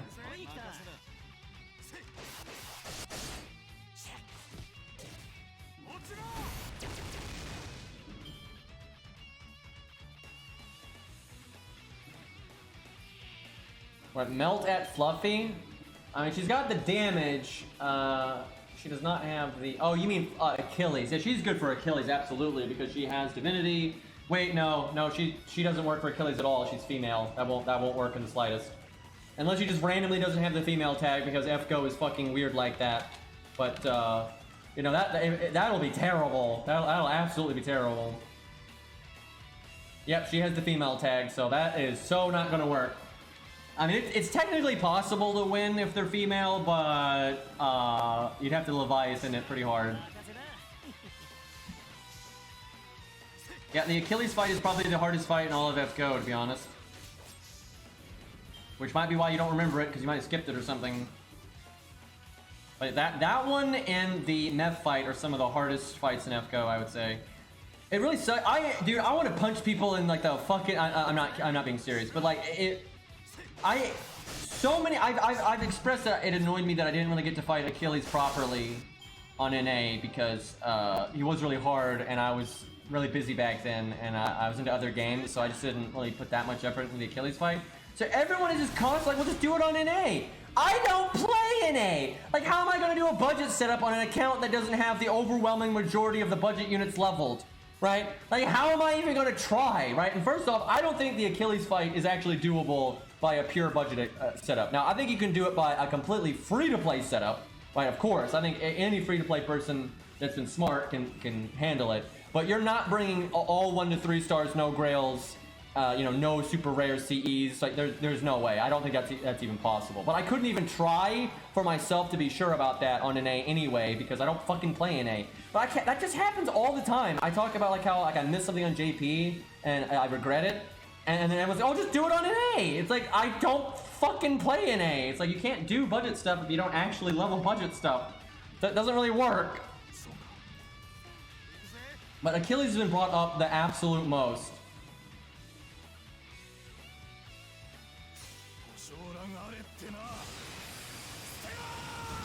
And it's probably because Achilles is like the hardest fight in FGO, so it's like, although I don't know about that. It's tricky. I think Achilles is absolutely the hardest fight from a budget perspective.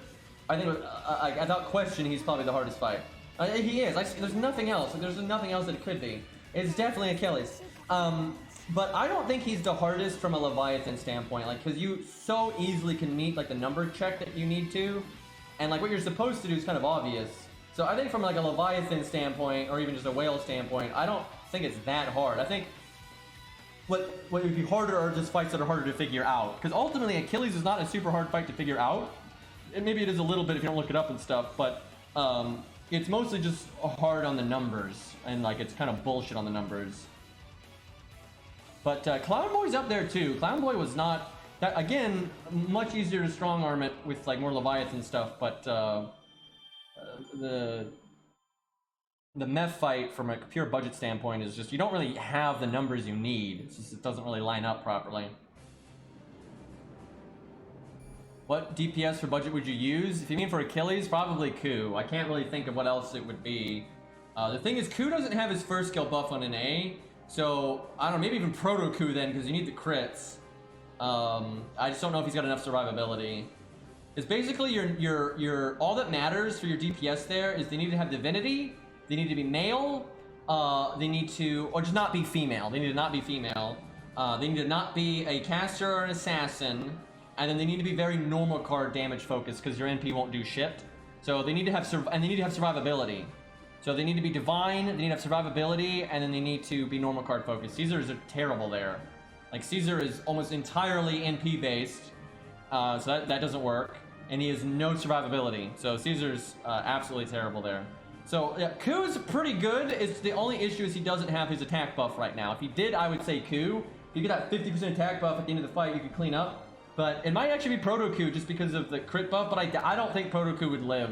And the thing is, Ku alone is okay, but it's not enough. He needs buffers, you know, you need like Scatty or something, you need some serious support to make it work. But the thing is, it technically is budget to use your Ku and some of your friends' Waver, or some of your friends' Scatty. I'd actually kind of prefer Waver there because of the defense buff and everything. But basically, you need to buff up, and then when it's duel time, you need to crit like a motherfucker, right? That's basically what you want to do. Yeah, Ku Ulter's super good there. Ku Ulter is super good there because he has divinity. You know, he doesn't need Grails to be high level. He can do pretty good normal card damage. And Berserkers are really good because the normal way would be an assassin, but they don't. He won't use the dual thing on an assassin. So you need to either be a Berserker or some funky way to get counterclass, or just the strongest thing possible at neutral. The thing is, there are no, like, this is why Achilles is basically impossible for a pure budget setup. Because there just is no DPS that can get good damage there. There just isn't. Because, like, it'd be like 100 face or something, but you can't use an assassin, and she's also female. So it just doesn't work, right? You don't have, like, an alter ego, right, for pure budget. There are none. And, yeah, Herc is good. You can make Herc. He's an attack buff, a crit buff, and he's got the survivability, and he has divinity, right? But there just is no budget unit that can actually do counterclass damage to Achilles for budget. There's none. And even if they were, they'd probably be female or not have divinity, right? So it's very limiting. And what makes it hard for a lot of people is they don't have a DPS that's good for it, so they have to summon a DPS that's good for it. So they summon their friends, Ku Alter, Hercules, you know, whatever, and then they don't have the support to make it work. Right, so basically they need to summon a friend's support and they need to summon a friend's DPS. So the best thing you can do is try to find the best unit that you can that has divinity, that will do as much damage to a rider as possible, and they have to not be a caster or an assassin, and they have to not be female, and then you summon a friend's support. I think it's better to summon a friend's support than it is to summon a DPS, unless you have the support. If you've got waiver already and shit like that, then you're totally free to summon someone's DPS, like summon Q-Ultra with the damage CE or something like that, and it'll go a lot better. So it kind of depends on the account, right? If you got the support, summon the DPS. If you've got the DPS, summon the support. If you don't have either, you probably summon the support, and you just do the best. Yeah, Enkidu, I'm pretty sure is... No, well, actually, Enkidu's not that good there, because... Well, actually, he doesn't even work. He doesn't have Divinity. But he's very NP-focused, right? And NP doesn't work there. It's just... It's nasty, man. They made it so you have the normal card damage, they can't be an assassin, they can't be female, and they have to have Divinity. That just limits the roster really hard. Now, I haven't watched the Genshin trailer yet. What's the... I haven't kept up with Genshin at all. I have just been so turned off of Genshin ever since the last update. But I'll play it again at some point.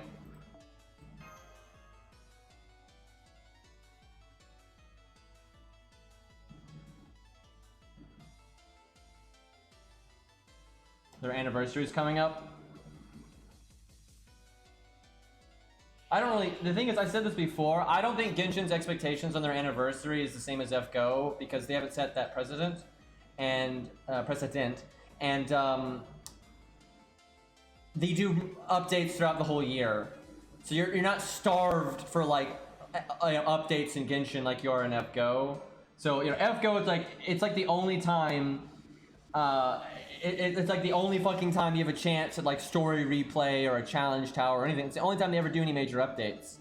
So, you know, it's really, that's why it sucks so much for FGO when it's bad.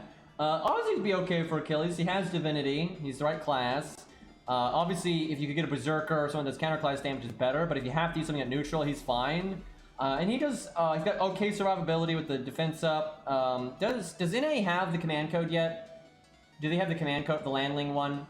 Wait, no, it's Aussie. He doesn't need that. It doesn't matter. I mean, it'll help because you might cast it a second time without your third skill. But still, he's got decent normal card damage and stuff. So it'd be okay. Definitely not my first pick, but if you got strong supports, you would need strong supports. Like, absolutely, you're gonna need strong supports, but doable.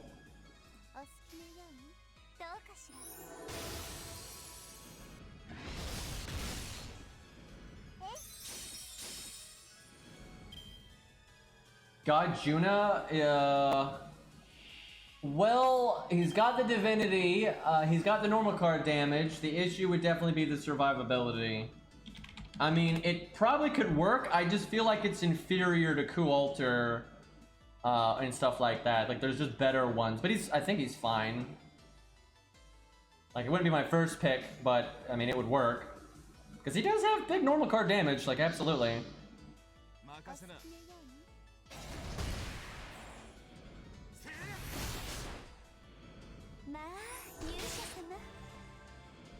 Yeah, I got the green guy in Punishing Gray Raven, Bastion, and I did the stuff to like upgrade him to S. And I've been doing like the daily shit and got the shards, so I got him to at least S rank. I'm trying to log in every day to get the shards, but you know, it's tough right now. He's super fun though. I actually think he's kind of bad, but that's what makes him fun. Like his dodge is not as good as a lot of the other characters' dodge. He has high recovery times on his attacks, so you're left vulnerable and shit. But it makes it more fun to play because you have to get good. The only thing I don't like is, unless I'm mistaken, I don't play Punishing Gray Raven like loads. But for my own personal testing, it doesn't seem like when you activate his counter, I don't think it has like a perfect timing where you don't take damage. Like he takes a little bit of damage every time you block, and that's kind of annoying. I don't know, maybe if you max out the skill and you time it perfectly, maybe he doesn't take damage. I was hoping like at the very beginning of it, he'd have like a iframe, right? So it was possible to not to take damage when you counter, but as far as I can tell, that's not the case. But I don't know, it might be like you have to max the skill out or something. I don't keep up with that game. Hey, look, actually level appropriate Sanson. Alright, I guess Kojiro then. This is fine.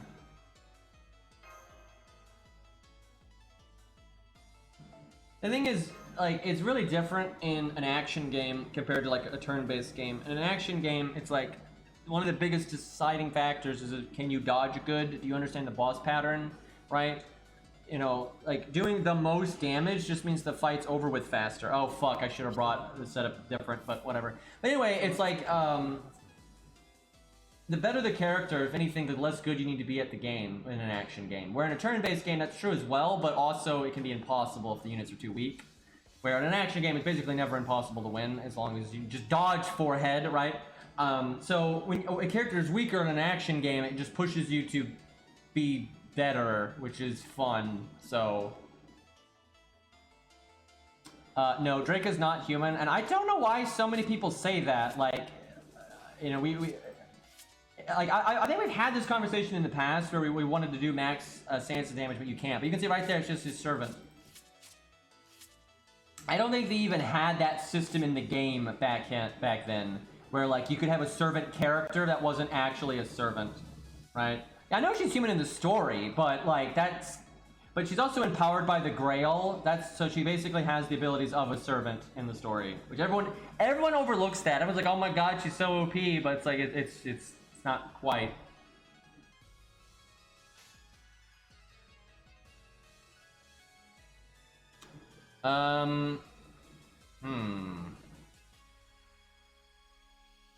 Make stars, I guess.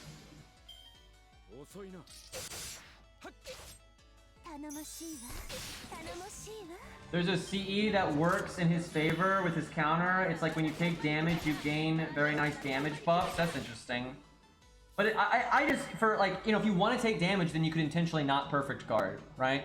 So then you get an option to take damage, and that's good. But I don't like how he doesn't have an option and he has to take damage when he blocks. It makes you feel like you shouldn't block then. But then, like, why does he have that skill? Like, that's not fun. Like, I don't... Like, if you are a counter character, you should be encouraged to counter. And if you want it to make sure it's still hard, you just make it hard timing, right? There was a character in Vindictus back in the day that was all block and counter based, and they were like the hardest character to play because it was very timing based, and there were certain things you couldn't block, so you had to, like, you know your shit. So I don't really get why he's so incentivized to block, but then the game punishes you for blocking. Like, that does not seem like the best game design I've ever seen. It just adds like a stat check. When you play him, there's a stat check element to it. You know, if you're soloing something, you can only go so long before dying. If you're blocking anyway. But, you know, if you're not going to block, he's not very fun. Because then he's just kind of clunky and slow, and so it's not the best.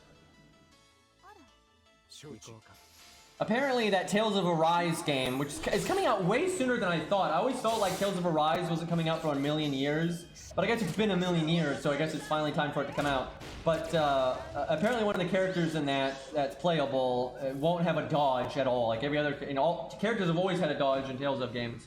But one of the characters won't have a dodge at all, but they'll have like a giant tower shield or something. So I hope they make it so you gotta like time the block to get a perfect block, right? Like that's what makes blocking really fun, I would say. I'm looking forward to that game. I hope it's good. I've gone out of my way to not watch much of it. I watched like the first trailer and then the first gameplay trailer, and that's it. I have not kept up with anything else. I know like apparently like the demo is out, so people can play like the first boss of the game or something. But I don't want to see it. I'll just wait for it to come out. But I hope it's good. I hope it's hard, right? I hope they're trying to make it more action-y. And so I hope they actually have a good proper action combat system, so we'll see how it goes, though. Alright, let's, man, I probably should have waited. I could have gotten Stheno's NP pretty easily. I could have gotten it next turn. Well, too late now.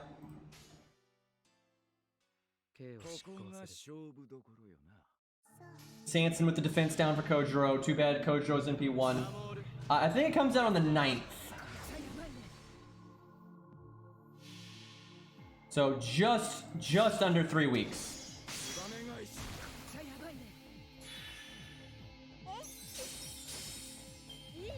The demo wasn't a breeze, but I'm also bad. Well, that's we can just pump the difficulty, so. Although normally in Tales games, if you start on hard mode, it's garbage. And it's not because the enemies are like, they're too smart, it's like their stats are just too high and it's dumb. But we'll see. Does anyone know, I don't want spoilers really, but anyone that's played the demo of Tales of Arise, did anyone try hard mode and did it feel like, you know, stat-wise it was reasonable? Because normally it kind of isn't and it just makes like everything bullet spongy.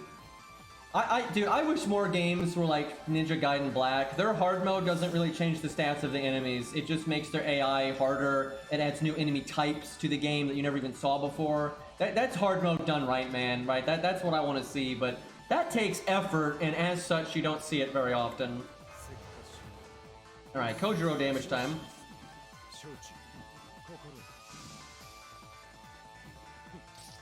Looks like nobody here has actually really played the Tales of Arise demo. Feels bad.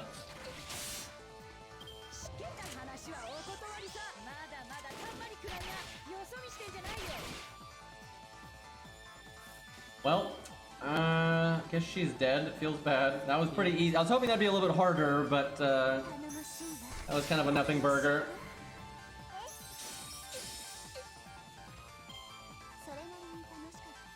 Would have been harder without Stheno because we would have won slower and we would have had to deal with the NP. But you could just put like George, then have George taunt and die, and then bring in David and then block the NP.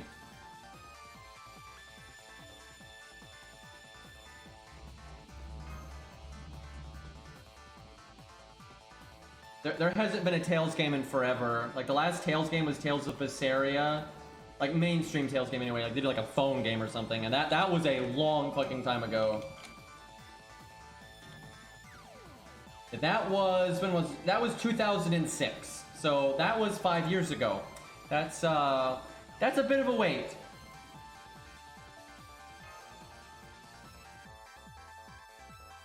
When I played it though, it didn't just come out. And what I played was Vesperia.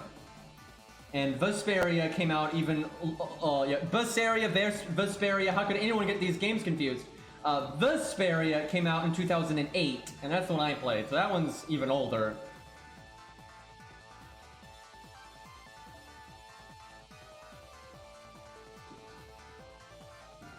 Alright, let's do, I think, one more account review, and then we probably wrap up there.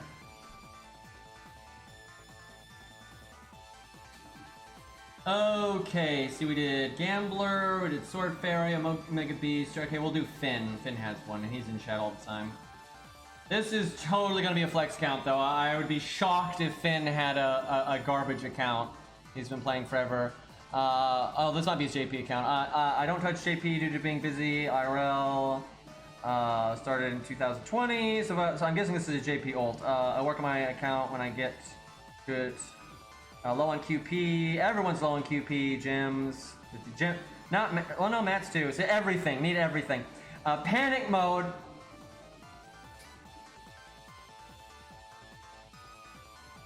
$290 gold apples, so that gets like a 7.2, I would say. Alright, what do we got here? It's hard to see the NP levels, but I'll type them here for NP5 Saber. This is such a fucked up format, what the fuck? Okay, so I think it's Caesar and Hokusai and Karna, Gilius, and all that, all the typical stuff is NP5, which that's the free-to-play stuff anyway. So what's relevant here is Suzuka Gozen is NP2, and Tunican is NP2, and then Bedivere and Mordor NP1. Okay, let's see. So this is, JP ult. So we've got Hokusai and Karna for your single target. That's honestly fine. You could totally get away with just using those for your single target. And then Gozen was NP2, right? I would probably use Gozen for my AoE then, because she's got the NP regen and all that, and she's been buffed 30 times. So she's actually pretty strong now. So yeah, I would go with Hokusai, Karna, and Gozen. And if you ever needed to level another single target, I would level Tunican. But honestly, I think Karna and Hokusai are good enough. If you need hard survival, Karna has that. If you need not quick, though, you have Hokusai as well, and you can use them together too. So yeah, that's like fine. It's really Gozen. I would level Gozen's skills. Because she's already leveled, but she's 1-1-1. She's probably way more worth... I don't know.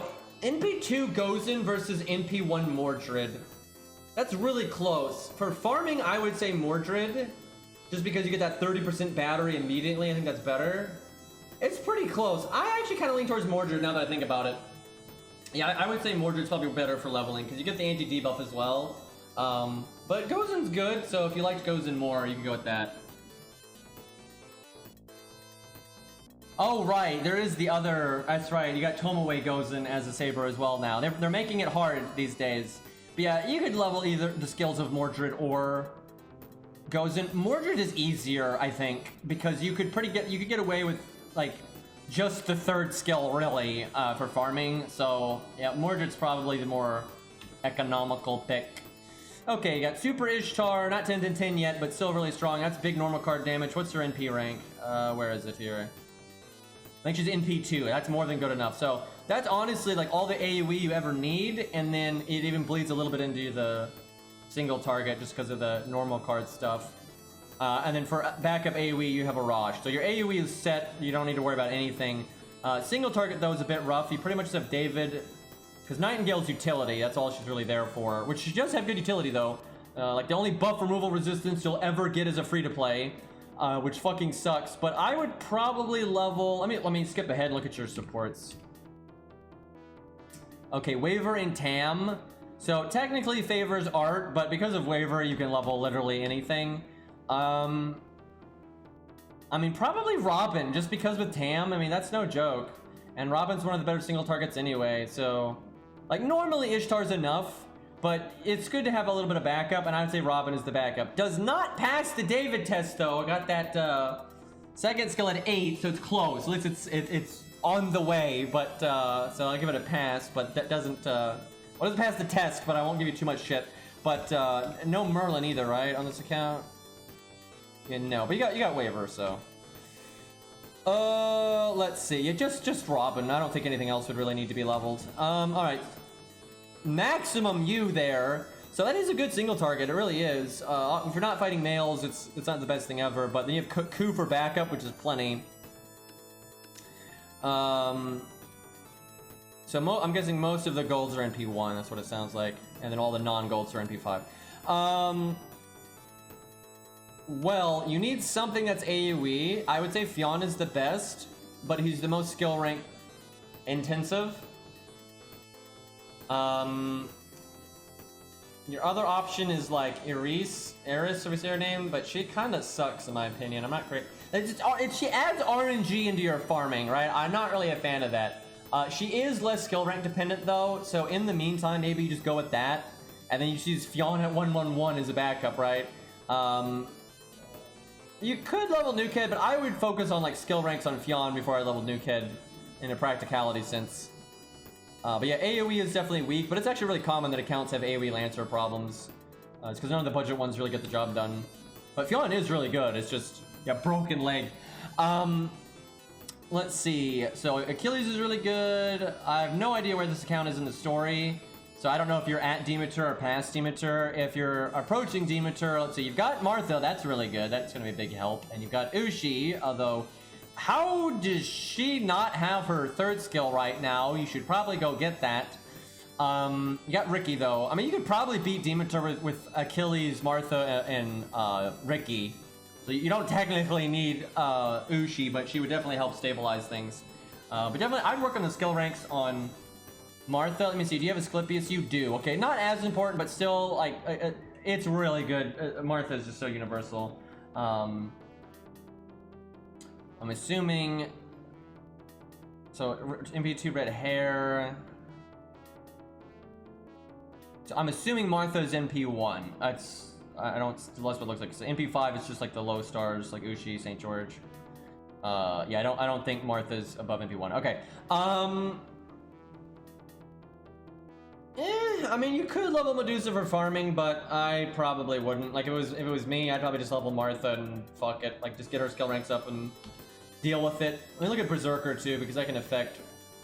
Okay, you got Spartacus, that's good. You got Spartacus and Arash, so you don't really need an AoE rider. It's not that big of a deal. You got a really big Beowulf, too. That fills a lot of gaps. Really, because of the Beowulf, you don't need... You could beat Demeter with Beowulf, Martha, and Ricky, really. So, you don't... It's not that big of a deal to level anything there. So, I would totally level the skills on Nerocaster, because she's just so busted. Though, I guess lower priority, because you do have Plot Monk. Let me look at the NP ranks here. So, Plot Monk is NP1. Feels bad. Well, yeah, I don't know. Maybe you do want Castanero, because she's so normal card focused. But, I mean, Plot Monk even at NP1 is good.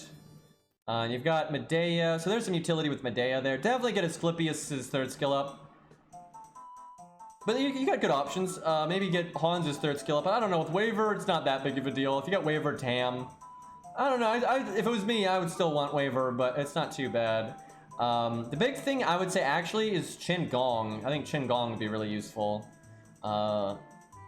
He just helps with a lot of stuff in general, so I think Qin Gong would be worth leveling.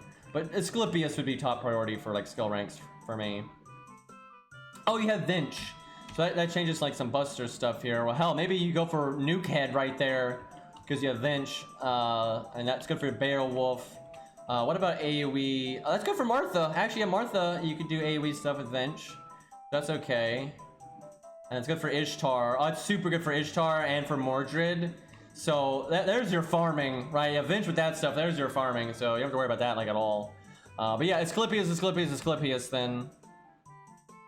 Let's see. So for single target though, because Vinch is not much of a... Well, your assassin slot is in dire need of help because Vinch is not a personal DPS really. She's more of a support with some AoE stuff.